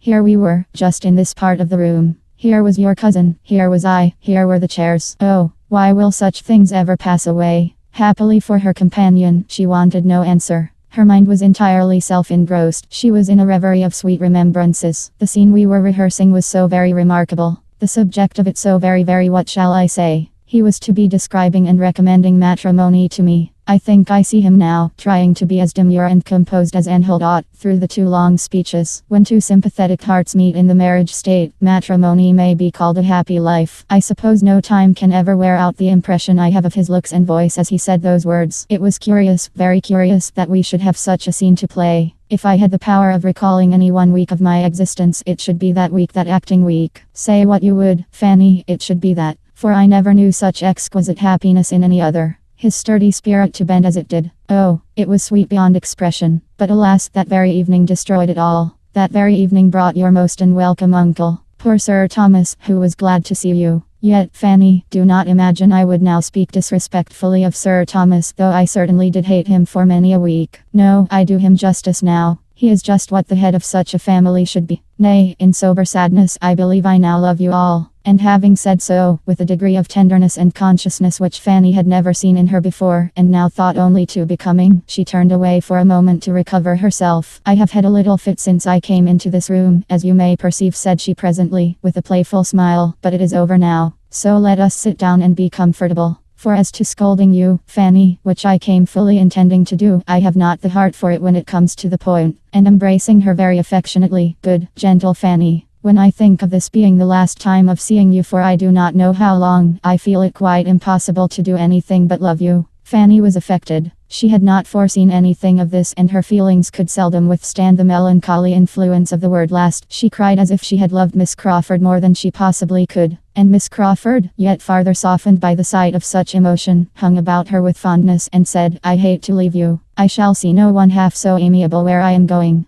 Who says we shall not be sisters? I know we shall. I feel that we are born to be connected. And those tears convince me that you feel it too, dear Fanny." Fanny roused herself, and replying only in part, said, "But you are only going from one set of friends to another. You are going to a very particular friend." "Yes, very true. Mrs. Fraser has been my intimate friend for years, but I have not the least inclination to go near her. I can think only of the friends I am leaving. My excellent sister, yourself, and the Bertrams in general. You have all so much more heart among you than one finds in the world at large. You all give me a feeling of being able to trust and confide in you, which in common intercourse one knows nothing of. I wish I had settled with Mrs. Fraser not to go to her till after Easter, a much better time for the visit, but now I cannot put her off, and when I have done with her I must go to her sister, Lady Stornoway, because she was rather my most particular friend of the two, but I have not cared much for her these 3 years." After this speech the two girls sat many minutes silent, each thoughtful. Fanny meditating on the different sorts of friendship in the world, Mary on something of less philosophic tendency. She first spoke again.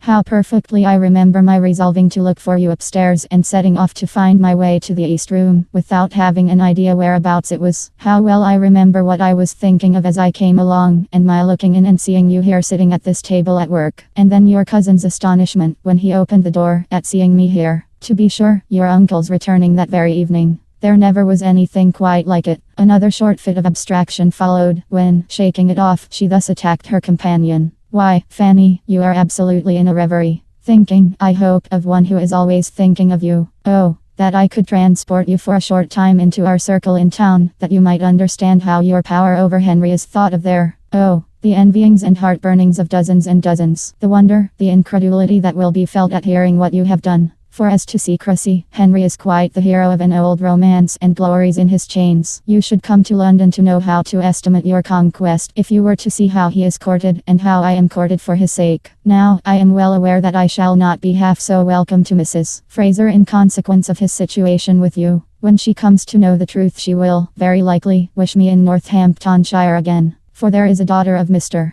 Fraser, by a first wife, whom she is wild to get married, and wants Henry to take. Oh, she has been trying for him to such a degree. Innocent and quiet as you sit here, you cannot have an idea of the sensation that you will be occasioning, of the curiosity there will be to see you, of the endless questions I shall have to answer. Poor Margaret Fraser will be at me forever about your eyes and your teeth, and how you do your hair, and who makes your shoes. I wish Margaret were married, for my poor friend's sake, for I look upon the Frasers to be about as unhappy as most other married people. And yet it was a most desirable match for Janet at the time. We were all delighted. She could not do otherwise than accept him, for he was rich and she had nothing. But he turns out ill-tempered and exigent, and wants a young woman, a beautiful young woman of 25, to be as steady as himself. And my friend does not manage him well. She does not seem to know how to make the best of it. There is a spirit of irritation which, to say nothing worse, is certainly very ill-bred. In their house I shall call to mind the conjugal manners of Mansfield parsonage with respect. Even Dr. Grant does shew a thorough confidence in my sister, and a certain consideration for her judgment, which makes one feel there is attachment. But of that I shall see nothing with the Frasers. I shall be at Mansfield forever, Fanny. My own sister as a wife, Sir Thomas Bertram as a husband, are my standards of perfection. Poor Janet has been sadly taken in, and yet there was nothing improper on her side. She did not run into the match inconsiderately. There was no want of foresight. She took 3 days to consider of his proposals, and during those 3 days asked the advice of everybody connected with her whose opinion was worth having, and especially applied to my late dear aunt, whose knowledge of the world made her judgment very generally and deservedly looked up to by all the young people of her acquaintance, and she was decidedly in favor of Mr. Fraser.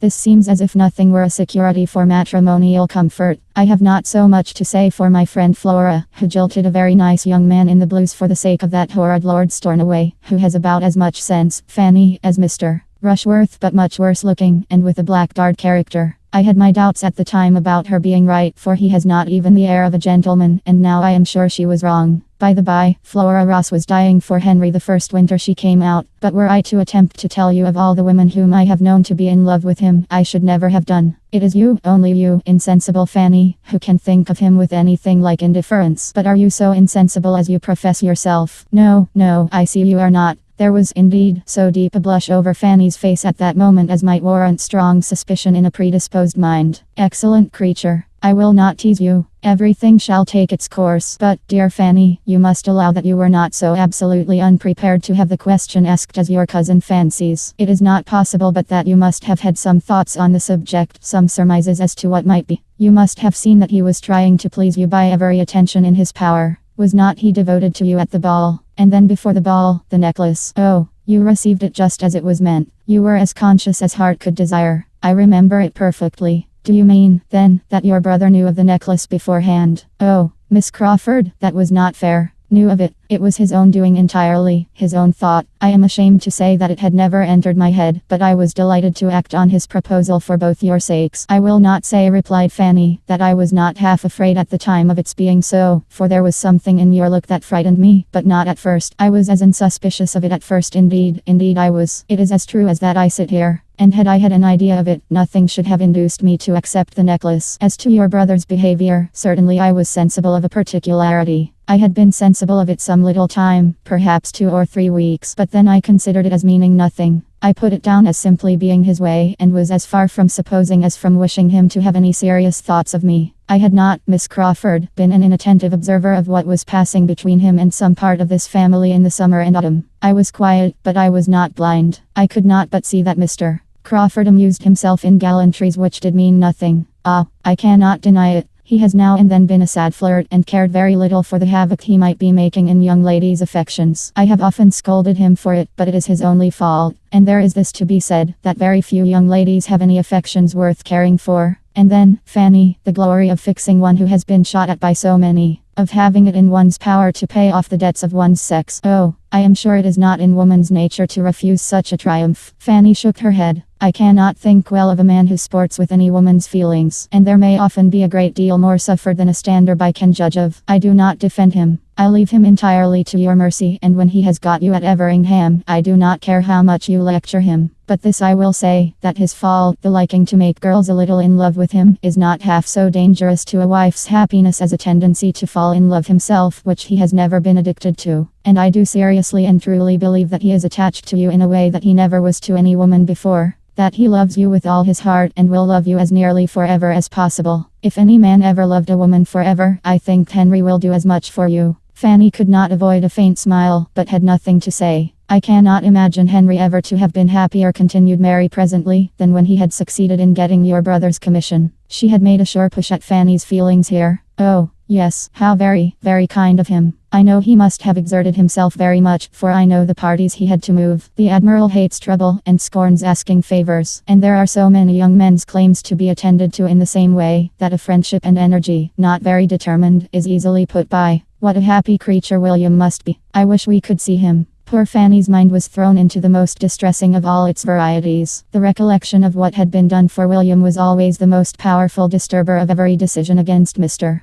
Crawford, and she sat thinking deeply of it till Mary, who had been first watching her complacently and then musing on something else, suddenly called her attention by saying, I should like to sit talking with you here all day, but we must not forget the ladies below, and so goodbye, my dear, my amiable, my excellent Fanny, for though we shall nominally part in the breakfast parlour, I must take leave of you here. And I do take leave, longing for a happy reunion, and trusting that when we meet again, it will be under circumstances which may open our hearts to each other without any remnant or shadow of reserve. A very, very kind embrace and some agitation of manner accompanied these words. I shall see your cousin in town soon. He talks of being there tolerably soon. And Sir Thomas, I dare say, in the course of the spring. And your eldest cousin, and the Rushworths, and Julia, I am sure of meeting again, and all but you. I have 2 favors to ask, Fanny. One is your correspondence. You must write to me. And the other, that you will often call on Mrs. Grant, and make her amends for my being gone. The first, at least, of these favors Fanny would rather not have been asked, but it was impossible for her to refuse the correspondence. It was impossible for her even not to accede to it more readily than her own judgment authorized. There was no resisting so much apparent affection. Her disposition was peculiarly calculated to value a fond treatment, and from having hitherto known so little of it, she was the more overcome by Miss Crawford's. Besides, there was gratitude towards her, for having made their TTTT so much less painful than her fears had predicted. It was over, and she had escaped without reproaches and without detection. Her secret was still her own, and while that was the case, she thought she could resign herself to almost everything. In the evening there was another parting.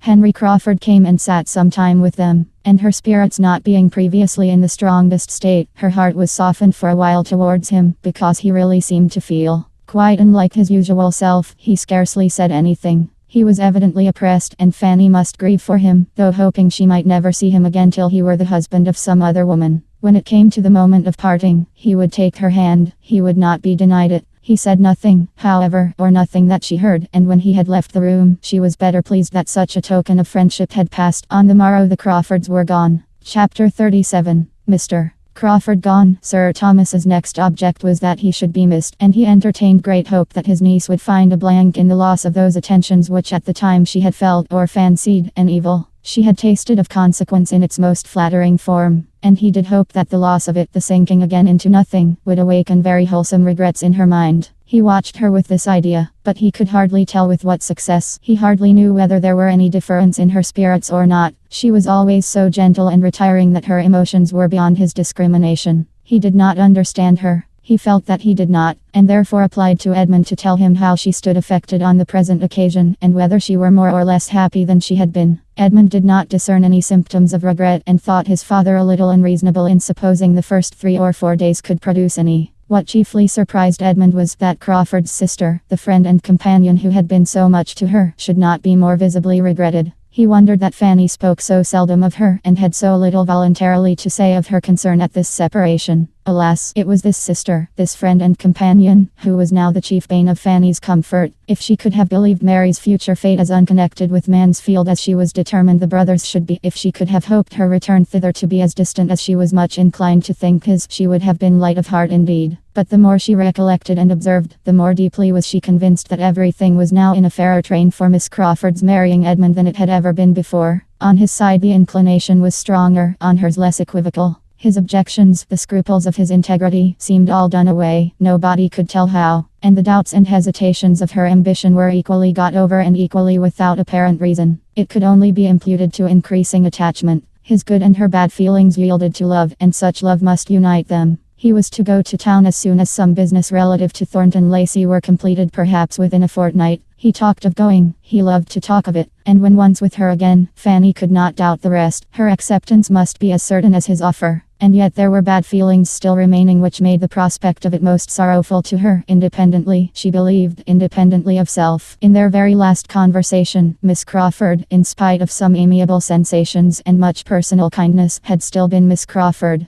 Still shewn a mind led astray and bewildered, and without any suspicion of being so. Darkened, yet fancying itself light. She might love, but she did not deserve Edmund by any other sentiment. Fanny believed there was scarcely a second feeling in common between them, and she may be forgiven by older sages for looking on the chance of Miss Crawford's future improvement as nearly desperate, for thinking that if Edmund's influence in this season of love had already done so little in clearing her judgment and regulating her notions, his worth would be finally wasted on her even in years of matrimony. Experience might have hoped more for any young people so circumstanced, and impartiality would not have denied to Miss Crawford's nature that participation of the general nature of women which would lead her to adopt the opinions of the man she loved and respected as her own. But as such were Fanny's persuasions, she suffered very much from them, and could never speak of Miss Crawford without pain. Sir Thomas, meanwhile, went on with his own hopes and his own observations, still feeling a right, by all his knowledge of human nature, to expect to see the effect of the loss of power and consequence on his niece's spirits, and the past attentions of the lover producing a craving for their return. And he was soon afterwards able to account for his not yet completely and indubitably seeing all this by the prospect of another visitor, whose approach he could allow to be quite enough to support the spirits he was watching. William had obtained a 10 days' leave of absence to be given to Northamptonshire, and was coming, the happiest of lieutenants because the latest made, to shew his happiness and describe his uniform. He came, and he would have been delighted to shew his uniform there too, had not cruel custom prohibited its appearance except on duty. So the uniform remained at Portsmouth, and Edmund conjectured that before Fanny had any chance of seeing it, all its own freshness and all the freshness of its wearer's feelings must be worn away. It would be sunk into a badge of disgrace, for what can be more unbecoming, or more worthless, than the uniform of a lieutenant, who has been a lieutenant a year or two, and sees others made commanders before him? So reasoned Edmund, till his father made him the confidant of a scheme which placed Fanny's chance of seeing the second lieutenant of HMS Thrush in all his glory in another light. This scheme was that she should accompany her brother back to Portsmouth and spend a little time with her own family. It had occurred to Sir Thomas in one of his dignified musings as a right and desirable measure, but before he absolutely made up his mind, he consulted his son. Edmund considered it every way, and saw nothing but what was right. The thing was good in itself, and could not be done at a better time, and he had no doubt of it being highly agreeable to Fanny. This was enough to determine Sir Thomas, and a decisive "then so it shall be" closed that stage of the business. Sir Thomas retiring from it with some feelings of satisfaction, and views of good over and above what he had communicated to his son. For his prime motive in sending her away had very little to do with the propriety of her seeing her parents again, and nothing at all with any idea of making her happy. He certainly wished her to go willingly, but he as certainly wished her to be heartily sick of home before her visit ended, and that a little abstinence from the elegancies and luxuries of Mansfield Park would bring her mind into a sober state and incline her to a juster estimate of the value of that home of greater permanence and equal comfort of which she had the offer. It was a medicinal project upon his niece's understanding, which he must consider as at present diseased. A residence of 8 or 9 years in the abode of wealth and plenty had a little disordered her powers of comparing and judging.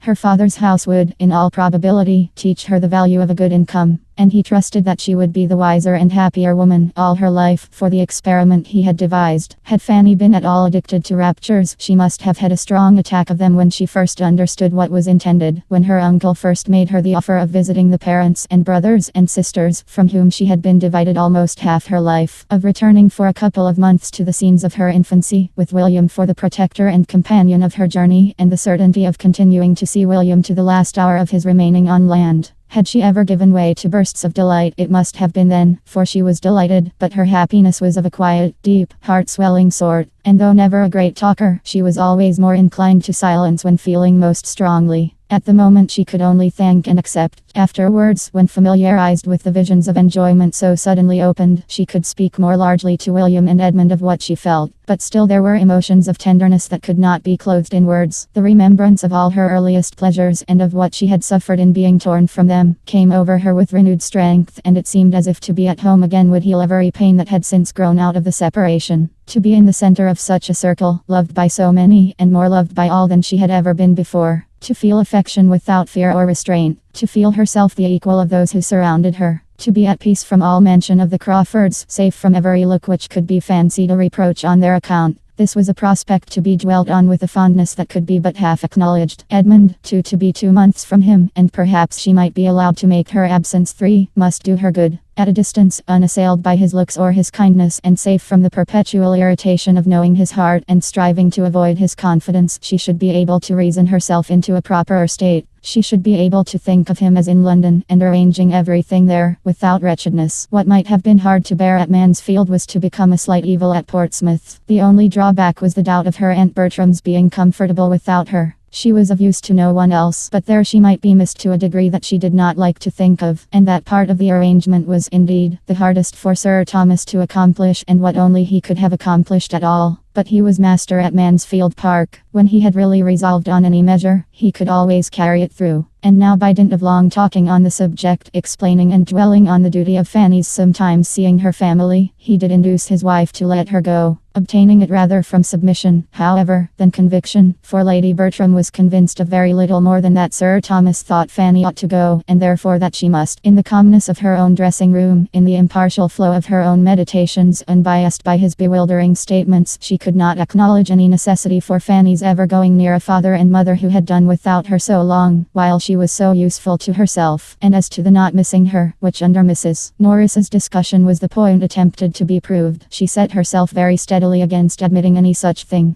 Sir Thomas had appealed to her reason, conscience, and dignity. He called it a sacrifice and demanded it of her goodness and self-command as such. But Mrs. Norris wanted to persuade her that Fanny could be very well spared, she being ready to give up all her own time to her as requested and, in short, could not really be wanted or missed. That may be, sister, was all Lady Bertram's reply. I dare say you are very right, but I am sure I shall miss her very much. The next step was to communicate with Portsmouth. Fanny wrote to offer herself, and her mother's answer, though short, was so kind. A few simple lines expressed so natural and motherly a joy in the prospect of seeing her child again, as to confirm all the daughter's views of happiness in being with her, convincing her that she should now find a warm and affectionate friend in the mamma who had certainly shewn no remarkable fondness for her formerly. But this she could easily suppose to have been her own fault or her own fancy. She had probably alienated love by the helplessness and fretfulness of a fearful temper, or been unreasonable in wanting a larger share than anyone among so many could deserve. Now, when she knew better how to be useful, and how to forbear, and when her mother could be no longer occupied by the incessant demands of a house full of little children, there would be leisure and inclination for every comfort, and they should soon be what mother and daughter ought to be to each other. William was almost as happy in the plan as his sister. It would be the greatest pleasure to him to have her there to the last moment before he sailed, and perhaps find her there still when he came in from his first cruise. And besides, he wanted her so very much to see the Thrush before she went out of harbour. The Thrush was certainly the finest sloop in the service, and there were several improvements in the dockyard, too, which he quite longed to shew her. He did not scruple to add that her being at home for a while would be a great advantage to everybody. I do not know how it is, said he, but we seem to want some of your nice ways and orderliness at my father's. The house is always in confusion. You will set things going in a better way, I am sure. You will tell my mother how it all ought to be, and you will be so useful to Susan, and you will teach Betsy, and make the boys love and mind you.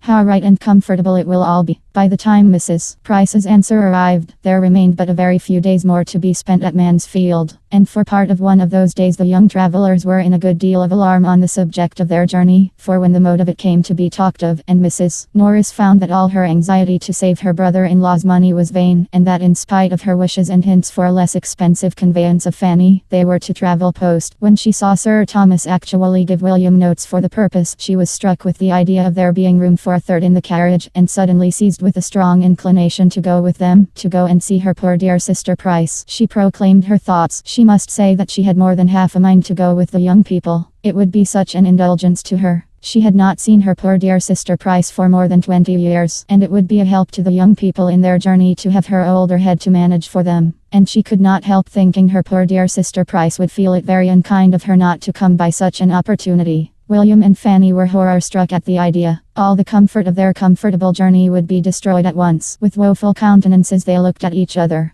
Their suspense lasted an hour or two. No one interfered to encourage or dissuade. Mrs. Norris was left to settle the matter by herself, and it ended, to the infinite joy of her nephew and niece, in the recollection that she could not possibly be spared from Mansfield Park at present. That she was a great deal too necessary to Sir Thomas and Lady Bertram for her to be able to answer it to herself to leave them even for a week, and therefore must certainly sacrifice every other pleasure to that of being useful to them. It had, in fact, occurred to her that though taken to Portsmouth for nothing, it would be hardly possible for her to avoid paying her own expenses back again. So her poor dear sister Price was left to all the disappointment of her missing such an opportunity, and another 20 years' absence perhaps begun. Edmund's plans were affected by this Portsmouth journey, this absence of Fanny's. He too had a sacrifice to make to Mansfield Park as well as his aunt. He had intended, about this time, to be going to London. But he could not leave his father and mother just when everybody else of most importance to their comfort was leaving them. And with an effort felt but not boasted of, he delayed for a week or two longer a journey which he was looking forward to with the hope of its fixing his happiness forever. He told Fanny of it. She knew so much already, that she must know everything. It made the substance of one other confidential discourse about Miss Crawford, and Fanny was the more affected from feeling it to be the last time in which Miss Crawford's name would ever be mentioned between them with any remains of liberty. Once afterwards she was alluded to by him.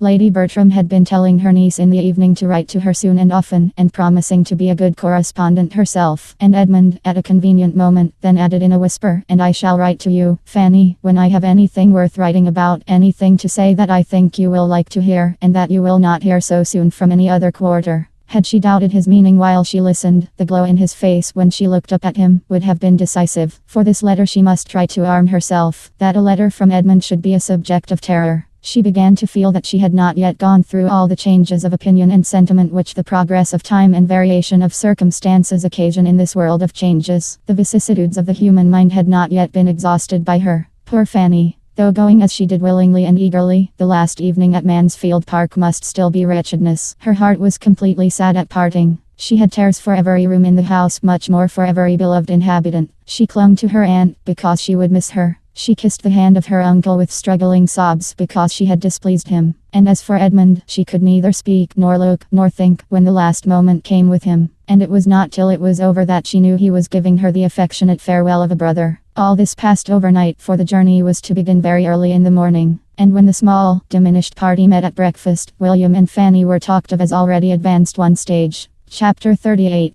The novelty of traveling, and the happiness of being with William, soon produced their natural effect on Fanny's spirits when Mansfield Park was fairly left behind. And by the time their first stage was ended, and they were to quit Sir Thomas's carriage, she was able to take leave of the old coachman, and send back proper messages with cheerful looks. Of pleasant talk between the brother and sister there was no end. Everything supplied an amusement to the high glee of William's mind, and he was full of frolic and joke in the intervals of their higher-toned subjects, all of which ended, if they did not begin, in praise of the thrush, conjectures how she would be employed, schemes for an action with some superior force, which, supposing the first lieutenant out of the way, and William was not very merciful to the first lieutenant, was to give himself the next step as soon as possible, or speculations upon prize money, which was to be generously distributed at home, with only the reservation of enough to make the little cottage comfortable, in which he and Fanny were to pass all their middle and later life together. Fanny's immediate concerns, as far as they involved Mr. Crawford, made no part of their conversation. William knew what had passed, and from his heart lamented that his sister's feelings should be so cold towards a man whom he must consider as the first of human characters. But he was of an age to be all for love, and therefore unable to blame. And knowing her wish on the subject, he would not distress her by the slightest allusion. She had reason to suppose herself not yet forgotten by Mr. Crawford. She had heard repeatedly from his sister within the 3 weeks which had passed since their leaving Mansfield, and in each letter there had been a few lines from himself, warm and determined like his speeches. It was a correspondence which Fanny found quite as unpleasant as she had feared. Miss Crawford's style of writing, lively and affectionate, was itself an evil, independent of what she was thus forced into reading from the brother's pen, for Edmund would never rest till she had read the chief of the letter to him. and then she had to listen to his admiration of her language and the warmth of her attachments. There had, in fact, been so much of message, of allusion, of recollection, so much of Mansfield in every letter, that Fanny could not but suppose it meant for him to hear. And to find herself forced into a purpose of that kind, compelled into a correspondence which was bringing her the addresses of the man she did not love and obliging her to administer to the adverse passion of the man she did, was cruelly mortifying. Here, too, her present removal promised advantage. When no longer under the same roof with Edmund, she trusted that Miss Crawford would have no motive for writing strong enough to overcome the trouble, and that at Portsmouth their correspondence would dwindle into nothing.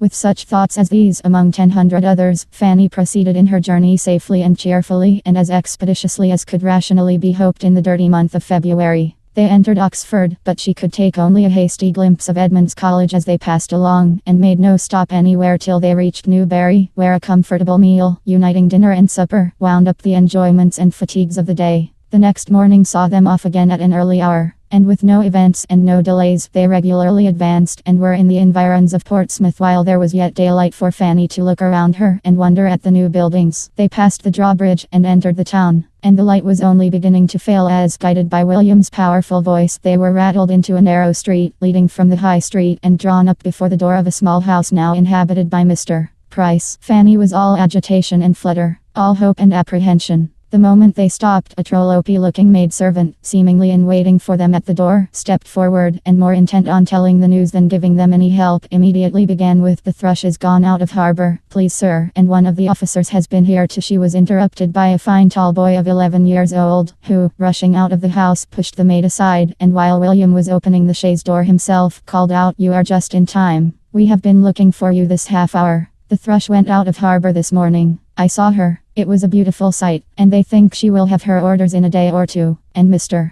Campbell was here at 4 o'clock to ask for you. He has got one of the thrush's boats and is going off to her at 6 and hoped you would be here in time to go with him." A stare or two at Fanny, as William helped her out of the carriage, was all the voluntary notice which this brother bestowed. But he made no objection to her kissing him, though still entirely engaged in detailing farther particulars of the thrush's going out of harbour, in which he had a strong right of interest, being to commence his career of seamanship in her at this very time. Another moment and Fanny was in the narrow entrance passage of the house and in her mother's arms, who met her there with looks of true kindness and with features which Fanny loved the more, because they brought her Aunt Bertram's before her, and there were her two sisters, Susan, a well-grown fine girl of 14, and Betsy, the youngest of the family, about 5, both glad to see her in their way, though with no advantage of manner in receiving her. But manner Fanny did not want. Would they but love her, she should be satisfied. She was then taken into a parlour, so small that her first conviction was of its being only a passage room to something better, and she stood for a moment expecting to be invited on. But when she saw there was no other door, and that there were signs of habitation before her, she called back her thoughts, reproved herself, and grieved lest they should have been suspected. Her mother, however, could not stay long enough to suspect anything. She was gone again to the street door, to welcome William. "Oh, my dear William, how glad I am to see you. But have you heard about the thrush? She is gone out of harbour already. 3 days before we had any thought of it, and I do not know what I am to do about Sam's things. They will never be ready in time, for she may have her orders tomorrow, perhaps. It takes me quite unawares. And now you must be off for Spithead too. Campbell has been here, quite in a worry about you. And now what shall we do? I thought to have had such a comfortable evening with you, and here everything comes upon me at once." Her son answered cheerfully, telling her that everything was always for the best, and making light of his own inconvenience in being obliged to hurry away so soon. "To be sure, I had much rather she had stayed in harbour, that I might have sat a few hours with you in comfort. But as there is a boat ashore, I had better go off at once, and there is no help for it. Whereabouts does the thrush lay at Spithead?" "Near the Canopus, but no matter. Here's Fanny in the parlour, and why should we stay in the passage? Come, mother, you have hardly looked at your own dear Fanny yet." In they both came, and Mrs. Price, having kindly kissed her daughter again, and commented a little on her growth, began with very natural solicitude to feel for their fatigues and wants as travellers. "Poor dears, how tired you must both be. And now, what will you have? I began to think you would never come. Betsy and I have been watching for you this half hour. And when did you get anything to eat? And what would you like to have now? I could not tell whether you would be for some meat or only a dish of tea after your journey, or else I would have got something ready. And now I am afraid Campbell will be here before there is time to dress a steak, and we have no butcher at hand. It is very inconvenient to have no butcher in the street. We were better off in our last house. Perhaps you would like some tea as soon as it can be got."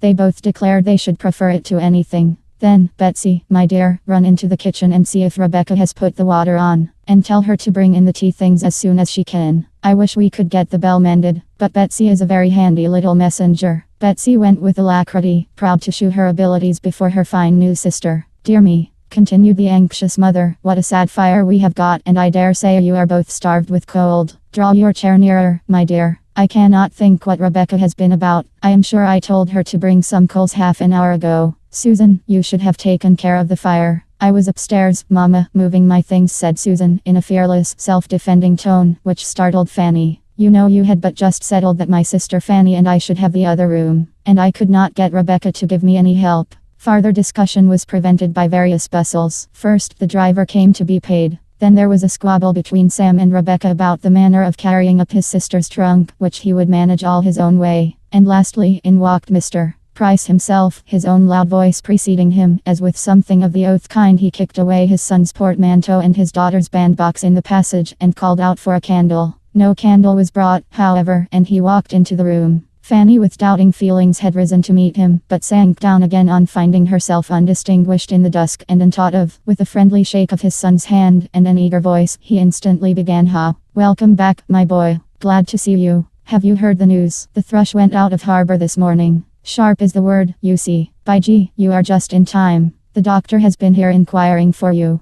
He has got one of the boats and is to be off for Spithead by 6, so you had better go with him. I have been to Turner's about your mess. It is all in a way to be done. I should not wonder if you had your orders tomorrow, but you cannot sail with this wind if you are to cruise to the westward. And Captain Walsh thinks you will certainly have a cruise to the westward with the Elephant. By gee, I wish you may. But old Shirley was saying, just now, that he thought you would be sent first to the Texel. Well, we are ready, whatever happens. But by gee, you lost a fine sight by not being here in the morning to see the Thrush go out of harbor. I would not have been out of the way for £1,000. Old Shirley ran in at breakfast time to say she had slipped her moorings and was coming out. I jumped up and made but 2 steps to the platform. If ever there was a perfect beauty afloat, she is one. And there she lays at Spithead, and anybody in England would take her for an 8 and 20. I was upon the platform 2 hours this afternoon looking at her. She lays close to the Endymion, between her and the Cleopatra, just to the eastward of the sheer hulk. Ha! Cried William, that's just where I should have put her myself. It's the best berth at Spithead. But here is my sister, sir. Here is Fanny turning and leading her forward. It is so dark you do not see her. With an acknowledgement that he had quite forgot her, Mr.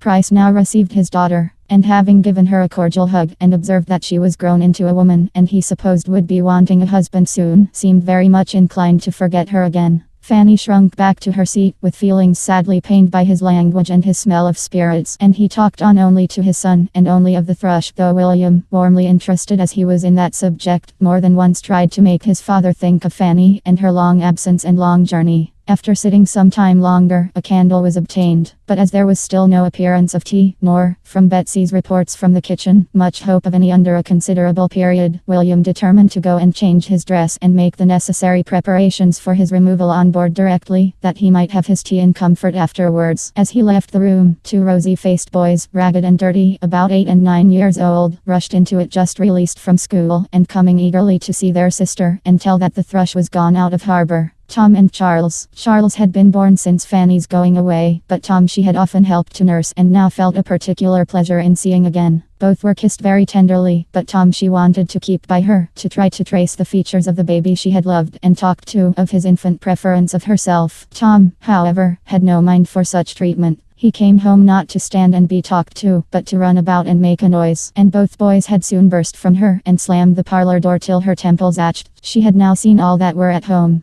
There remained only 2 brothers between herself and Susan, one of whom was a clerk in a public office in London, and the other midshipman on board an Indiaman. But though she had seen all the members of the family, she had not yet heard all the noise they could make. Another quarter of an hour brought her a great deal more. William was soon calling out from the landing place of the 2nd story for his mother and for Rebecca. He was in distress for something that he had left there, and did not find again. A key was mislaid, Betsy accused of having got at his new hat, and some slight but essential alteration of his uniform waistcoat, which he had been promised to have done for him, entirely neglected. Mrs. Price, Rebecca, and Betsy all went up to defend themselves, all talking together, but Rebecca loudest, and the job was to be done as well as it could in a great hurry. William trying in vain to send Betsy down again or keep her from being troublesome where she was, the whole of which, as almost every door in the house was open, could be plainly distinguished in the parlor, except when drowned at intervals by the superior noise of Sam, Tom, and Charles chasing each other up and down stairs and tumbling about and hallooing.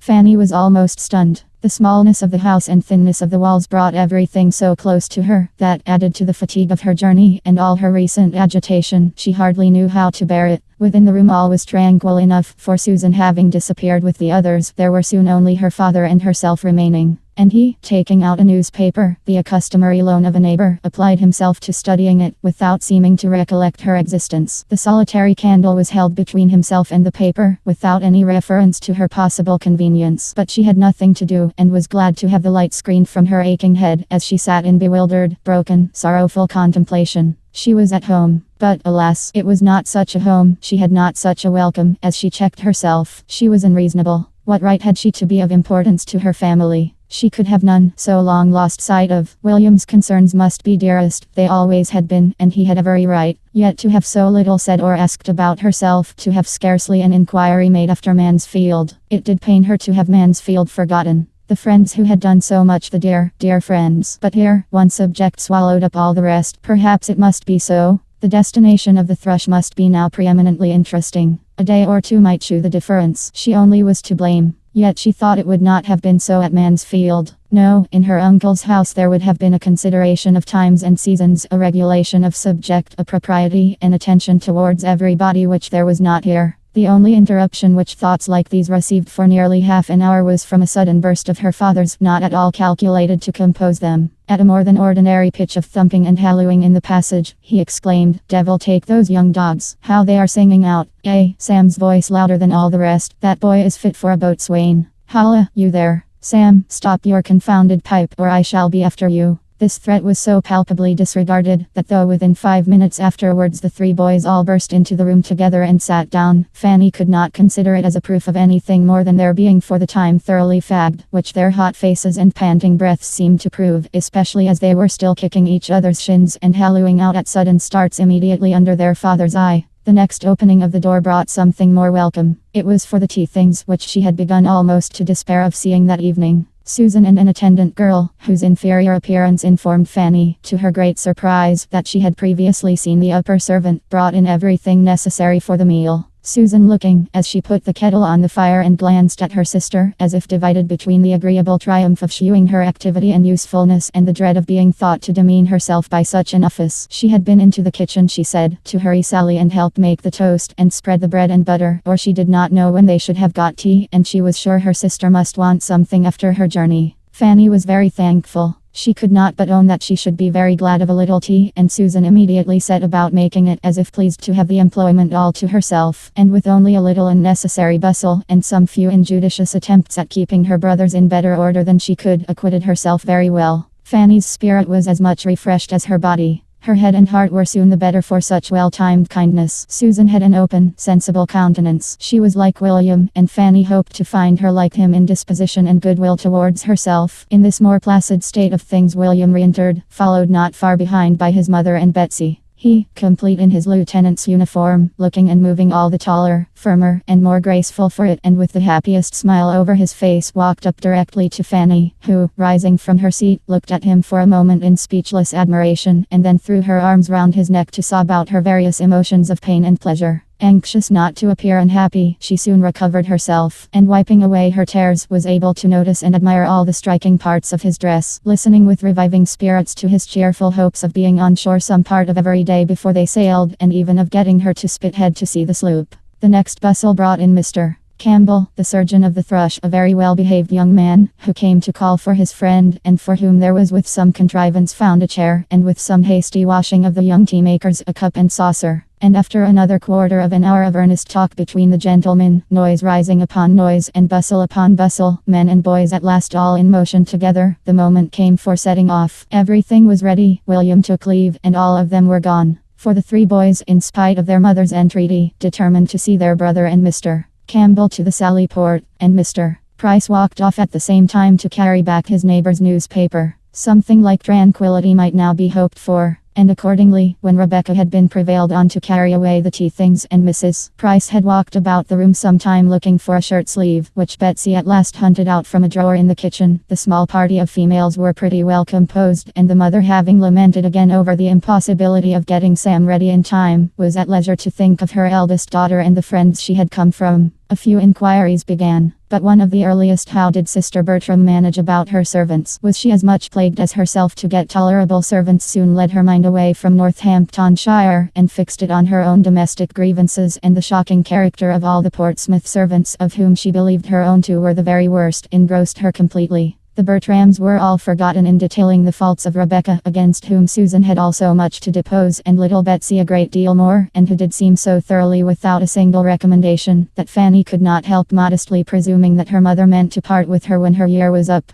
Her year! Cried Mrs. Price. I am sure I hope I shall be rid of her before she has stayed a year, for that will not be up till November. Servants are come to such a pass, my dear, in Portsmouth, that it is quite a miracle if one keeps them more than half a year. I have no hope of ever being settled, and if I was to part with Rebecca, I should only get something worse. And yet I do not think I am a very difficult mistress to please, and I am sure the place is easy enough, for there is always a girl under her, and I often do half the work myself. Fanny was silent, but not from being convinced that there might not be a remedy found for some of these evils. As she now sat looking at Betsy, she could not but think particularly of another sister, a very pretty little girl, whom she had left there not much younger when she went into Northamptonshire, who had died a few years afterwards. There had been something remarkably amiable about her. Fanny in those early days had preferred her to Susan, and when the news of her death had at last reached Mansfield, had for a short time been quite afflicted. The sight of Betsy brought the image of little Mary back again, but she would not have pained her mother by alluding to her for the world. While considering her with these ideas, Betsy, at a small distance, was holding out something to catch her eyes, meaning to screen it at the same time from Susan's. "What have you got there, my love?" said Fanny. "Come and shew it to me." It was a silver knife. Up jumped Susan, claiming it as her own, and trying to get it away. But the child ran to her mother's protection, and Susan could only reproach, which she did very warmly, and evidently hoping to interest Fanny on her side. It was very hard that she was not to have her own knife. It was her own knife. Little Sister Mary had left it to her upon her deathbed, and she ought to have had it to keep herself long ago. But Mama kept it from her, and was always letting Betsy get hold of it. And the end of it would be that Betsy would spoil it and get it for her own, though Mama had promised her that Betsy should not have it in her own hands. Fanny was quite shocked. Every feeling of duty, honor, and tenderness was wounded by her sister's speech and her mother's reply. "Now, Susan," cried Mrs. Price in a complaining voice, "now, how can you be so cross? You are always quarreling about that knife. I wish you would not be so quarrelsome. Poor little Betsy. How cross Susan is to you. But you should not have taken it out, my dear, when I sent you to the drawer. You know I told you not to touch it, because Susan is so cross about it. I must hide it another time, Betsy. Poor Mary little thought it would be such a bone of contention when she gave it me to keep only 2 hours before she died. Poor little soul. She could but just speak to be heard, and she said so prettily, 'Let Sister Susan have my knife, Mama, when I am dead and buried.' Poor little dear. She was so fond of it, Fanny, that she would have it lay by her in bed all through her illness. It was the gift of her good godmother, old Mrs. Admiral Maxwell, only 6 weeks before she was taken for death. Poor little sweet creature. Well, she was taken away from evil to come. My own Betsy, fondling her, you have not the luck of such a good godmother. Aunt Norris lives too far off to think of such little people as you." Fanny had indeed nothing to convey from Aunt Norris but a message to say she hoped that her goddaughter was a good girl and learnt her book. There had been at one moment a slight murmur in the drawing room at Mansfield Park about sending her a prayer book, but no second sound had been heard of such a purpose. Mrs. Norris, however, had gone home and taken down 2 old prayer books of her husband with that idea. But upon examination, the ardor of generosity went off. One was found to have too small a print for a child's eyes, and the other to be too cumbersome for her to carry about. Fanny, fatigued and fatigued again, was thankful to accept the first invitation of going to bed. And before Betsy had finished her cry at being allowed to sit up only 1 hour extraordinary in honor of sister, she was off, leaving all below in confusion and noise again.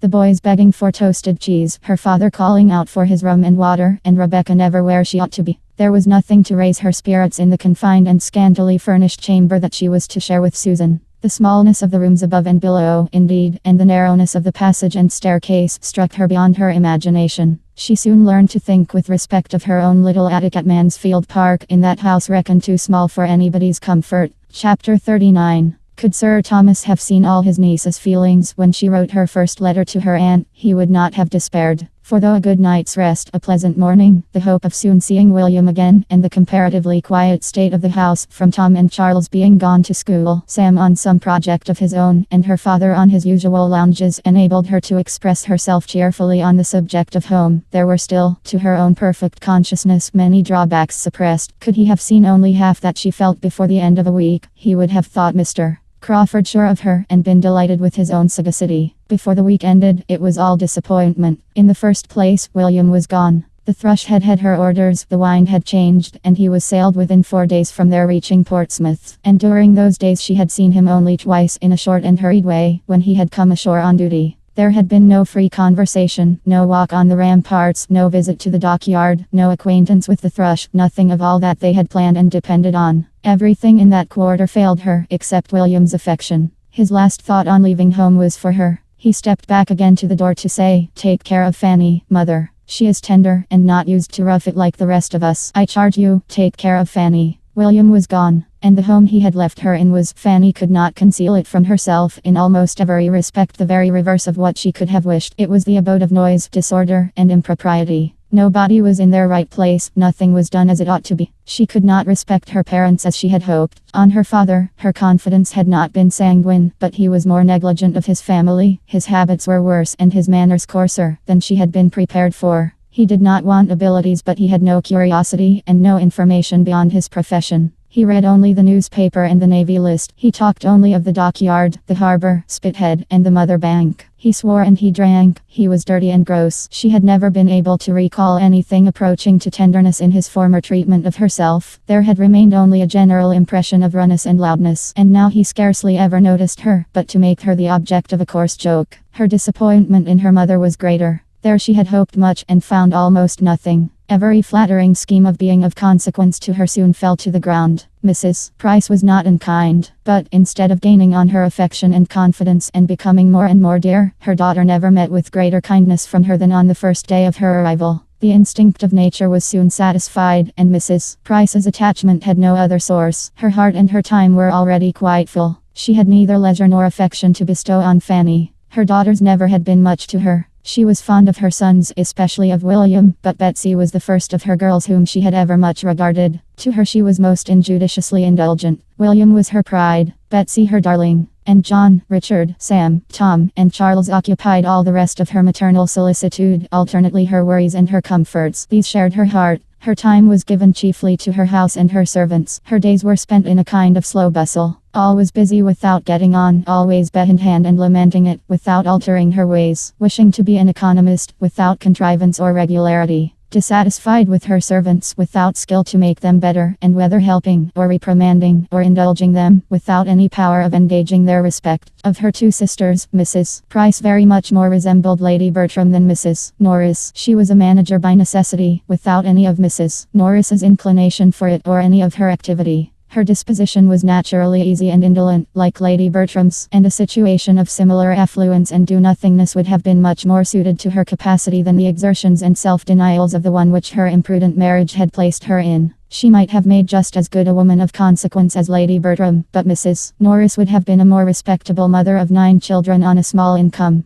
Much of all this Fanny could not but be sensible of. She might scruple to make use of the words, but she must and did feel that her mother was a partial, ill-judging parent, a dawdle, a slattern, who neither taught nor restrained her children, whose house was the scene of mismanagement and discomfort from beginning to end, and who had no talent, no conversation, no affection towards herself, no curiosity to know her better, no desire of her friendship, and no inclination for her company that could lessen her sense of such feelings. Fanny was very anxious to be useful, and not to appear above her home, or in any way disqualified or disinclined, by her foreign education, from contributing her help to its comforts, and therefore set about working for Sam immediately. And by working early and late, with perseverance and great dispatch, did so much that the boy was shipped off at last, with more than half his linen ready. She had great pleasure in feeling her usefulness, but could not conceive how they would have managed without her. Sam, loud and overbearing as he was, she rather regretted when he went, for he was clever and intelligent, and glad to be employed in any errand in the town. And though spurning the remonstrances of Susan, given as they were, though very reasonable in themselves, with ill-timed and powerless warmth, was beginning to be influenced by Fanny's services and gentle persuasions, and she found that the best of the three younger ones was gone in him. Tom and Charles being at least as many years as they were his juniors distant from that age of feeling and reason, which might suggest the expediency of making friends and of endeavoring to be less disagreeable. Their sister soon despaired of making the smallest impression on them. They were quite untamable by any means of address which she had spirits or time to attempt. Every afternoon brought a return of their riotous games all over the house, and she very early learned to sigh at the approach of Saturday's constant half-holiday. Betsy, too, a spoiled child, trained up to think the alphabet her greatest enemy, left to be with the servants at her pleasure, and then encouraged to report any evil of them, she was almost as ready to despair of being able to love or assist. And of Susan's temper she had many doubts. Her continual disagreements with her mother, her rash squabbles with Tom and Charles, and petulance with Betsy, were at least so distressing to Fanny that, though admitting they were by no means without provocation, she feared the disposition that could push them to such length must be far from amiable, and from affording any repose to herself. Such was the home which was to put Mansfield out of her head, and teach her to think of her cousin Edmund with moderated feelings. On the contrary, she could think of nothing but Mansfield, its beloved inmates, its happy ways. Everything where she now was in full contrast to it. The elegance, propriety, regularity, harmony, and perhaps, above all, the peace and tranquility of Mansfield, were brought to her remembrance every hour of the day, by the prevalence of everything opposite to them here. The living in incessant noise was, to a frame and temper delicate and nervous like Fanny's, an evil which no superadded elegance or harmony could have entirely atoned for. It was the greatest misery of all. At Mansfield, no sounds of contention, no raised voice, no abrupt bursts, no tread of violence was ever heard. All proceeded in a regular course of cheerful orderliness. Everybody had their due importance. Everybody's feelings were consulted. If tenderness could be ever supposed wanting, good sense and good breeding supplied its place. And as to the little irritations sometimes introduced by Aunt Norris, they were short, they were trifling, they were as a drop of water to the ocean, compared with the ceaseless tumult of her present abode. Here everybody was noisy, every voice was loud, excepting, perhaps, her mother's, which resembled the soft monotony of Lady Bertram's, only worn into fretfulness. Whatever was wanted was hallooed for, and the servants hallooed out their excuses from the kitchen. The doors were in constant banging, the stairs were never at rest, nothing was done without a clatter, nobody sat still, and nobody could command attention when they spoke. In a review of the two houses as they appeared to her before the end of a week, Fanny was tempted to apply to them Dr. Johnson's celebrated judgment as to matrimony and celibacy, and say, that though Mansfield Park might have some pains, Portsmouth could have no pleasures. Chapter 40. Fanny was right enough in not expecting to hear from Miss Crawford now at the rapid rate in which their correspondence had begun. Mary's next letter was after a decidedly longer interval than the last, but she was not right in supposing that such an interval would be felt a great relief to herself. Here was another strange revolution of mind. She was really glad to receive the letter when it did come. In her present exile from good society, and distance from everything that had been wont to interest her, a letter from one belonging to the set where her heart lived, written with affection and some degree of elegance, was thoroughly acceptable. The usual plea of increasing engagements was made in excuse for not having written to her earlier. And now that I have begun, she continued, my letter will not be worth your reading, for there will be no little offering of love at the end, no 3 or 4 lines passion from the most devoted H.C. in the world, for Henry is in Norfolk. Business called him to Everingham 10 days ago, or perhaps he only pretended the call, for the sake of being travelling at the same time that you were. But there he is, and, by the by, his absence may sufficiently account for any remissness of his sisters in writing, for there has been no well, Mary, when do you write to Fanny? Is not it time for you to write to Fanny, to spur me on? At last, after various attempts at meeting, I have seen your cousins, dear Julia and dearest Mrs. Rushworth. They found me at home yesterday, and we were glad to see each other again. We seemed very glad to see each other, and I do really think we were a little. We had a vast deal to say. Shall I tell you how Mrs. Rushworth looked when your name was mentioned? I did not used to think her wanting in self-possession, but she had not quite enough for the demands of yesterday. Upon the whole, Julia was in the best looks of the two, at least after you were spoken of. There was no recovering the complexion from the moment that I spoke of Fanny and spoke of her as a sister should. But Mrs. Rushworth's day of good looks will come. We have cards for her first party on the 28th. Then she will be in beauty, for she will open one of the best houses in Wimpole Street. I was in it 2 years ago, when it was Lady Loschell's, and prefer it to almost any I know in London, and certainly she will then feel, to use a vulgar phrase, that she has got her penny worth for her penny. Henry could not have afforded her such a house. I hope she will recollect it and be satisfied, as well as she may, with moving the queen of a palace, though the king may appear best in the background. And as I have no desire to tease her, I shall never force your name upon her again. She will grow sober by degrees. From all that I hear and guess, Baron Wildenheim's attentions to Julia continue, but I do not know that he has any serious encouragement. She ought to do better. A poor honorable is no catch, and I cannot imagine any liking in the case, for take away his rants and the poor baron has nothing. What a difference a vowel makes, if his rents were but equal to his rants. Your cousin Edmund moves slowly. Detained, perchance, by parish duties. There may be some old woman at Thornton Lacey to be converted. I am unwilling to fancy myself neglected for a young one. Adieu. My dear sweet Fanny, this is a long letter from London. Write me a pretty one in reply to gladden Henry's eyes when he comes back, and send me an account of all the dashing young captains whom you disdain for his sake. There was great food for meditation in this letter, and chiefly for unpleasant meditation. And yet, with all the uneasiness it supplied, it connected her with the absent. It told her of people and things about whom she had never felt so much curiosity as now, and she would have been glad to have been sure of such a letter every week. Her correspondence with her Aunt Bertram was her only concern of higher interest. As for any society in Portsmouth that could at all make amends for deficiencies at home, there were none within the circle of her father's and mother's acquaintance to afford her the smallest satisfaction. She saw nobody in whose favor she could wish to overcome her own shyness and reserve. The men appeared to her all coarse, the women all pert, everybody underbred, and she gave as little contentment as she received from introductions either to old or new acquaintance. The young ladies who approached her at first with some respect in consideration of her coming from a baronet's family were soon offended by what they termed airs, for, as she neither played on the pianoforte nor wore fine pelisses, they could, on farther observation, admit no right of superiority. The first solid consolation which Fanny received for the evils of home, the first which her judgment could entirely approve, and which gave any promise of durability, was in a better knowledge of Susan, and a hope of being of service to her. Susan had always behaved pleasantly to herself, but the determined character of her general manners had astonished and alarmed her, and it was at least a fortnight before she began to understand a disposition so totally different from her own. Susan saw that much was wrong at home, and wanted to set it right. That a girl of 14, acting only on her own unassisted reason, should err in the method of reform, was not wonderful. And Fanny soon became more disposed to admire the natural light of the mind which could so early distinguish justly, than to censure severely the faults of conduct to which it led. Susan was only acting on the same truths, and pursuing the same system, which her own judgment acknowledged, but which her more supine and yielding temper would have shrunk from asserting. Susan tried to be useful, where she could only have gone away and cried. And that Susan was useful she could perceive. That things, bad as they were, would have been worse but for such interposition, and that both her mother and Betsy were restrained from some excesses of very offensive indulgence and vulgarity. In every argument with her mother, Susan had in point of reason the advantage, and never was there any maternal tenderness to buy her off. The blind fondness which was forever producing evil around her she had never known. There was no gratitude for affection past or present to make her better bear with its excesses to the others. All this became gradually evident, and gradually placed Susan before her sister as an object of mingled compassion and respect. That her manner was wrong, however, at times very wrong, her measures often ill-chosen and ill-timed, and her looks and language very often indefensible, Fanny could not cease to feel. But she began to hope they might be rectified. Susan, she found, looked up to her and wished for her good opinion, and knew as anything like an office of authority was to Fanny, knew as it was to imagine herself capable of guiding or informing anyone. She did resolve to give occasional hints to Susan, and endeavor to exercise for her advantage the juster notions of what was due to everybody, and what would be wisest for herself, which her own more favored education had fixed in her.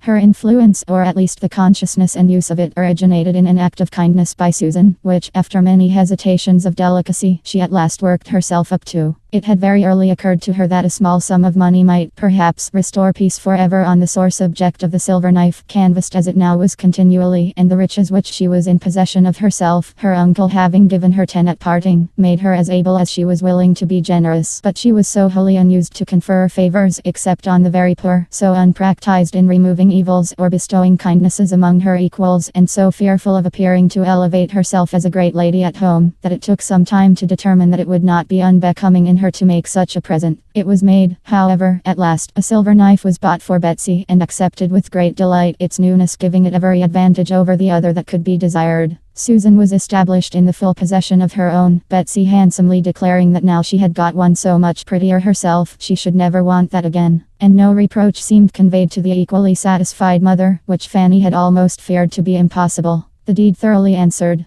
A source of domestic altercation was entirely done away, and it was the means of opening Susan's heart to her and giving her something more to love and be interested in. Susan showed that she had delicacy. Pleased as she was to be mistress of property which she had been struggling for at least 2 years, she yet feared that her sister's judgment had been against her, and that a reproof was designed her for having so struggled as to make the purchase necessary for the tranquility of the house. Her temper was open. She acknowledged her fears, blamed herself for having contended so warmly. And from that hour Fanny, understanding the worth of her disposition and perceiving how fully she was inclined to seek her good opinion and refer to her judgment, began to feel again the blessing of affection, and to entertain the hope of being useful to a mind so much in need of help, and so much deserving it. She gave advice too sound to be resisted by a good understanding, and given so mildly and considerately as not to irritate an imperfect temper, and she had the happiness of observing its good effects not infrequently. More was not expected by one who, while seeing all the obligation and expediency of submission and forbearance, saw also with sympathetic acuteness of feeling all that must be hourly grating to a girl like Susan. Her greatest wonder on the subject soon became not that Susan should have been provoked into disrespect and impatience against her better knowledge, but that so much better knowledge, so many good notions should have been hers at all, and that, brought up in the midst of negligence and error, she should have formed such proper opinions of what ought to be. She, who had had no cousin Edmund to direct her thoughts or fix her principles. The intimacy thus begun between them was a material advantage to each. By sitting together upstairs, they avoided a great deal of the disturbance of the house. Fanny had peace, and Susan learned to think it no misfortune to be quietly employed. They sat without a fire, but that was a privation familiar even to Fanny, and she suffered the less because reminded by it of the East Room. It was the only point of resemblance. In space, light, furniture, and prospect, there was nothing alike in the two apartments, and she often heaved a sigh at the remembrance of all her books and boxes and various comforts there. By degrees the girls came to spend the chief of the morning upstairs, at first only in working and talking, but after a few days the remembrance of the said books grew so potent and stimulative that Fanny found it impossible not to try for books again. There were none in her father's house, but wealth is luxurious and daring, and some of hers found its way to a circulating library. She became a subscriber, amazed at being anything in propria persona, amazed at her own doings in every way, to be a renter, a chusser of books, and to be having anyone's improvement in view in her choice. But so it was. Susan had read nothing, and Fanny longed to give her a share in her own first pleasures, and inspire a taste for the biography and poetry which she delighted in herself. In this occupation she hoped, moreover, to bury some of the recollections of Mansfield, which were too apt to seize her mind if her fingers only were busy, and, especially at this time, hoped it might be useful in diverting her thoughts from pursuing Edmund to London, whither, on the authority of her aunt's last letter, she knew he was gone. She had no doubt of what would ensue.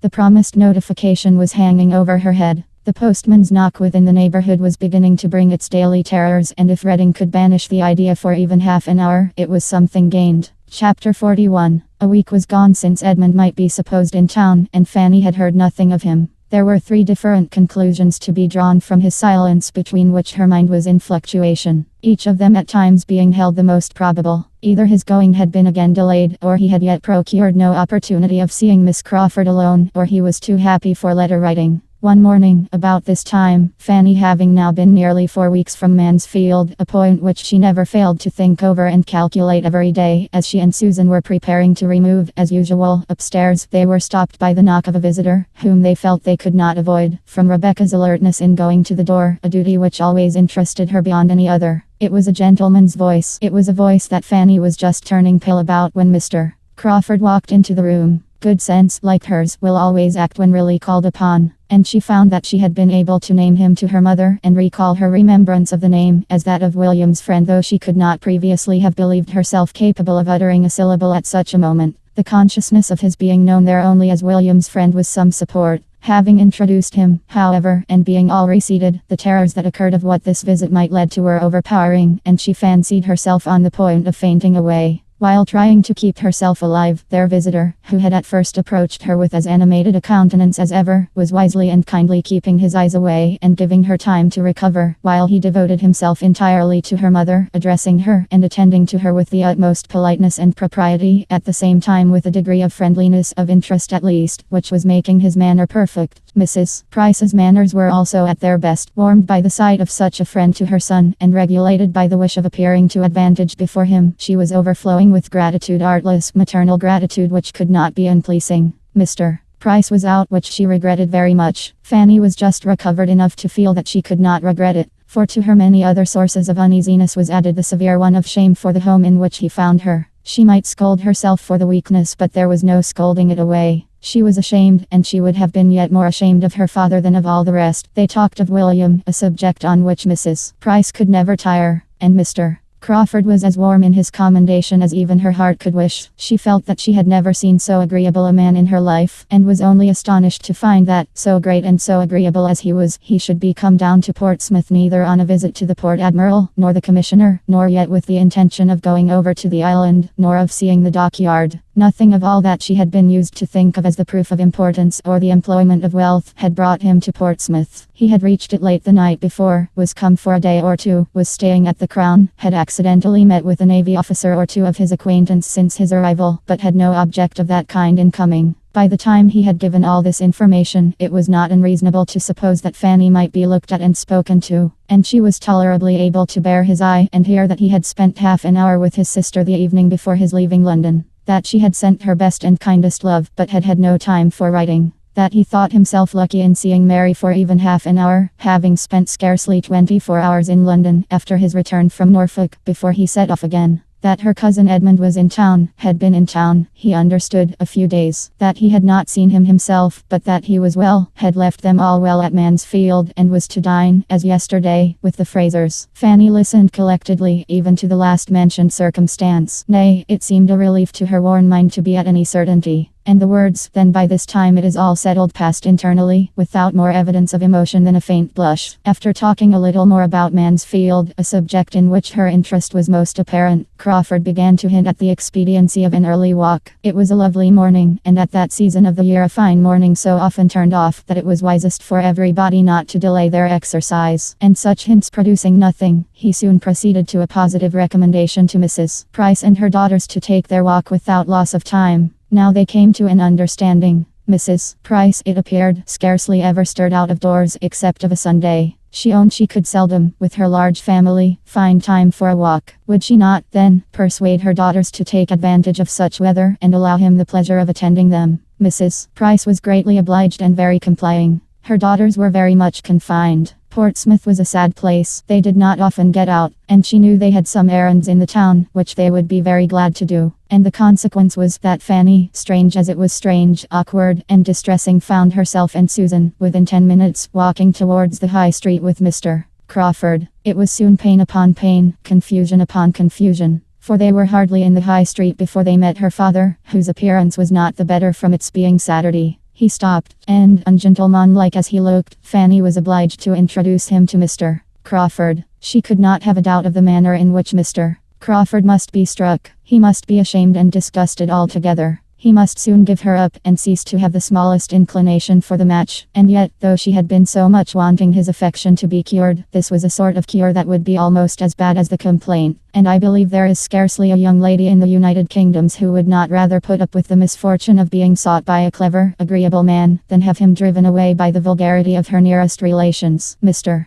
Crawford probably could not regard his future father-in-law with any idea of taking him for a model in dress, but as Fanny instantly, and to her great relief, discerned, her father was a very different man, a very different Mr. Price in his behavior to this most highly respected stranger, from what he was in his own family at home. His manners now, though not polished, were more than passable. They were grateful, animated, manly. His expressions were those of an attached father and a sensible man. His loud tones did very well in the open air, and there was not a single oath to be heard. Such was his instinctive compliment to the good manners of Mr. Crawford. And, be the consequence what it might, Fanny's immediate feelings were infinitely soothed. The conclusion of the two gentlemen's civilities was an offer of Mr. Price's to take Mr. Crawford into the dockyard, which Mr. Crawford, desirous of accepting as a favor what was intended as such, though he had seen the dockyard again, and hoping to be so much the longer with Fanny, was very gratefully disposed to avail himself of, if the Miss Prices were not afraid of the fatigue. And as it was somehow or other ascertained, or inferred, or at least acted upon, that they were not at all afraid, to the dockyard they were all to go, and but for Mr.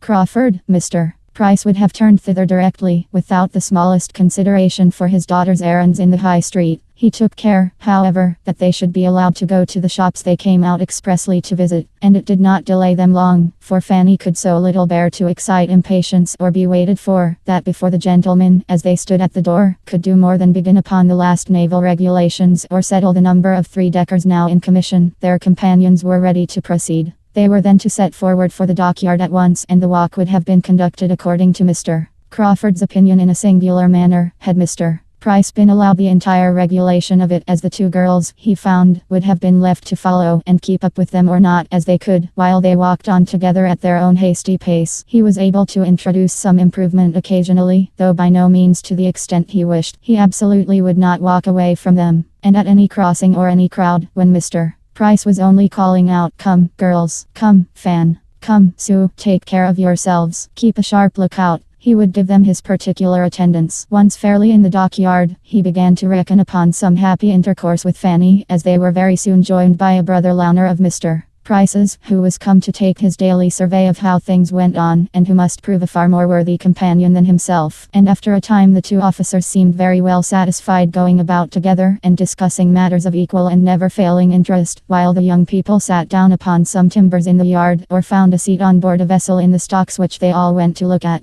Fanny was most conveniently in want of rest. Crawford could not have wished her more fatigued or more ready to sit down, but he could have wished her sister away. A quick-looking girl of Susan's age was the very worst third in the world, totally different from Lady Bertram, all eyes and ears, and there was no introducing the main point before her. He must content himself with being only generally agreeable, and letting Susan have her share of entertainment, with the indulgence, now and then, of a look or hint for the better informed and conscious Fanny. Norfolk was what he had mostly to talk of. There he had been some time, and everything there was rising in importance from his present schemes. Such a man could come from no place, no society, without importing something to amuse. His journeys and his acquaintance were all of use, and Susan was entertained in a way quite new to her. For Fanny, somewhat more was related than the accidental agreeableness of the parties he had been in. For her approbation, the particular reason of his going into Norfolk at all, at this unusual time of year, was given. It had been real business, relative to the renewal of a lease in which the welfare of a large and he believed industrious family was at stake. He had suspected his agent of some underhand dealing, of meaning to bias him against the deserving,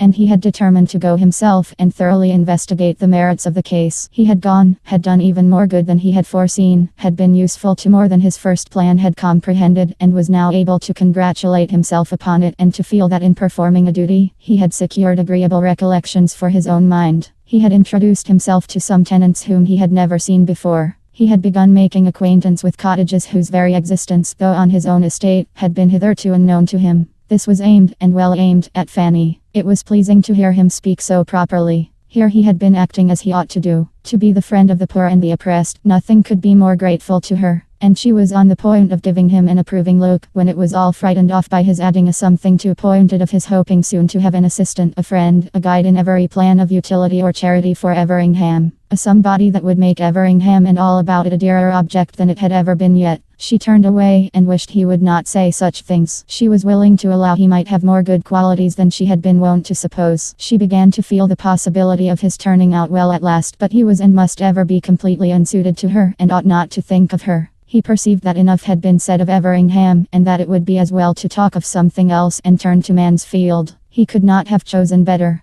That was a topic to bring back her attention and her looks almost instantly. It was a real indulgence to her to hear or to speak of Mansfield. Now so long divided from everybody who knew the place, she felt it quite the voice of a friend when he mentioned it, and led the way to her fond exclamations in praise of its beauties and comforts, and by his honourable tribute to its inhabitants allowed her to gratify her own heart in the warmest eulogium, in speaking of her uncle as all that was clever and good, and her aunt as having the sweetest of all sweet tempers. He had a great attachment to Mansfield himself. He said so. He looked forward with the hope of spending much, very much, of his time there, always there, or in the neighbourhood. He particularly built upon a very happy summer and autumn there this year. He felt that it would be so. He depended upon it. A summer and autumn infinitely superior to the last, as animated, as diversified, as social, but with circumstances of superiority undescribable. Mansfield, Southerton, Thornton Lacey, he continued. What a society will be comprised in those houses, and at Michaelmas, perhaps, a fourth may be added. Some small hunting box in the vicinity of everything so dear. For as to any partnership in Thornton Lacey, as Edmund Bertram once good-humouredly proposed, I hope I foresee two objections. Two fair, excellent, irresistible objections to that plan. Fanny was doubly silenced here, though when the moment was past, could regret that she had not forced herself into the acknowledged comprehension of one half of his meaning, and encouraged him to say something more of his sister and Edmund. It was a subject which she must learn to speak of, and the weakness that shrunk from it would soon be quite unpardonable. When Mr. Price and his friend had seen all that they wished or had time for, the others were ready to return, and in the course of their walk back, Mr.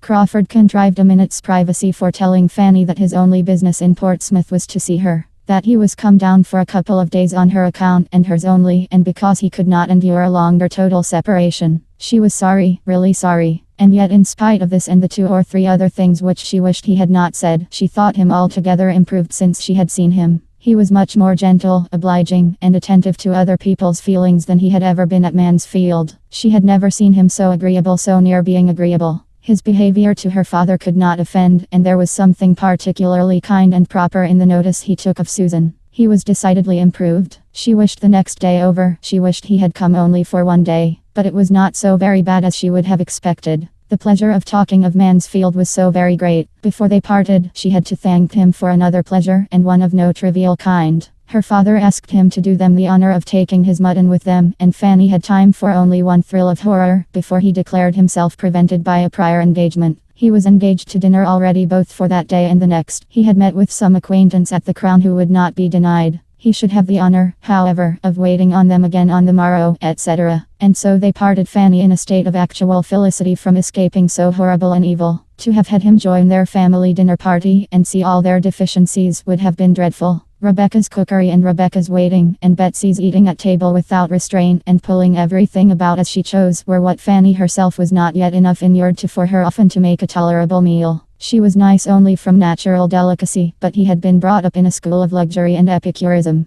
Chapter 42. The Prices were just setting off for church the next day when Mr. Crawford appeared again. He came, not to stop, but to join them. He was asked to go with them to the garrison chapel, which was exactly what he had intended, and they all walked thither together. The family were now seen to advantage. Nature had given them no inconsiderable share of beauty, and every Sunday dressed them in their cleanest skins and best attire. Sunday always brought this comfort to Fanny, and on this Sunday she felt it more than ever. Her poor mother now did not look so very unworthy of being Lady Bertram's sister as she was but too apt to look. It often grieved her to the heart to think of the contrast between them. To think that where nature had made so little difference, circumstances should have made so much, and that her mother, as handsome as Lady Bertram, and some years her junior, should have an appearance so much more worn and faded, so comfortless, so slatternly, so shabby. But Sunday made her a very creditable and tolerably cheerful-looking Mrs. Price, coming abroad with a fine family of children, feeling a little respite of her weekly cares, and only discomposed if she saw her boys run into danger, or Rebecca pass by with a flower in her hat. In chapel they were obliged to divide, but Mr.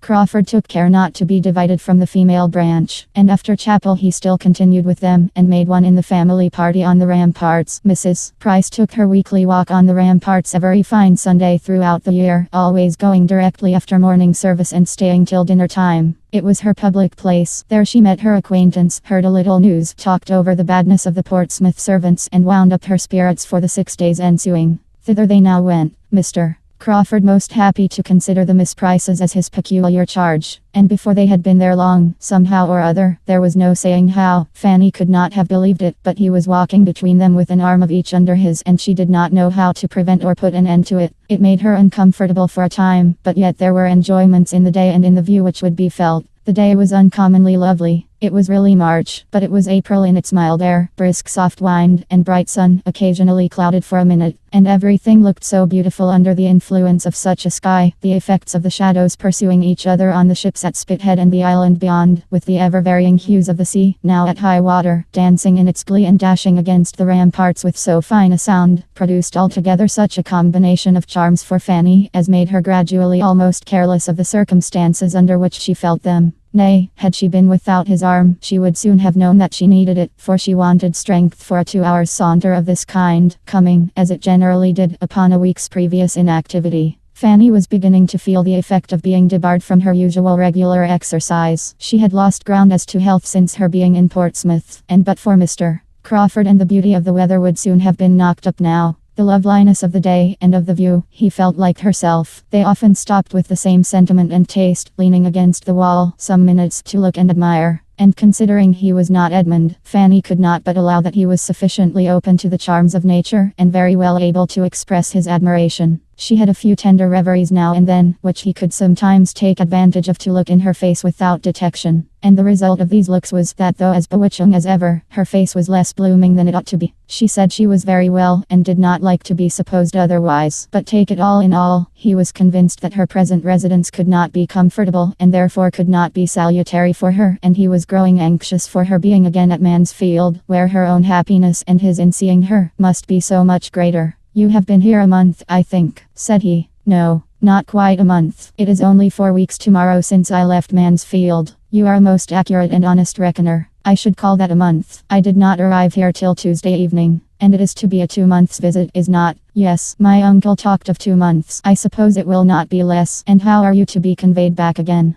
Who comes for you?" "I do not know. I have heard nothing about it yet from my aunt. Perhaps I may be to stay longer. It may not be convenient for me to be fetched exactly at the 2 months' end." After a moment's reflection, Mr. Crawford replied, "I know Mansfield, I know its way, I know its faults towards you. I know the danger of your being so far forgotten as to have your comforts give way to the imaginary convenience of any single being in the family. I am aware that you may be left here week after week, if Sir Thomas cannot settle everything for coming himself or sending your aunt's maid for you, without involving the slightest alteration of the arrangements which he may have laid down for the next quarter of a year. This will not do. 2 months is an ample allowance. I should think 6 weeks quite enough. I am considering your sister's health," said he, addressing himself to Susan, "which I think the confinement of Portsmouth unfavorable to. She requires constant air and exercise. When you know her as well as I do, I am sure you will agree that she does, and that she ought never to be long banished from the free air and liberty of the country. If, therefore," turning again to Fanny, "you find yourself growing unwell, and any difficulties arise about your returning to Mansfield, without waiting for the 2 months to be ended, that must not be regarded as of any consequence. If you feel yourself at all less strong or comfortable than usual, and will only let my sister know it, give her only the slightest hint, she and I will immediately come down and take you back to Mansfield. You know the ease and the pleasure with which this would be done. You know all that would be felt on the occasion." Fanny thanked him, but tried to laugh it off. "I am perfectly serious," he replied, "as you perfectly know. And I hope you will not be cruelly concealing any tendency to indisposition. Indeed, you shall not. It shall not be in your power. For so long only as you positively say, in every letter to Mary, 'I am well and I know you cannot speak or write a falsehood,' so long only shall you be considered as well." Fanny thanked him again, but was affected and distressed to a degree that made it impossible for her to say much, or even to be certain of what she ought to say. This was towards the close of their walk. He attended them to the last, and left them only at the door of their own house when he knew them to be going to dinner, and therefore pretended to be waited for elsewhere. "I wish you were not so tired," said he, still detaining Fanny after all the others were in the house. "I wish I left you in stronger health. Is there anything I can do for you in town? I have half an idea of going into Norfolk again soon. I am not satisfied about Madison. I am sure he still means to impose on me if possible, and get a cousin of his own into a certain mill, which I designed for somebody else. I must come to an understanding with him. I must make him know that I will not be tricked on the south side of Everingham, any more than on the north. That I will be master of my own property. I was not explicit enough with him before. The mischief such a man does on an estate, both as to the credit of his employer and the welfare of the poor, is inconceivable. I have a great mind to go back into Norfolk directly, and put everything at once on such a footing as cannot be afterwards swerved from.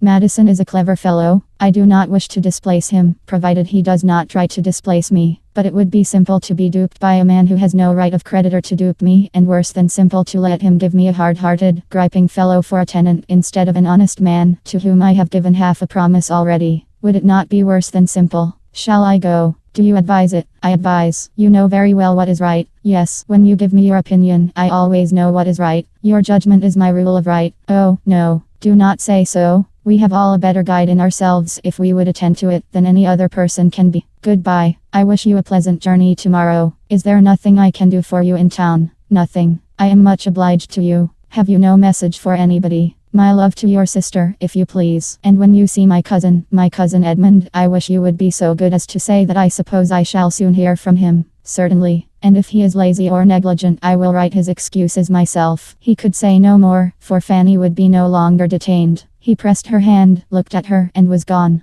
He went to while away the next 3 hours as he could, with his other acquaintance, till the best dinner that a capital inn afforded was ready for their enjoyment, and she turned into her more simple one immediately. Their general fare bore a very different character, and could he have suspected how many privations, besides that of exercise, she endured in her father's house, he would have wondered that her looks were not much more affected than he found them. She was so little equal to Rebecca's puddings and Rebecca's hashes brought to table, as they all were, with such accompaniments of half-cleaned plates and not half-cleaned knives and forks, that she was very often constrained to defer her heartiest meal till she could send her brothers in the evening for biscuits and buns. After being nursed up at Mansfield, it was too late in the day to be hardened at Portsmouth, and though Sir Thomas, had he known all, might have thought his niece in the most promising way of being starved, both mind and body, into a much juster value for Mr. Crawford's good company and good fortune, he would probably have feared to push his experiment farther, lest she might die under the cure. Fanny was out of spirits all the rest of the day, though tolerably secure of not seeing Mr.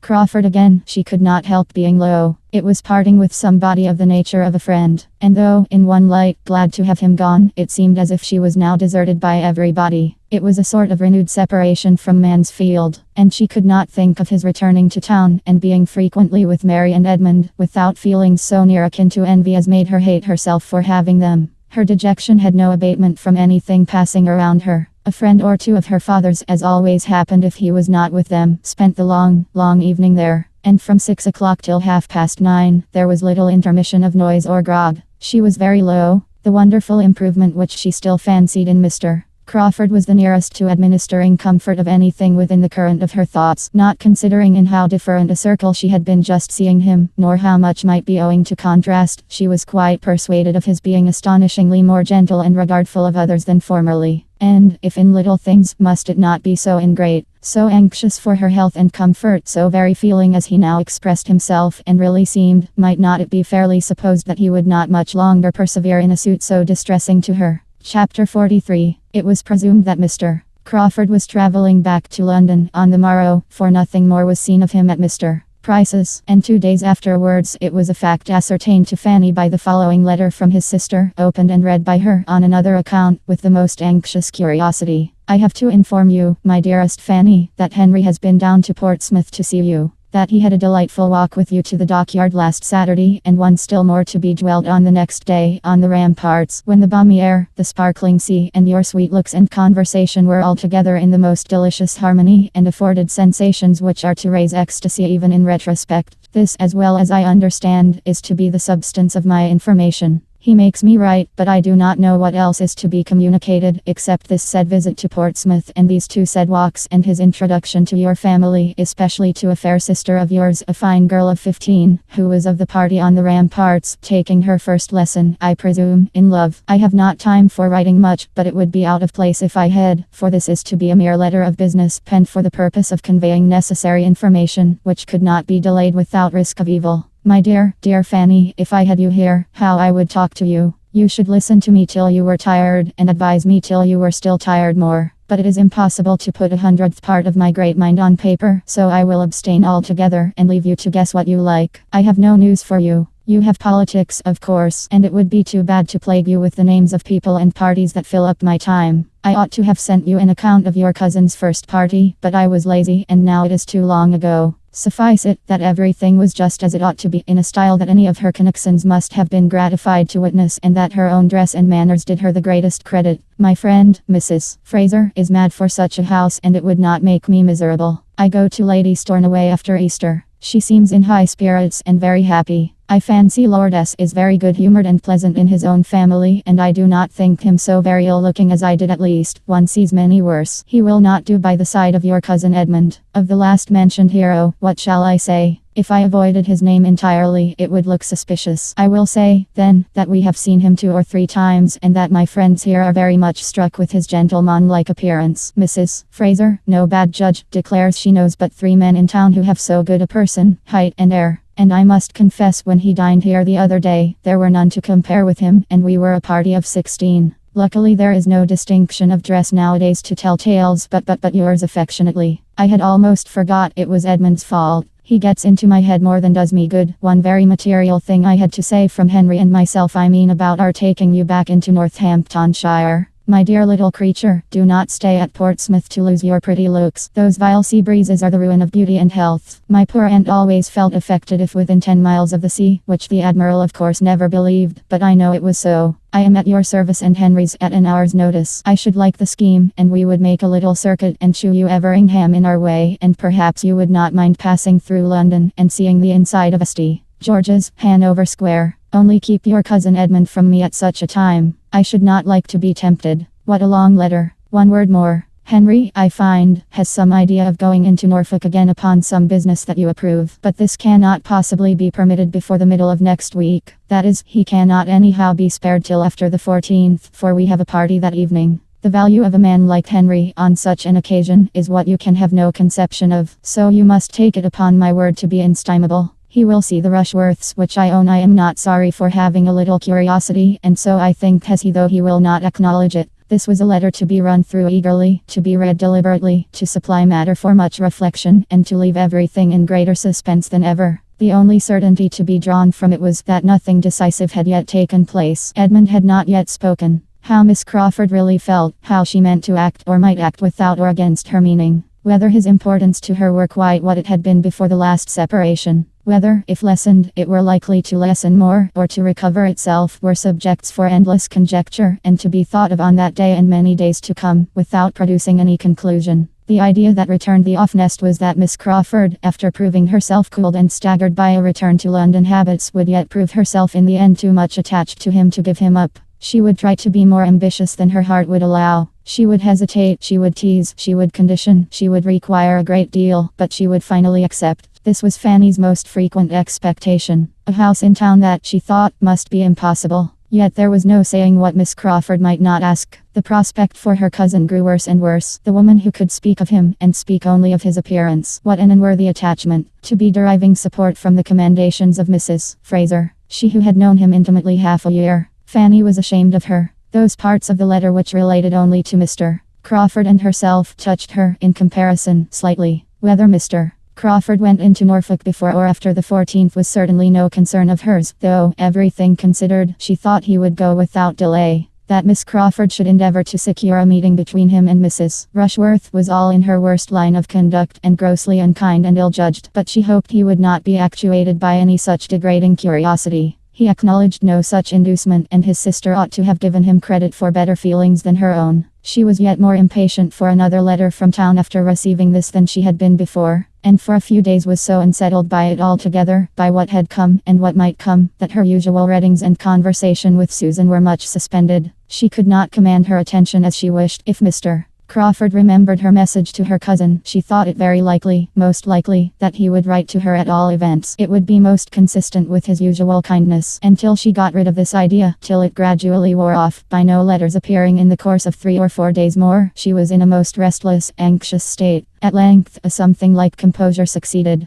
Suspense must be submitted to, and must not be allowed to wear her out and make her useless. Time did something, her own exertions something more, and she resumed her attentions to Susan, and again awakened the same interest in them. Susan was growing very fond of her, and though without any of the early delight in books which had been so strong in Fanny, with a disposition much less inclined to sedentary pursuits or to information for information's sake, she had so strong a desire of not appearing ignorant as, with a good clear understanding, made her a most attentive, profitable, thankful pupil. Fanny was her oracle. Fanny's explanations and remarks were a most important addition to every essay or every chapter of history. What Fanny told her of former times dwelt more on her mind than the pages of Goldsmith, and she paid her sister the compliment of preferring her style to that of any printed author. The early habit of reading was wanting. Their conversations, however, were not always on subjects so high as history or morals. Others had their hour, and of lesser matters none returned so often or remained so long between them as Mansfield Park, a description of the people, the manners, the amusements, the ways of Mansfield Park. Susan, who had an innate taste for the genteel and well-appointed, was eager to hear, and Fanny could not but indulge herself in dwelling on so beloved a theme. She hoped it was not wrong.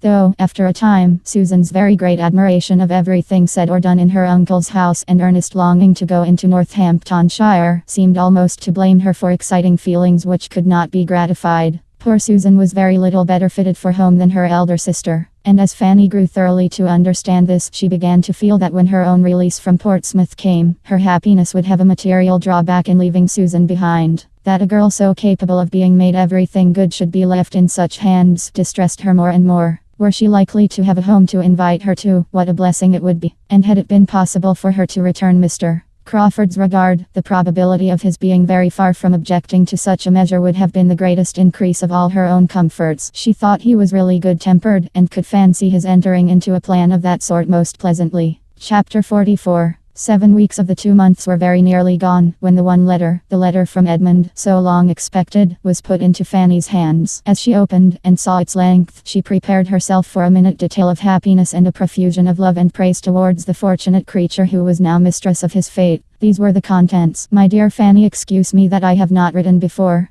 Crawford told me that you were wishing to hear from me, but I found it impossible to write from London, and persuaded myself that you would understand my silence. Could I have sent a few happy lines, they should not have been wanting, but nothing of that nature was ever in my power. I am returned to Mansfield in a less assured state than when I left it. My hopes are much weaker. You are probably aware of this already. So very fond of you as Miss Crawford is, it is most natural that she should tell you enough of her own feelings to furnish a tolerable guess at mine. I will not be prevented, however, from making my own communication. Our confidences in you need not clash. I ask no questions. There is something soothing in the idea that we have the same friend, and that whatever unhappy differences of opinion may exist between us, we are united in our love of you. It will be a comfort to me to tell you how things now are, and what are my present plans, if plans I can be said to have. I have been returned since Saturday. I was 3 weeks in London, and saw her, for London, very often. I had every attention from the Frasers that could be reasonably expected. I dare say I was not reasonable in carrying with me hopes of an intercourse at all like that of Mansfield. It was her manner, however, rather than any infrequency of meeting. Had she been different when I did see her, I should have made no complaint, but from the very first she was altered.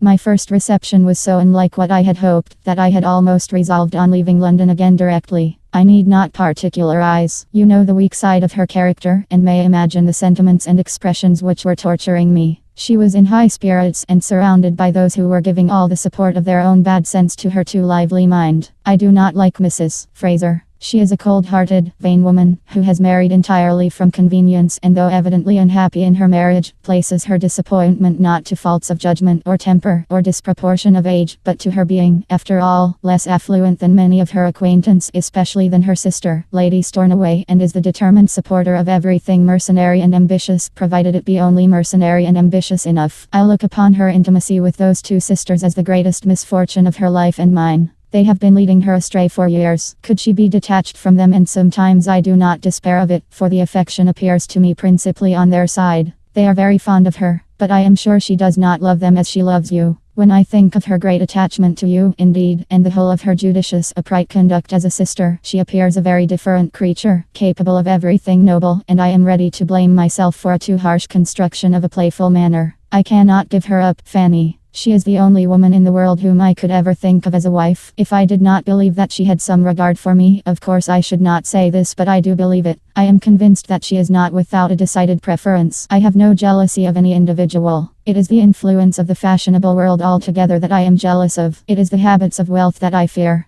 Her ideas are not higher than her own fortune may warrant, but they are beyond what our incomes united could authorize. There is comfort, however, even here. I could better bear to lose her because not rich enough than because of my profession. That would only prove her affection not equal to sacrifices, which, in fact, I am scarcely justified in asking. And, if I am refused, that, I think, will be the honest motive. Her prejudices, I trust, are not so strong as they were. You have my thoughts exactly as they arise, my dear Fanny. Perhaps they are sometimes contradictory, but it will not be a less faithful picture of my mind. Having once begun, it is a pleasure to me to tell you all I feel. I cannot give her up. Connected as we already are, and I hope are to be, to give up Mary Crawford would be to give up the society of some of those most dear to me. To banish myself from the very houses and friends whom, under any other distress, I should turn to for consolation. The loss of Mary I must consider as comprehending the loss of Crawford and of Fanny. Were it a decided thing, an actual refusal, I hope I should know how to bear it and how to endeavor to weaken her hold on my heart and in the course of a few years, but I am writing nonsense. Were I refused, I must bear it. Until I am, I can never cease to try for her. This is the truth. The only question is how. What may be the likeliest means? I have sometimes thought of going to London again after Easter, and sometimes resolved on doing nothing till she returns to Mansfield. Even now, she speaks with pleasure of being in Mansfield in June. But June is at a great distance, and I believe I shall write to her. I have nearly determined on explaining myself by letter. To be at an early certainty is a material object. My present state is miserably irksome. Considering everything, I think a letter will be decidedly the best method of explanation. I shall be able to write much that I could not say, and shall be giving her time for reflection before she resolves on her answer, and I am less afraid of the result of reflection than of an immediate hasty impulse. I think I am. My greatest danger would lie in her consulting Mrs. Fraser, and I at a distance unable to help my own cause. A letter exposes to all the evil of consultation, and where the mind is anything short of perfect decision, an adviser may, in an unlucky moment, let it to do what it may afterwards regret. I must think this matter over a little. This long letter, full of my own concerns alone, will be enough to tire even the friendship of a Fanny. The last time I saw Crawford was at Mrs. Fraser's party. I am more and more satisfied with all that I see and hear of him.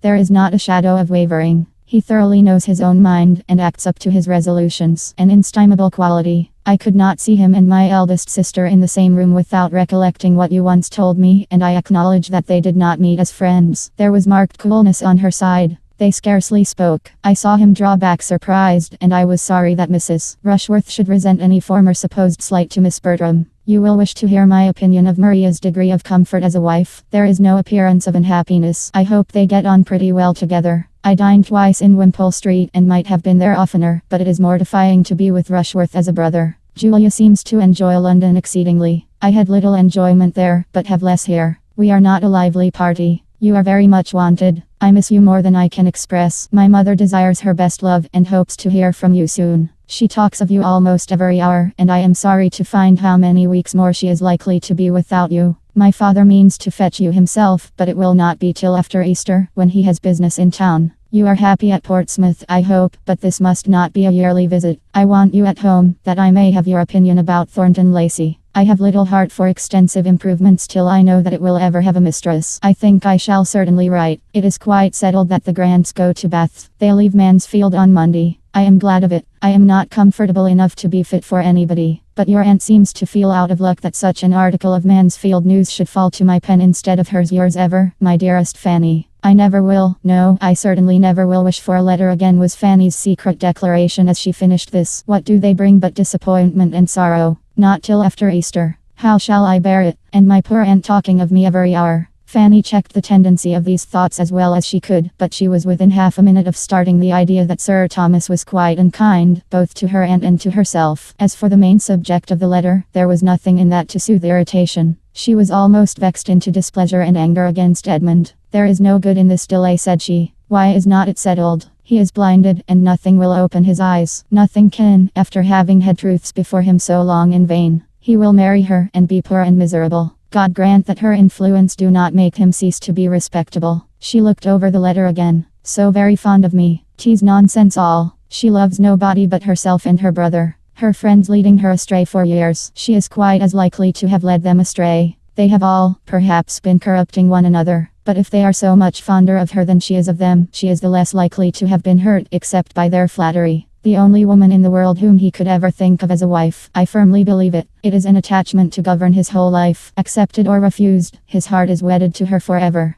The loss of Mary I must consider as comprehending the loss of Crawford and Fanny. Edmund, you do not know me. The families would never be connected if you did not connect them. Oh, right. Finish it at once. Let there be an end of this suspense. Fix, commit, condemn yourself. Such sensations, however, were too near akin to resentment to be long guiding Fanny's soliloquies. She was soon more softened and sorrowful. His warm regard, his kind expressions, his confidential treatment touched her strongly. He was only too good to everybody. It was a letter, in short, which she would not but have had for the world, and which could never be valued enough. This was the end of it. Everybody at all addicted to letter writing, without having much to say, which will include a large proportion of the female world at least, must feel with Lady Bertram that she was out of luck in having such a capital piece of Mansfield news as the certainty of the Grants going to Bath occur at a time when she could make no advantage of it, and will admit that it must have been very mortifying to her to see it fall to the share of her thankless son, and treat it as concisely as possible at the end of a long letter, instead of having it to spread over the largest part of a page of her own.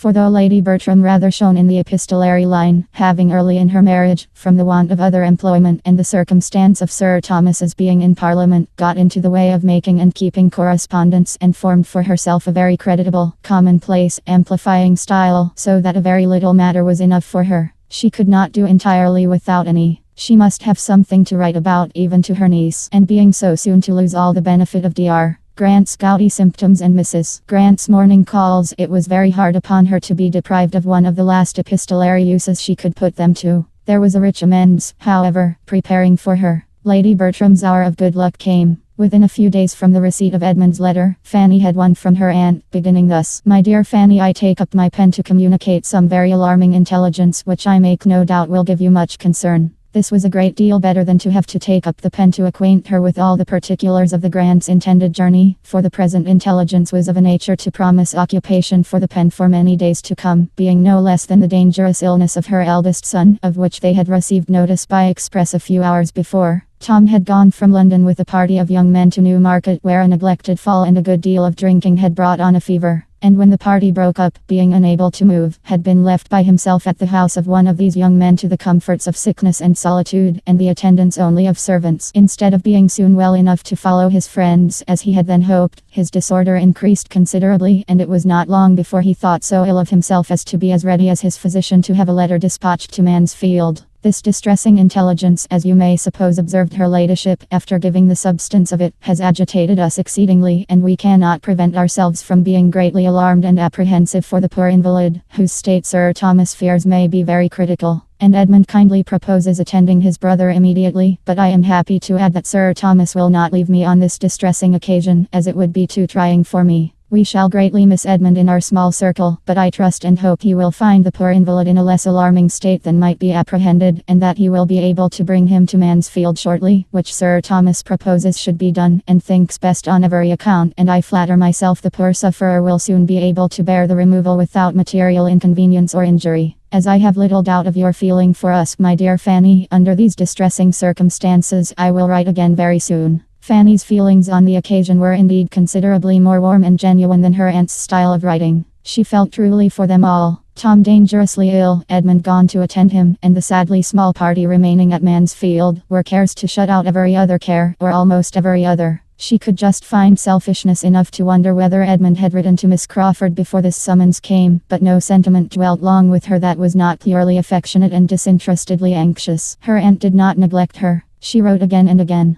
They were receiving frequent accounts from Edmund, and these accounts were as regularly transmitted to Fanny, in the same diffuse style, and the same medley of trusts, hopes, and fears, all following and producing each other at haphazard. It was a sort of playing at being frightened. The sufferings which Lady Bertram did not see had little power over her fancy, and she wrote very comfortably about agitation and anxiety and poor invalids, till Tom was actually conveyed to Mansfield, and her own eyes had beheld his altered appearance. Then a letter which she had been previously preparing for Fanny was finished in a different style, in the language of real feeling and alarm. Then she wrote as she might have spoken. "He is just come, my dear Fanny, and is taken upstairs, and I am so shocked to see him, that I do not know what to do. I am sure he has been very ill. Poor Tom. I am quite grieved for him, and very much frightened, and so is Sir Thomas, and how glad I should be if you were here to comfort me. But Sir Thomas hopes he will be better tomorrow, and says we must consider his journey." The real solicitude now awakened in the maternal bosom was not soon over. Tom's extreme impatience to be removed to Mansfield and experience those comforts of home and family which had been little thought of in uninterrupted health had probably induced his being conveyed thither too early, as a return of fever came on, and for a week he was in a more alarming state than ever.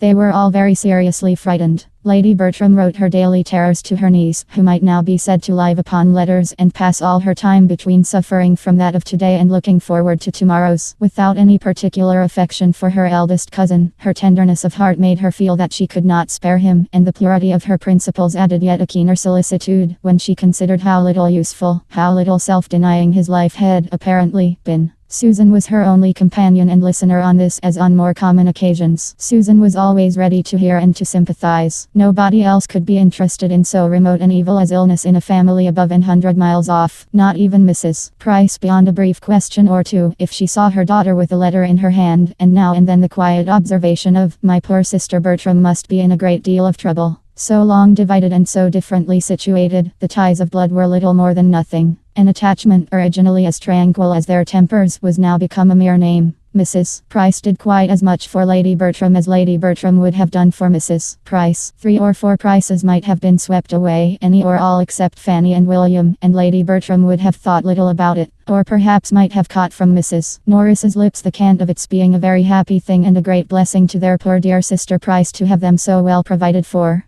Chapter 45. At about the week's end from his return to Mansfield, Tom's immediate danger was over, and he was so far pronounced safe as to make his mother perfectly easy. For being now used to the sight of him in his suffering, helpless state, and hearing only the best, and never thinking beyond what she heard, with no disposition for alarm and no aptitude at a hint, Lady Bertram was the happiest subject in the world for a little medical imposition. The fever was subdued. The fever had been his complaint. Of course he would soon be well again. Lady Bertram could think nothing less, and Fanny shared her aunt's security, till she received a few lines from Edmund, written purposely to give her a clearer idea of his brother's situation, and acquaint her with the apprehensions which he and his father had imbibed from the physician with respect to some strong hectic symptoms which seemed to seize the frame on the departure of the fever. They judged it best that Lady Bertram should not be harassed by alarms which, it was to be hoped, would prove unfounded. But there was no reason why Fanny should not know the truth. They were apprehensive for his lungs. A very few lines from Edmund shewed her the patient and the sick room in a juster and stronger light than all Lady Bertram's sheets of paper could do.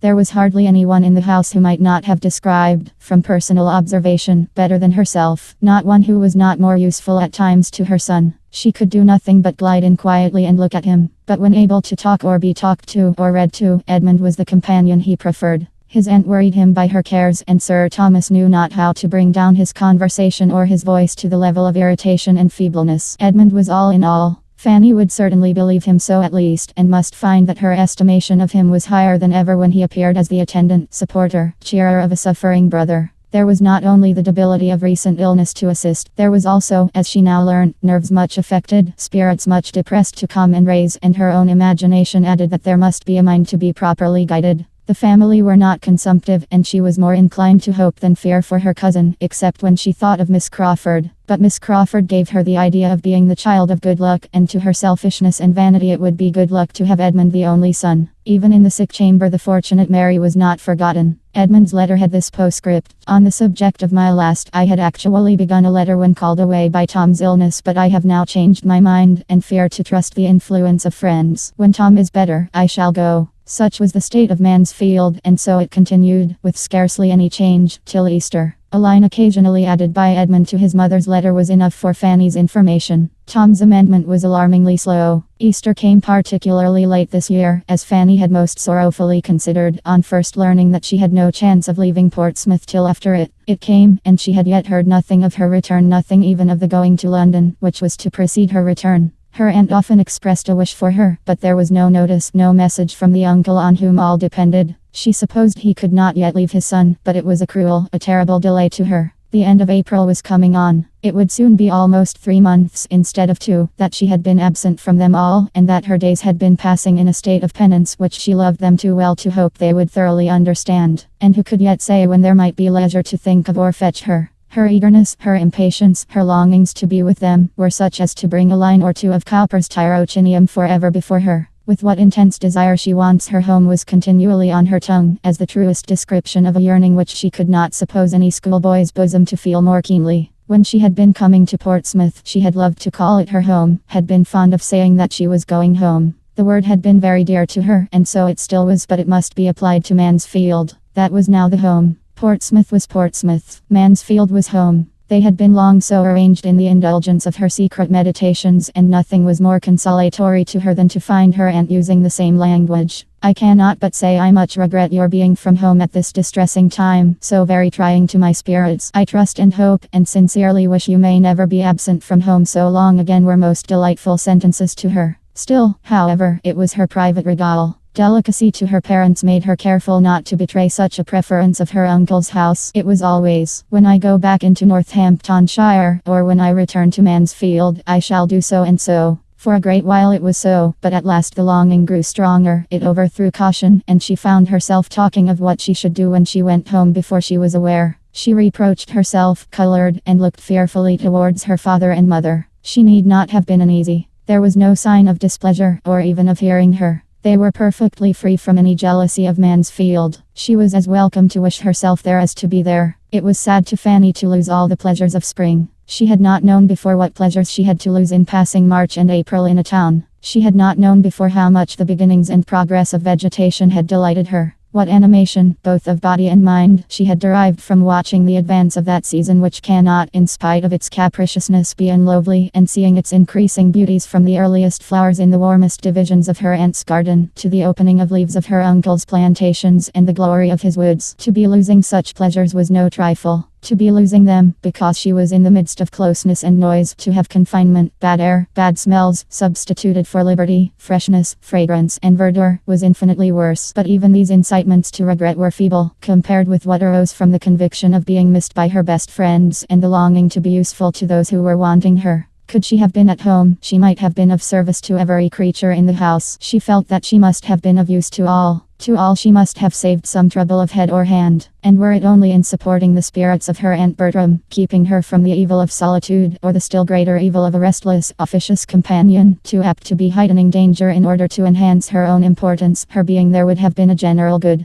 She loved to fancy how she could have read to her aunt, how she could have talked to her, and tried at once to make her feel the blessing of what was, and prepare her mind for what might be. And how many walks up and down stairs she might have saved her, and how many messages she might have carried. It astonished her that Tom's sisters could be satisfied with remaining in London at such a time, through an illness which had now, under different degrees of danger, lasted several weeks. They might return to Mansfield when they chose. Travelling could be no difficulty to them, and she could not comprehend how both could still keep away. If Mrs. Rushworth could imagine any interfering obligations, Julia was certainly able to quit London whenever she chose. It appeared from one of her aunt's letters that Julia had offered to return if wanted, but this was all. It was evident that she would rather remain where she was. Fanny was disposed to think the influence of London very much at war with all respectable attachments. She saw the proof of it in Miss Crawford, as well as in her cousins. Her attachment to Edmund had been respectable, the most respectable part of her character. Her friendship for herself had at least been blameless. Where was either sentiment now? It was so long since Fanny had had any letter from her, that she had some reason to think lightly of the friendship which had been so dwelt on. It was weeks since she had heard anything of Miss Crawford or of her other connections in town, except through Mansfield, and she was beginning to suppose that she might never know whether Mr.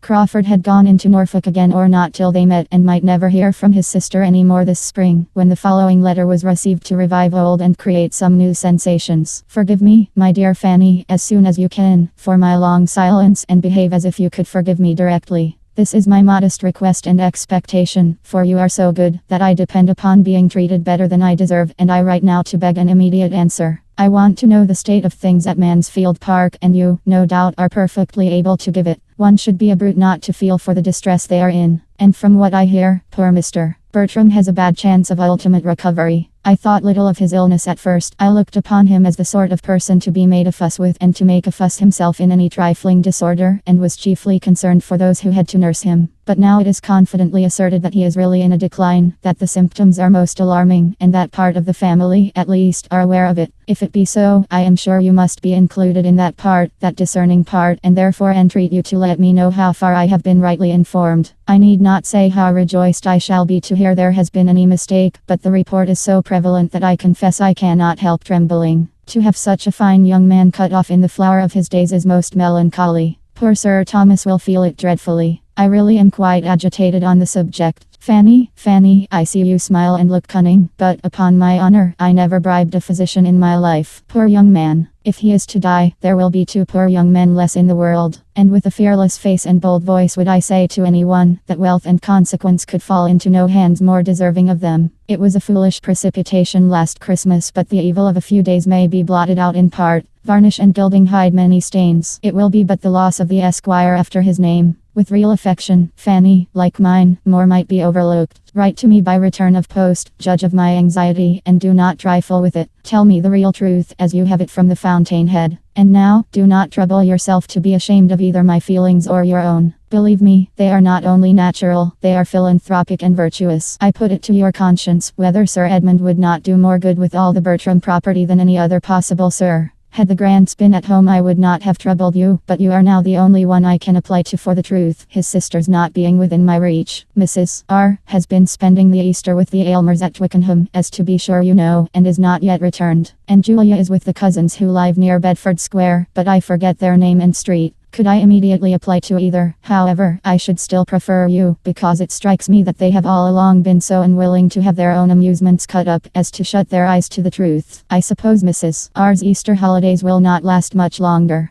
No doubt they are thorough holidays to her. The Aylmers are pleasant people, and her husband away, she can have nothing but enjoyment. I give her credit for promoting his going dutifully down to Bath to fetch his mother. But how will she and the Dowager agree in one house? Henry is not at hand, so I have nothing to say from him. Do not you think Edmund would have been in town again long ago, but for this illness? Yours ever, Mary. I had actually begun folding my letter when Henry walked in, but he brings no intelligence to prevent my sending it. Mrs. R. knows a decline is apprehended. He saw her this morning. She returns to Wimpole Street today. The old lady is come. Now do not make yourself uneasy with any queer fancies because he has been spending a few days at Richmond. He does it every spring. Be assured he cares for nobody but you. At this very moment he is wild to see you and occupied only in contriving the means for doing so and for making his pleasure conduce to yours. In proof, he repeats, and more eagerly, what he said at Portsmouth about our conveying you home, and I join him in it with all my soul. Dear Fanny, write directly and tell us to come. It will do us all good. He and I can go to the parsonage, you know, and be no trouble to our friends at Mansfield Park. It would really be gratifying to see them all again, and a little addition of society might be of infinite use to them. And as to yourself, you must feel yourself to be so wanted there, that you cannot in conscience, conscientious as you are, keep away, when you have the means of returning. I have not time or patience to give half Henry's messages. Be satisfied that the spirit of each and every one is unalterable affection. Fanny's disgust at the greater part of this letter, with her extreme reluctance to bring the writer of it and her cousin Edmund together, would have made her, as she felt, incapable of judging impartially whether the concluding offer might be accepted or not. To herself, individually, it was most tempting. To be finding herself, perhaps within 3 days, transported to Mansfield, was an image of the greatest felicity, but it would have been a material drawback to be owing such felicity to persons in whose feelings and conduct, at the present moment, she saw so much to condemn. The sister's feelings, the brother's conduct, her cold-hearted ambition, his thoughtless vanity. To have him still the acquaintance, the flirt perhaps, of Mrs. Rushworth. She was mortified. She had thought better of him. Happily, however, she was not left to weigh and decide between opposite inclinations and doubtful notions of right. There was no occasion to determine whether she ought to keep Edmund and Mary asunder or not. She had a rule to apply to, which settled everything. Her awe of her uncle, and her dread of taking a liberty with him, made it instantly plain to her what she had to do. She must absolutely decline the proposal. If he wanted, he would send for her, and even to offer an early return was a presumption which hardly anything would have seemed to justify. She thanked Miss Crawford, but gave a decided negative. Her uncle, she understood, meant to fetch her. And as her cousin's illness had continued so many weeks without her being thought at all necessary, she must suppose her return would be unwelcome at present, and that she should be felt an encumbrance. Her representation of her cousin's state at this time was exactly according to her own belief of it, and such as she supposed would convey to the sanguine mind of her correspondent the hope of everything she was wishing for. Edmund would be forgiven for being a clergyman, it seemed, under certain conditions of wealth, and this, she suspected, was all the conquest of prejudice which he was so ready to congratulate himself upon. She had only learnt to think nothing of consequence but money. Chapter 46. As Fanny could not doubt that her answer was conveying a real disappointment, she was rather in expectation, from her knowledge of Miss Crawford's temper, of being urged again. And though no second letter arrived for the space of a week, she had still the same feeling when it did come. On receiving it, she could instantly decide on its containing little writing, and was persuaded of its having the air of a letter of haste and business. Its object was unquestionable, and 2 moments were enough to start the probability of its being merely to give her notice that they should be in Portsmouth that very day, and to throw her into all the agitation of doubting what she ought to do in such a case. If 2 moments, however, can surround with difficulties, a third can disperse them. And before she had opened the letter, the possibility of Mr. and Miss Crawford's having applied to her uncle and obtained his permission was giving her ease. This was the letter. A most scandalous, ill-natured rumour has just reached me, and I write, dear Fanny, to warn you against giving the least credit to it, should it spread into the country. Depend upon it, there is some mistake, and that a day or 2 will clear it up. At any rate, that Henry is blameless, and in spite of a moment's etuerdery, thinks of nobody but you. Say not a word of it. Hear nothing, surmise nothing, whisper nothing till I write again. I am sure it will be all hushed up, and nothing proved but Rushworth's folly. If they are gone, I would lay my life they are only gone to Mansfield Park, and Julia with them. But why would not you let us come for you? I wish you may not repent it, yours, etc. Fanny stood aghast, as no scandalous, ill-natured rumor had reached her. It was impossible for her to understand much of this strange letter. She could only perceive that it must relate to Wimpole Street and Mr. Crawford, and only conjecture that something very imprudent had just occurred in that quarter to draw the notice of the world, and to excite her jealousy in Miss Crawford's apprehension, if she heard it. Miss Crawford need not be alarmed for her. She was only sorry for the parties concerned and for Mansfield, if the report should spread so far. But she hoped it might not. If the Rushworths were gone themselves to Mansfield, as was to be inferred from what Miss Crawford said, it was not likely that anything unpleasant should have preceded them, or at least should make any impression. As to Mr.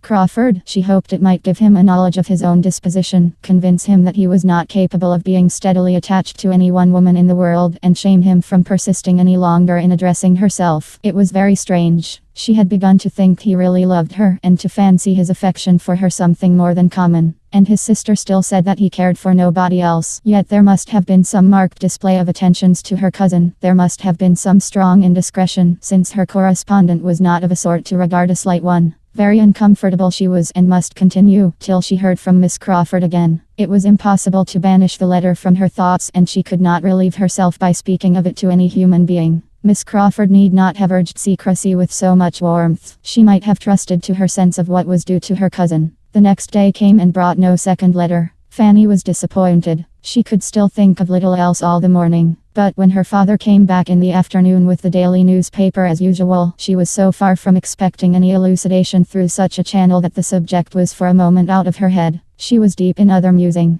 The remembrance of her first evening in that room, of her father and his newspaper, came across her. No candle was now wanted. The sun was yet an hour and a half above the horizon. She felt that she had, indeed, been 3 months there, and the sun's rays falling strongly into the parlor, instead of cheering, made her still more melancholy, for sunshine appeared to her a totally different thing in a town and in the country. Here, its power was only a glare, a stifling, sickly glare, serving but to bring forward stains and dirt that might otherwise have slept. There was neither health nor gaiety in sunshine in a town. She sat in a blaze of oppressive heat in a cloud of moving dust, and her eyes could only wander from the walls, marked by her father's head, to the table cut and notched by her brother's, where stood the tea-board never thoroughly cleaned, the cups and saucers wiped in streaks, the milk a mixture of motes floating in thin blue, and the bread and butter growing every minute more greasy than even Rebecca's hands had first produced it. Her father read his newspaper, and her mother lamented over the ragged carpet as usual, while the tea was in preparation, and wished Rebecca would mend it. And Fanny was first roused by his calling out to her, after humphing and considering over a particular paragraph. "What's the name of your great cousins in town, Fan?" A moment's recollection enabled her to say, "Rushworth, sir." "And don't they live in Wimpole Street?" "Yes, sir." "Then, there's the devil to pay among them, that's all." There, holding out the paper to her. "Much good may such fine relations do you. I don't know what Sir Thomas may think of such matters. He may be too much of the courtier and fine gentleman to like his daughter the less. But, by gee, if she belonged to me, I'd give her the ropes, and as long as I could stand over her, a little flogging for man and woman too would be the best way of preventing such things." Fanny read to herself that it was with infinite concern the newspaper had to announce to the world a matrimonial fracas in the family of Mr. R. of Wimpole Street. The beautiful Mrs. R., whose name had not long been enrolled in the lists of Hymen, and who had promised to become so brilliant a leader in the fashionable world, having quitted her husband's roof in company with the well-known and captivating Mr. C., the intimate friend and associate of Mr. R., and it was not known even to the editor of the newspaper whither they were gone. "It is a mistake, sir," said Fanny instantly. "It must be a mistake, it cannot be true. It must mean some other people." She spoke from the instinctive wish of delaying shame. She spoke with a resolution which sprung from despair, for she spoke what she could not believe herself. It had been the shock of conviction as she read. The truth rushed on her, and how she could have spoken at all, how she could even have breathed, was afterwards matter of wonder to herself. Mr. Price cared too little about the report to make her much answer. It might be all a lie, he acknowledged, but so many fine ladies were going to the devil nowadays that way, that there was no answering for anybody. "Indeed, I hope it is not true," said Mrs. Price plaintively. "It would be so very shocking. If I have spoken once to Rebecca about that carpet, I am sure I have spoke at least a dozen times. Have not I, Betsy?" and it would not be 10 minutes' work. The horror of a mind like Fanny's as it received the conviction of such guilt and began to take in some part of the misery that must ensue can hardly be described. At first it was a sort of stupefaction, but every moment was quickening her perception of the horrible evil. She could not doubt, she dared not indulge a hope of the paragraph being false. Miss Crawford's letter, which she had read so often as to make every line her own, was in frightful conformity with it. Her eager defense of her brother, her hope of its being hushed up, her evident agitation, were all of a piece with something very bad. And if there was a woman of character in existence who could treat as a trifle this sin of the first magnitude, who would try to gloss it over and desire to have it unpunished, she could believe Miss Crawford to be the woman. Now she could see her own mistake as to who were gone, or said to be gone. It was not Mr. and Mrs. Rushworth. It was Mrs. Rushworth and Mr. Crawford. Fanny seemed to herself never to have been shocked before. There was no possibility of rest. The evening passed without a pause of misery. The night was totally sleepless. She passed only from feelings of sickness to shudderings of horror, and from hot fits of fever to cold. The event was so shocking that there were moments even when her heart revolted from it as impossible. When she thought it could not be. A woman married only 6 months ago. A man professing himself devoted, even engaged to another. That other her near relation. The whole family, both families connected as they were by tie upon tie. All friends, all intimate together. It was too horrible a confusion of guilt, too gross a complication of evil, for human nature, not in a state of utter barbarism, to be capable of. Yet her judgment told her it was so. His unsettled affections, wavering with his vanity, Maria's decided attachment, and no sufficient principle on either side, gave it possibility. Miss Crawford's letter stamped it a fact. What would be the consequence? Whom would it not injure? Whose views might it not affect? Whose peace would it not cut up forever? Miss Crawford, herself, Edmund. But it was dangerous, perhaps, to tread such ground. She confined herself, or tried to confine herself, to the simple, indubitable family misery which must envelop all, if it were indeed a matter of certified guilt and public exposure.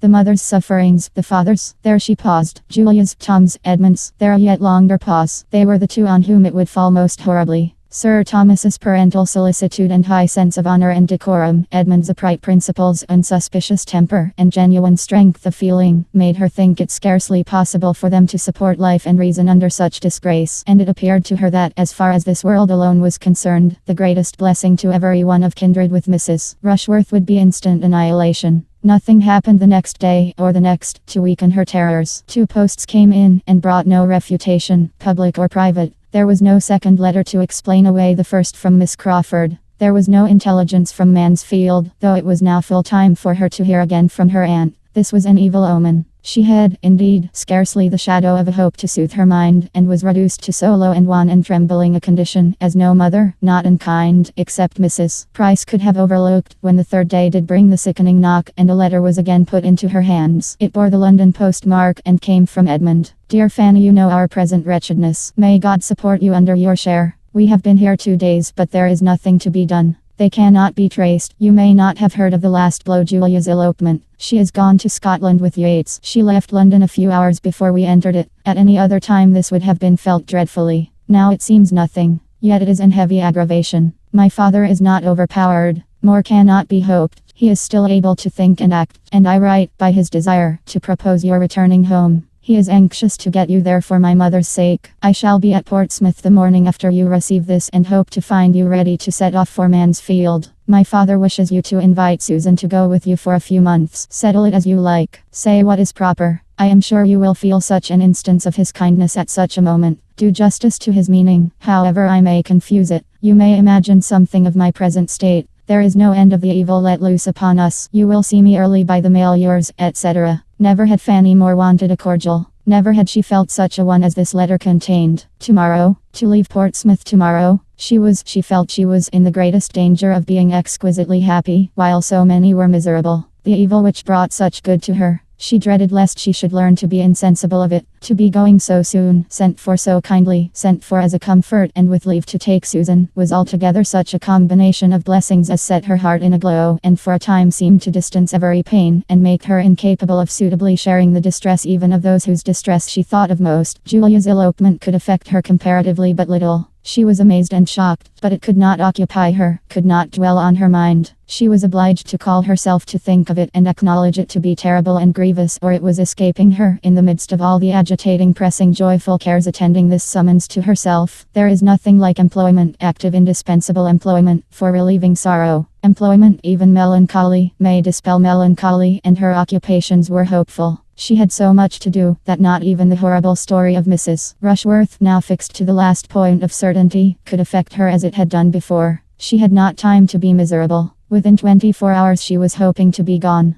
Her father and mother must be spoken to. Susan prepared, everything got ready. Business followed business. The day was hardly long enough. The happiness she was imparting to happiness very little alloyed by the black communication which must briefly precede it, the joyful consent of her father and mother to Susan's going with her, the general satisfaction with which the going of both seemed regarded, and the ecstasy of Susan herself, was all serving to support her spirits. The affliction of the Bertrams was little felt in the family. Mrs. Price talked of her poor sister for a few minutes, but how to find anything to hold Susan's clothes, because Rebecca took away all the boxes and spoiled them, was much more in her thoughts. And as for Susan, now unexpectedly gratified in the first wish of her heart, and knowing nothing personally of those who had sinned, or of those who were sorrowing, if she could help rejoicing from beginning to end, it was as much as ought to be expected from human virtue at 14. As nothing was really left for the decision of Mrs. Price or the good offices of Rebecca, everything was rationally and duly accomplished, and the girls were ready for the morrow. The advantage of much sleep to prepare them for their journey was impossible. The cousin who was traveling towards them could hardly have less than visited their agitated spirits, one all happiness, the other all varying and indescribable perturbation. By 8 in the morning Edmund was in the house. The girls heard his entrance from above, and Fanny went down. The idea of immediately seeing him, with the knowledge of what he must be suffering, brought back all her own first feelings. He so near her, and in misery. She was ready to sink as she entered the parlor. He was alone, and met her instantly, and she found herself pressed to his heart with only these words, just articulate, "My Fanny, my only sister, my only comfort now." She could say nothing, nor for some minutes could he say more. He turned away to recover himself, and when he spoke again, though his voice still faltered, his manner shewed the wish of self-command, and the resolution of avoiding any farther allusion.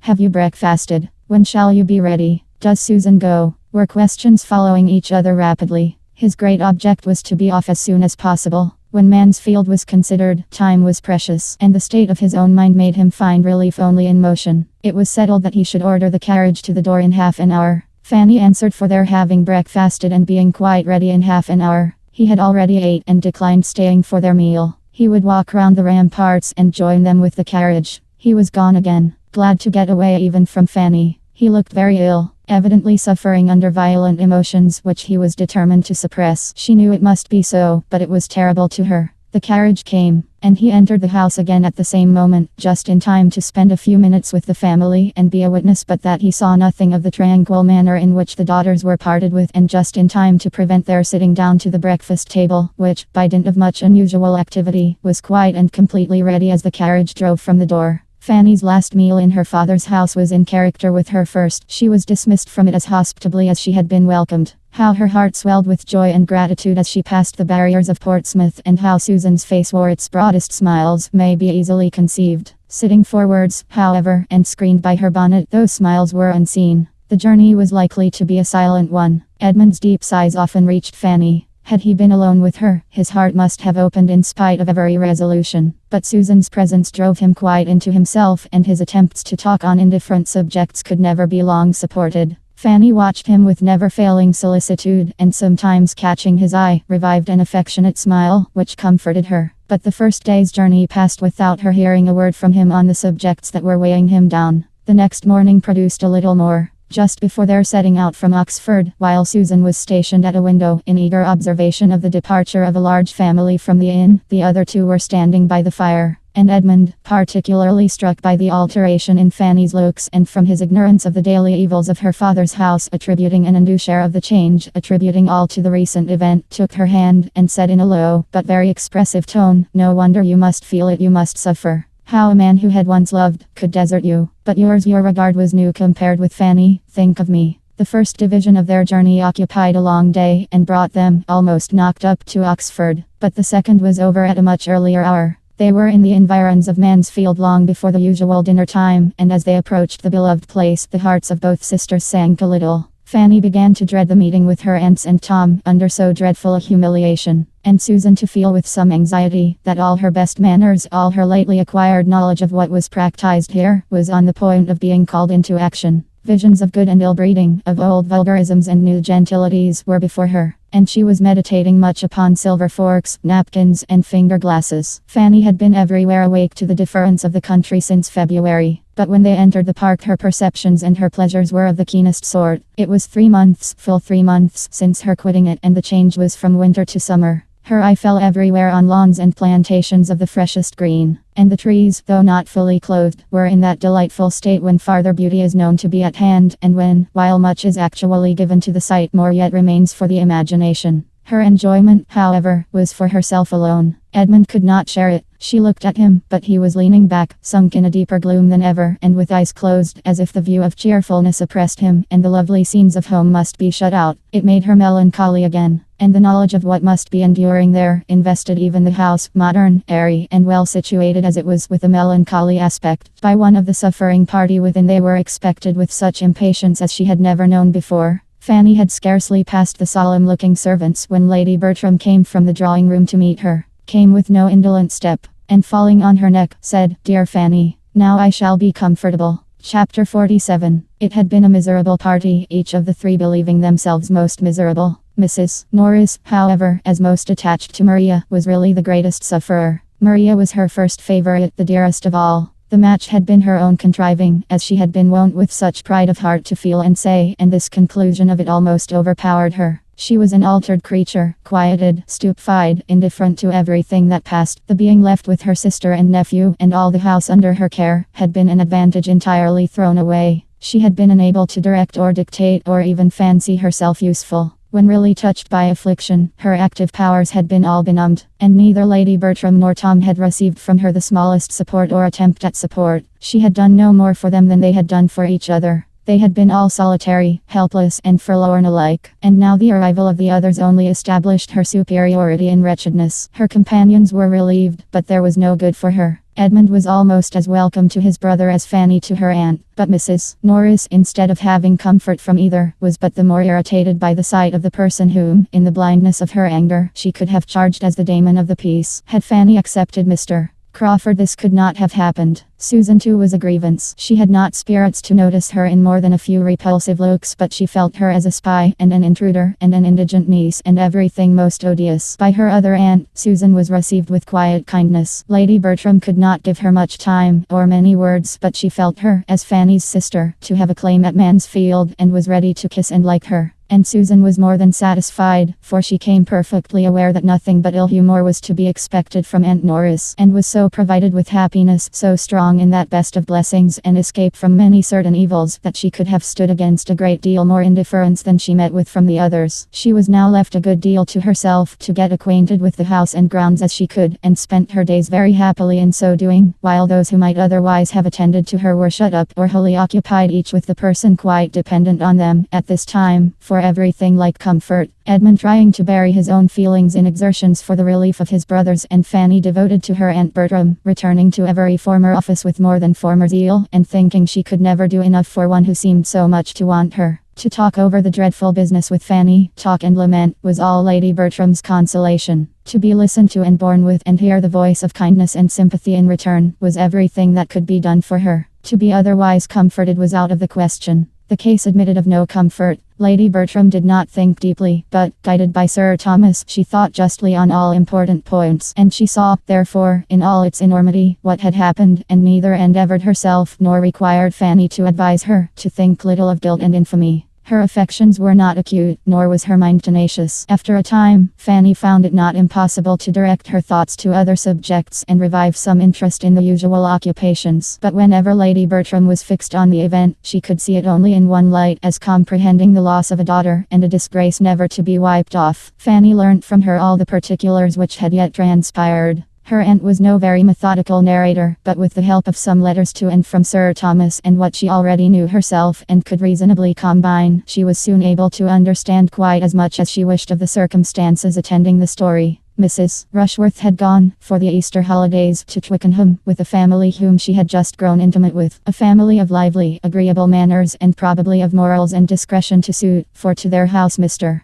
Crawford had constant access at all times. His having been in the same neighbourhood Fanny already knew. Mr. Rushworth had been gone at this time to Bath to pass a few days with his mother and bring her back to town, and Maria was with these friends without any restraint, without even Julia. For Julia had removed from Wimpole Street 2 or 3 weeks before, on a visit to some relations of Sir Thomas, a removal which her father and mother were now disposed to attribute to some view of convenience on Mr. Yates's account. Very soon after the Rushworths' return to Wimpole Street, Sir Thomas had received a letter from an old and most particular friend in London, who, hearing and witnessing a good deal to alarm him in that quarter, wrote to recommend Sir Thomas's coming to London himself, and using his influence with his daughter to put an end to the intimacy which was already exposing her to unpleasant remarks and evidently making Mr. Rushworth uneasy. Sir Thomas was preparing to act upon this letter, without communicating its contents to any creature at Mansfield, when it was followed by another, sent express from the same friend, to break to him the almost desperate situation in which affairs then stood with the young people. Mrs. Rushworth had left her husband's house. Mr. Rushworth had been in great anger and distress to him, Mr. Harding, for his advice. Mr. Harding feared there had been at least very flagrant indiscretion. The maidservant of Mrs. Rushworth, Sr., threatened alarmingly. He was doing all in his power to quiet everything, with the hope of Mrs. Rushworth's return, but was so much counteracted in Wimpole Street by the influence of Mr. Rushworth's mother, that the worst consequences might be apprehended. This dreadful communication could not be kept from the rest of the family. Sir Thomas set off, Edmund would go with him, and the others had been left in a state of wretchedness inferior only to what followed the receipt of the next letters from London. Everything was by that time public beyond a hope. The servant of Mrs. Rushworth, the mother, had exposure in her power, and supported by her mistress, was not to be silenced. The two ladies, even in the short time they had been together, had disagreed, and the bitterness of the elder against her daughter-in-law might perhaps arise almost as much from the personal disrespect with which she had herself been treated as from sensibility for her son. However that might be, she was unmanageable. But had she been less obstinate or of less weight with her son, who was always guided by the last speaker, by the person who could get hold of and shut him up, the case would still have been hopeless, for Mrs. Rushworth did not appear again, and there was every reason to conclude her to be concealed somewhere with Mr. Crawford, who had quitted his uncle's house as for a journey on the very day of her absenting herself. Sir Thomas, however, remained yet a little longer in town, in the hope of discovering and snatching her from farther vice, though all was lost on the side of character. His present state Fanny could hardly bear to think of. There was but one of his children who was not at this time a source of misery to him. Tom's complaints had been greatly heightened by the shock of his sister's conduct, and his recovery so much thrown back by it, that even Lady Bertram had been struck by the difference, and all her alarms were regularly sent off to her husband. And Julia's elopement, the additional blow which had met him on his arrival in London, though its force had been deadened at the moment, must, she knew, be sorely felt. She saw that it was. His letters expressed how much he deplored it. Under any circumstances it would have been an unwelcome alliance, but to have it so clandestinely formed, and such a period chosen for its completion, placed Julia's feelings in a most unfavorable light, and severely aggravated the folly of her choice. He called it a bad thing, done in the worst manner, and at the worst time. And though Julia was yet as more pardonable than Maria as folly than vice, he could not but regard the step she had taken as opening the worst probabilities of a conclusion hereafter like her sister's. Such was his opinion of the set into which she had thrown herself. Fanny felt for him most acutely. He could have no comfort but in Edmund. Every other child must be racking his heart. His displeasure against herself she trusted, reasoning differently from Mrs. Norris, would now be done away. She should be justified. Mr. Crawford would have fully acquitted her conduct in refusing him, but this, though most material to herself, would be poor consolation to Sir Thomas. Her uncle's displeasure was terrible to her, but what could her justification or her gratitude and attachment do for him? His stay must be on Edmund alone. She was mistaken, however, in supposing that Edmund gave his father no present pain. It was of a much less poignant nature than what the others excited, but Sir Thomas was considering his happiness as very deeply involved in the offence of his sister and friend. Cut off by it, as he must be, from the woman whom he had been pursuing with undoubted attachment and strong probability of success, and who, in everything but this despicable brother, would have been so eligible a connection. He was aware of what Edmund must be suffering on his own behalf, in addition to all the rest, when they were in town. He had seen or conjectured his feelings, and, having reason to think that one interview with Miss Crawford had taken place, from which Edmund derived only increased distress, had been as anxious on that account as on others to get him out of town, and had engaged him in taking Fanny home to her aunt, with a view to his relief and benefit no less than theirs. Fanny was not in the secret of her uncle's feelings, Sir Thomas not in the secret of Miss Crawford's character.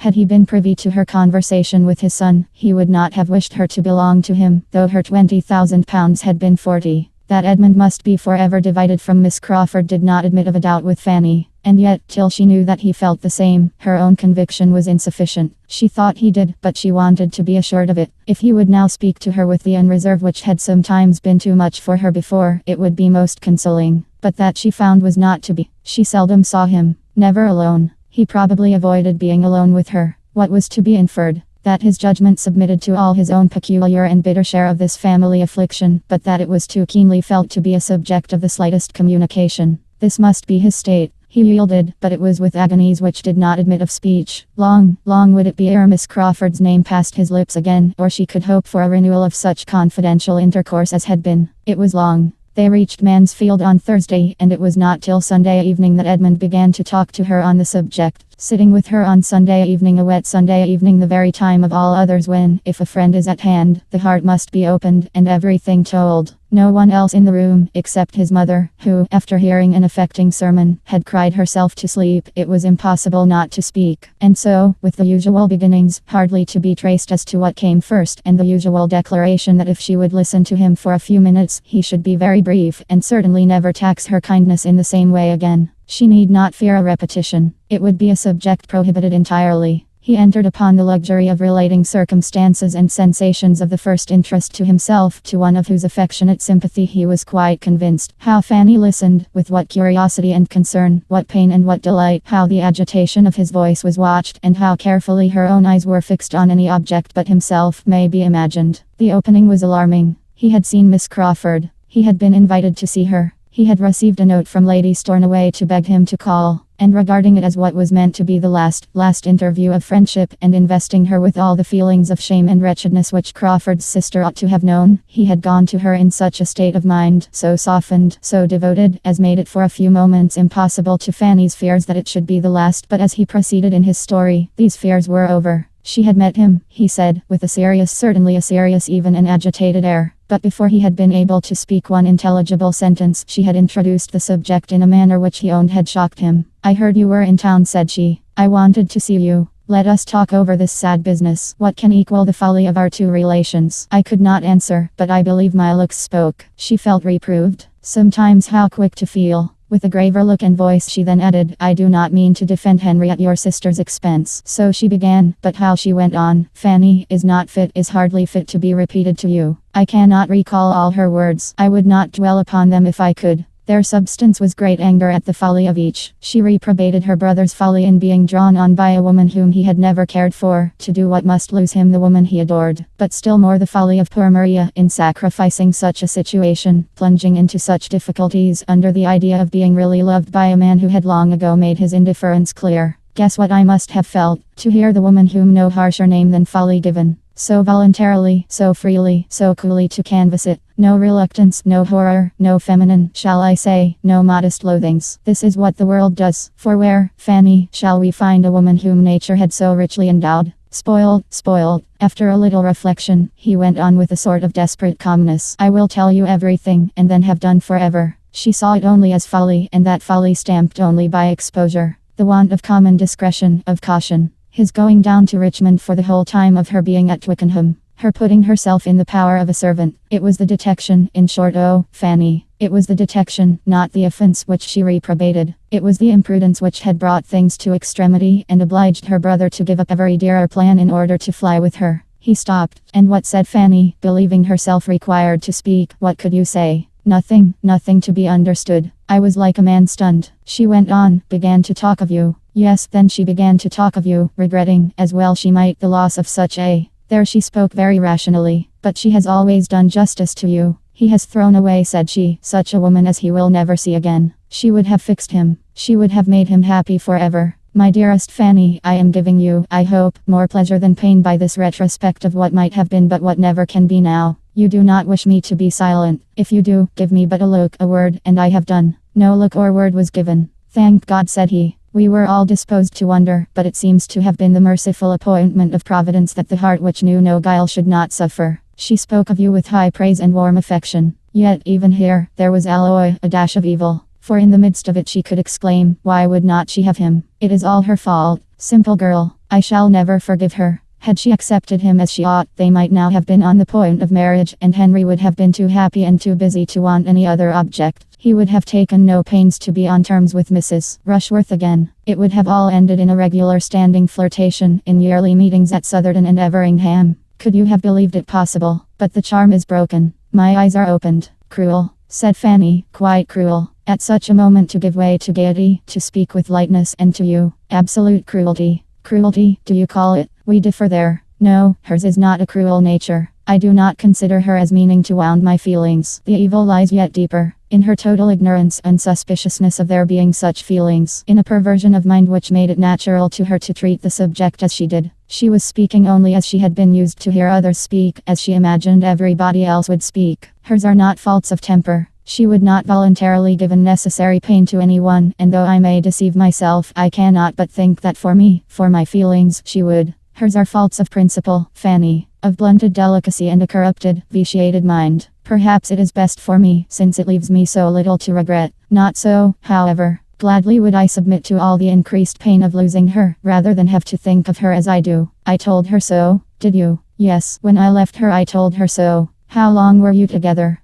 25 minutes. Well, she went on to say that what remained now to be done was to bring about a marriage between them. She spoke of it, Fanny, with a steadier voice than I can. He was obliged to pause more than once as he continued. We must persuade Henry to marry her, said she. And what with honor, and the certainty of having shut himself out forever from Fanny, I do not despair of it. Fanny he must give up. I do not think that even he could now hope to succeed with one of her stamp, and therefore I hope we may find no insuperable difficulty. My influence, which is not small, shall all go that way. And when once married, and properly supported by her own family, people of respectability as they are, she may recover her footing in society to a certain degree. In some circles, we know, she would never be admitted, but with good dinners and large parties, there will always be those who will be glad of her acquaintance. And there is, undoubtedly, more liberality and candor on those points than formerly. What I advise is that your father be quiet. Do not let him injure his own cause by interference. Persuade him to let things take their course. If by any officious exertions of his she is induced to leave Henry's protection, there will be much less chance of his marrying her than if she remain with him. I know how he is likely to be influenced. Let Sir Thomas trust to his honor and compassion, and it may all end well. But if he get his daughter away, it will be destroying the chief hold. After repeating this, Edmund was so much affected that Fanny, watching him with silent, but most tender concern, was almost sorry that the subject had been entered on at all. It was long before he could speak again. At last, now, Fanny, said he, I shall soon have done. I have told you the substance of all that she said. As soon as I could speak, I replied that I had not supposed it possible, coming in such a state of mind into that house as I had done, that anything could occur to make me suffer more, but that she had been inflicting deeper wounds in almost every sentence. That though I had, in the course of our acquaintance, been often sensible of some difference in our opinions on points, too, of some moment, it had not entered my imagination to conceive the difference could be such as she had now proved it.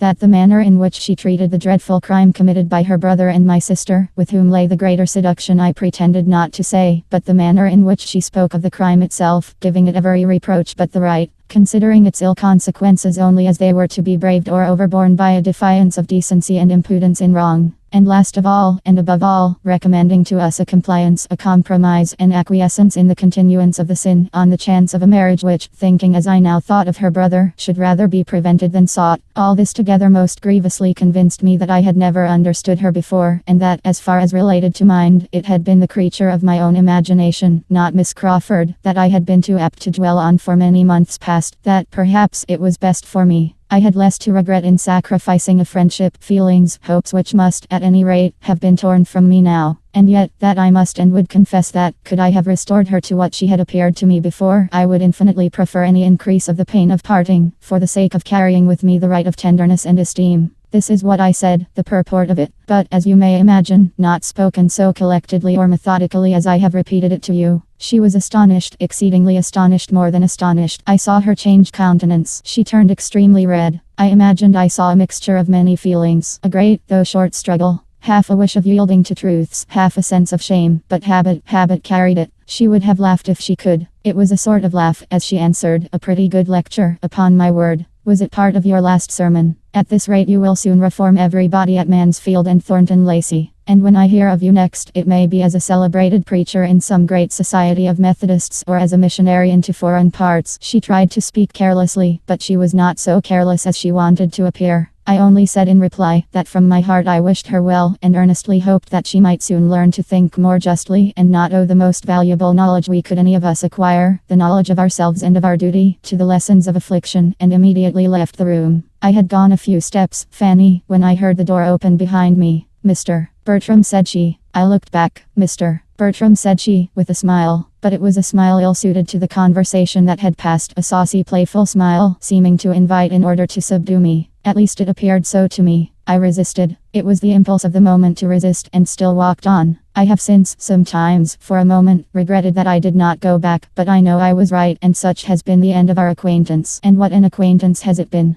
How have I been deceived? Equally in brother and sister deceived. I thank you for your patience, Fanny. This has been the greatest relief, and now we will have done. And such was Fanny's dependence on his words, that for 5 minutes she thought they had done. Then, however, it all came on again, or something very like it, and nothing less than Lady Bertram's rousing thoroughly up could really close such a conversation. Till that happened, they continued to talk of Miss Crawford alone, and how she had attached him, and how delightful nature had made her, and how excellent she would have been, had she fallen into good hands earlier. Fanny, now at liberty to speak openly, felt more than justified in adding to his knowledge of her real character, by some hint of what share his brother's state of health might be supposed to have in her wish for a complete reconciliation. This was not an agreeable intimation. Nature resisted it for a while. It would have been a vast deal pleasanter to have had her more disinterested in her attachment, but his vanity was not of a strength to fight long against reason. He submitted to believe that Tom's illness had influenced her, only reserving for himself this consoling thought, that considering the many counteractions of opposing habits, she had certainly been more attached to him than could have been expected, and for his sake been more near doing right. Fanny thought exactly the same, and they were also quite agreed in their opinion of the lasting effect, the indelible impression, which such a disappointment must make on his mind. Time would undoubtedly abate somewhat of his sufferings, but still it was a sort of thing which he never could get entirely the better of. And as to his ever meeting with any other woman who could, it was too impossible to be named but with indignation. Fanny's friendship was all that he had to cling to. Chapter 48. Let other pens dwell on guilt and misery. I quit such odious subjects as soon as I can, impatient to restore everybody, not greatly in fault themselves, to tolerable comfort, and to have done with all the rest. My Fanny, indeed, at this very time, I have the satisfaction of knowing, must have been happy in spite of everything. She must have been a happy creature in spite of all that she felt, or thought she felt, for the distress of those around her. She had sources of delight that must force their way. She was returned to Mansfield Park, she was useful, she was beloved, she was safe from Mr. Crawford, and when Sir Thomas came back she had every proof that could be given in his then melancholy state of spirits of his perfect approbation and increased regard. And happy as all this must make her, she would still have been happy without any of it, for Edmund was no longer the dupe of Miss Crawford. It is true that Edmund was very far from happy himself. He was suffering from disappointment and regret, grieving over what was and wishing for what could never be. She knew it was so, and was sorry. But it was with a sorrow so founded on satisfaction, so tending to ease, and so much in harmony with the very dearest sensation, that there are few who might not have been glad to exchange their greatest gaiety for it. Sir Thomas, poor Sir Thomas, a parent, and conscious of errors in his own conduct as a parent, was the longest to suffer. He felt that he ought not to have allowed the marriage, that his daughter's sentiments had been sufficiently known to him to render him culpable in authorizing it, that in so doing he had sacrificed the right to the expedient and been governed by motives of selfishness and worldly wisdom. These were reflections that required some time to soften, but time will do almost everything. And though little comfort arose on Mrs. Rushworth's side for the misery she had occasioned, comfort was to be found greater than he had supposed in his other children. Julia's match became a less desperate business than he had considered it at first. She was humble and wishing to be forgiven, and Mr. Yates, desirous of being really received into the family, was disposed to look up to him and be guided. He was not very solid, but there was a hope of his becoming less trifling, of his being at least tolerably domestic and quiet, and at any rate, there was comfort in finding his estate rather more, and his debts much less than he had feared, and in being consulted and treated as the friend best worth attending to. There was comfort also in Tom, who gradually regained his health without regaining the thoughtlessness and selfishness of his previous habits. He was the better forever for his illness. He had suffered, and he had learned to think. Two advantages that he had never known before. And the self-reproach arising from the deplorable event in Wimpole Street, to which he felt himself accessory by all the dangerous intimacy of his unjustifiable theatre, made an impression on his mind which, at the age of 26, with no want of sense or good companions, was durable in its happy effects. He became what he ought to be. Useful to his father, steady and quiet, and not living merely for himself. Here was comfort indeed. And quite as soon as Sir Thomas could place dependence on such sources of good, Edmund was contributing to his father's ease by improvement in the only point in which he had given him pain before, improvement in his spirits. After wandering about and sitting under trees with Fanny all the summer evenings, he had so well talked his mind into submission as to be very tolerably cheerful again. These were the circumstances and the hopes which gradually brought their alleviation to Sir Thomas, deadening his sense of what was lost, and in part reconciling him to himself. Though the anguish arising from the conviction of his own errors in the education of his daughters was never to be entirely done away. Too late he became aware how unfavorable to the character of any young people must be the totally opposite treatment which Maria and Julia had been always experiencing at home, where the excessive indulgence and flattery of their aunt had been continually contrasted with his own severity. He saw how ill he had judged in expecting to counteract what was wrong in Mrs. Norris by its reverse in himself, clearly saw that he had but increased the evil by teaching them to repress their spirits in his presence so as to make their real disposition unknown to him, and sending them for all their indulgences to a person who had been able to attach them only by the blindness of her affection and the excess of her praise. Here had been grievous mismanagement, but, bad as it was, he gradually grew to feel that it had not been the most direful mistake in his plan of education. Something must have been wanting within, or time would have worn away much of its ill effect. He feared that principle, active principle, had been wanting.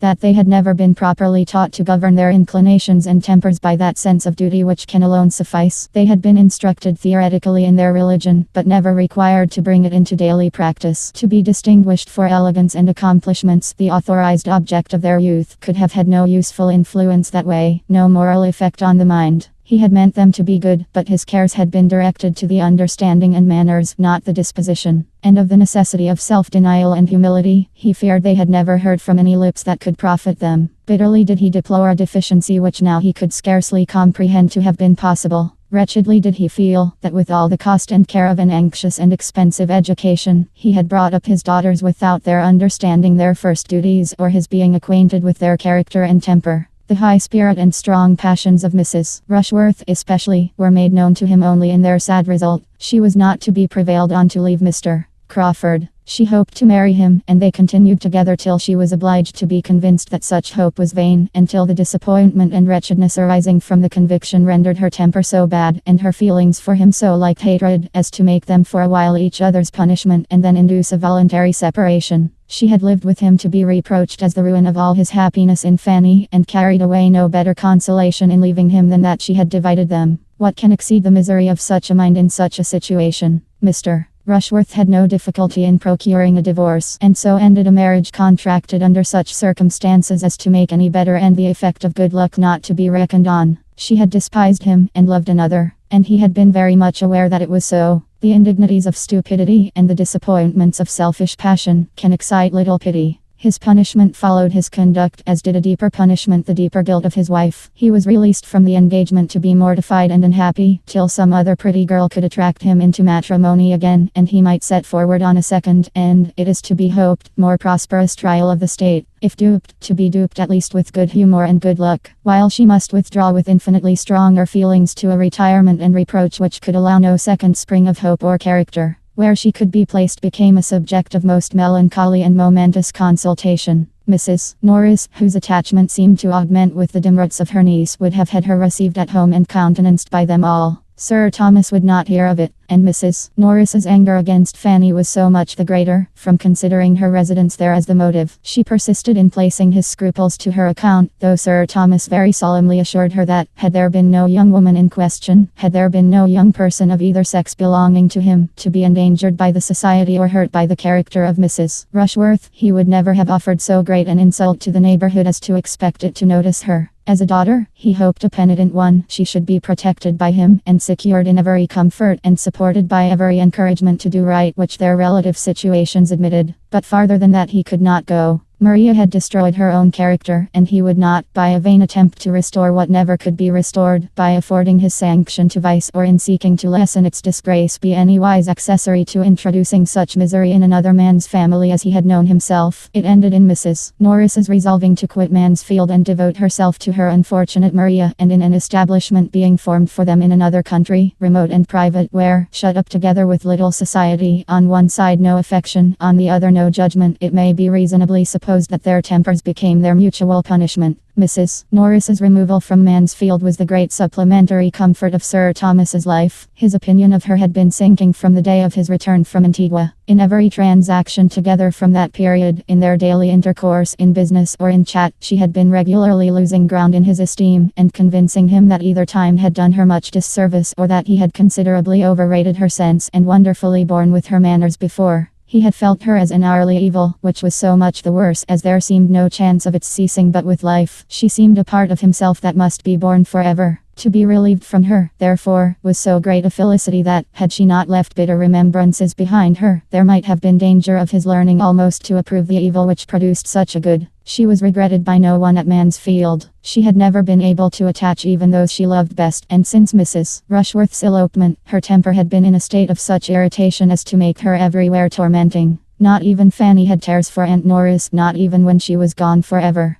That Julia escaped better than Maria was owing, in some measure, to a favourable difference of disposition and circumstance, but in a greater to her having been less the darling of that very aunt, less flattered and less spoiled. Her beauty and acquirements had held but a second place. She had been always used to think herself a little inferior to Maria. Her temper was naturally the easiest of the two. Her feelings, though quick, were more controllable, and education had not given her so very hurtful a degree of self-consequence. She had submitted the best to the disappointment in Henry Crawford. After the first bitterness of the conviction of being slighted was over, she had been tolerably soon in a fair way of not thinking of him again. And when the acquaintance was renewed in town, and Mr. Rushworth's house became Crawford's object, she had had the merit of withdrawing herself from it, and of choosing that time to pay a visit to her other friends, in order to secure herself from being again too much attracted. This had been her motive in going to her cousin's. Mr. Yates's convenience had had nothing to do with it. She had been allowing his attentions some time, but with very little idea of ever accepting him. And had not her sister's conduct burst forth as it did, and her increased dread of her father and of home, on that event, imagining its certain consequence to herself would be greater severity and restraint, made her hastily resolve on avoiding such immediate horrors at all risks, it is probable that Mr. Yates would never have succeeded. She had not eloped with any worse feelings than those of selfish alarm. It had appeared to her the only thing to be done. Maria's guilt had induced Julia's folly. Henry Crawford, ruined by early independence and bad domestic example, indulged in the freaks of a cold-blooded vanity a little too long. Once it had, by an opening undesigned and unmerited, led him into the way of happiness. Could he have been satisfied with the conquest of one amiable woman's affections? Could he have found sufficient exultation in overcoming the reluctance in working himself into the esteem and tenderness of Fanny Price? There would have been every probability of success and felicity for him. His affection had already done something. Her influence over him had already given him some influence over her. Would he have deserved more? There can be no doubt that more would have been obtained, especially when that marriage had taken place, which would have given him the assistance of her conscience in subduing her first inclination, and brought them very often together. Would he have persevered and uprightly? Fanny must have been his reward, and a reward very voluntarily bestowed, within a reasonable period from Edmund's marrying Mary. Had he done as he intended, and as he knew he ought, by going down to Everingham after his return from Portsmouth, he might have been deciding his own happy destiny. But he was pressed to stay for Mrs. Fraser's party. His staying was made of flattering consequence, and he was to meet Mrs. Rushworth there. Curiosity and vanity were both engaged, and the temptation of immediate pleasure was too strong for a mind unused to make any sacrifice to right. He resolved to defer his Norfolk journey, resolved that writing should answer the purpose of it, or that its purpose was unimportant, and stayed. He saw Mrs. Rushworth was received by her with a coldness which ought to have been repulsive and have established apparent indifference between them forever. But he was mortified. He could not bear to be thrown off by the woman whose smiles had been so wholly at his command. He must exert himself to subdue so proud a display of resentment. It was anger on Fanny's account. He must get the better of it and make Mrs. Rushworth Maria Bertram again in her treatment of himself. In this spirit he began the attack, and by animated perseverance had soon re-established the sort of familiar intercourse, of gallantry, of flirtation, which bounded his views. But in triumphing over the discretion which, though beginning in anger, might have saved them both, he had put himself in the power of feelings on her side more strong than he had supposed. She loved him.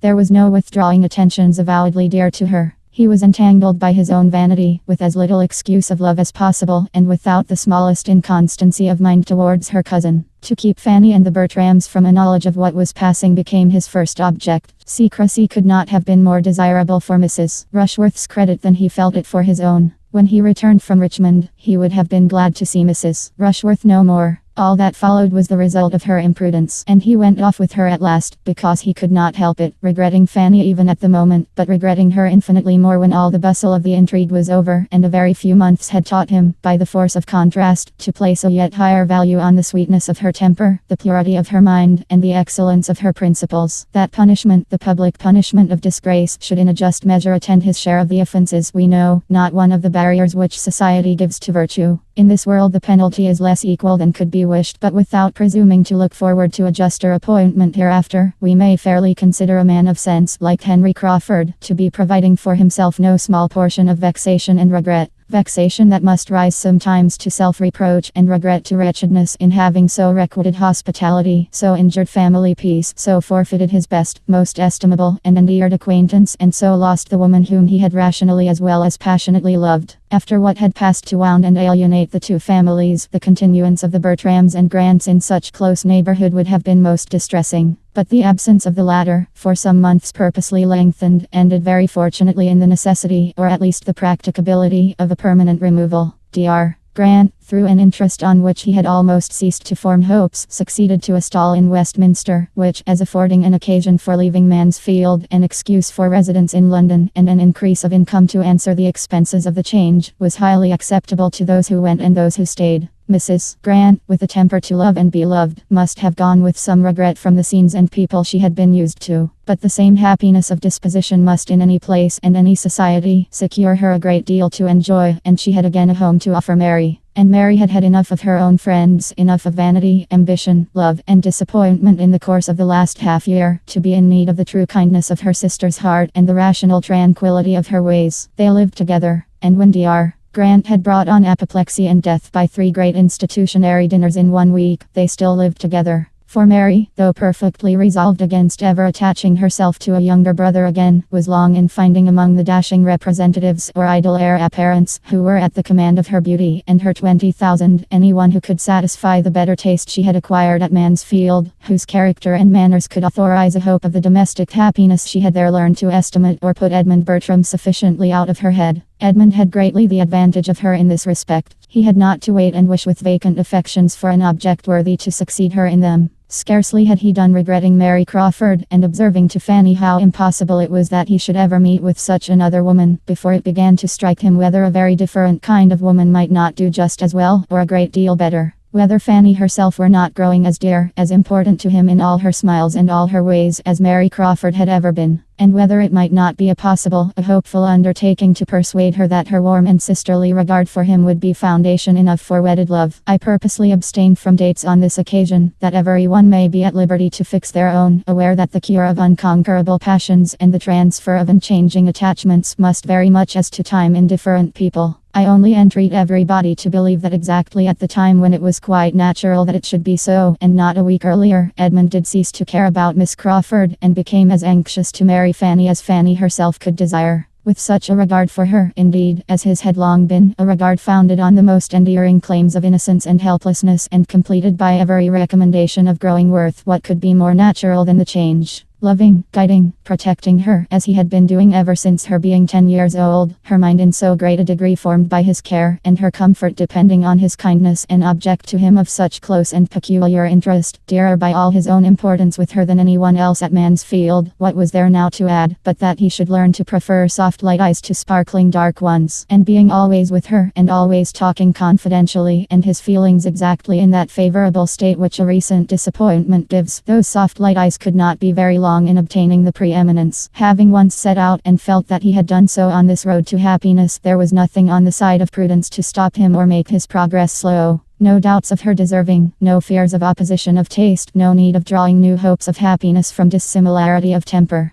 Her mind, disposition, opinions, and habits wanted no half-concealment, no self-deception on the present, no reliance on future improvement. Even in the midst of his late infatuation, he had acknowledged Fanny's mental superiority. What must be his sense of it now, therefore? She was of course only too good for him, but as nobody minds having what is too good for them, he was very steadily earnest in the pursuit of the blessing, and it was not possible that encouragement from her should be long wanting. Timid, anxious, doubting as she was, it was still impossible that such tenderness as hers should not, at times, hold out the strongest hope of success, though it remained for a later period to tell him the whole delightful and astonishing truth. His happiness in knowing himself to have been so long the beloved of such a heart must have been great enough to warrant any strength of language in which he could clothe it to her or to himself. It must have been a delightful happiness, but there was happiness elsewhere which no description can reach. Let no one presume to give the feelings of a young woman on receiving the assurance of that affection of which she has scarcely allowed herself to entertain a hope. Their own inclinations ascertained, there were no difficulties behind, no drawback of poverty or parent. It was a match which Sir Thomas's wishes had even forestalled. Sick of ambitious and mercenary connections, prizing more and more the sterling good of principle and temper, and chiefly anxious to bind by the strongest securities all that remained to him of domestic felicity, he had pondered with genuine satisfaction on the more than possibility of the two young friends finding their natural consolation in each other for all that had occurred of disappointment to either. And the joyful consent which met Edmund's application, the high sense of having realized a great acquisition in the promise of Fanny for a daughter, formed just such a contrast with his early opinion on the subject when the poor little girl's coming had been first agitated, as time is forever producing between the plans and decisions of mortals, for their own instruction, and their neighbours' entertainment. Fanny was indeed the daughter that he wanted.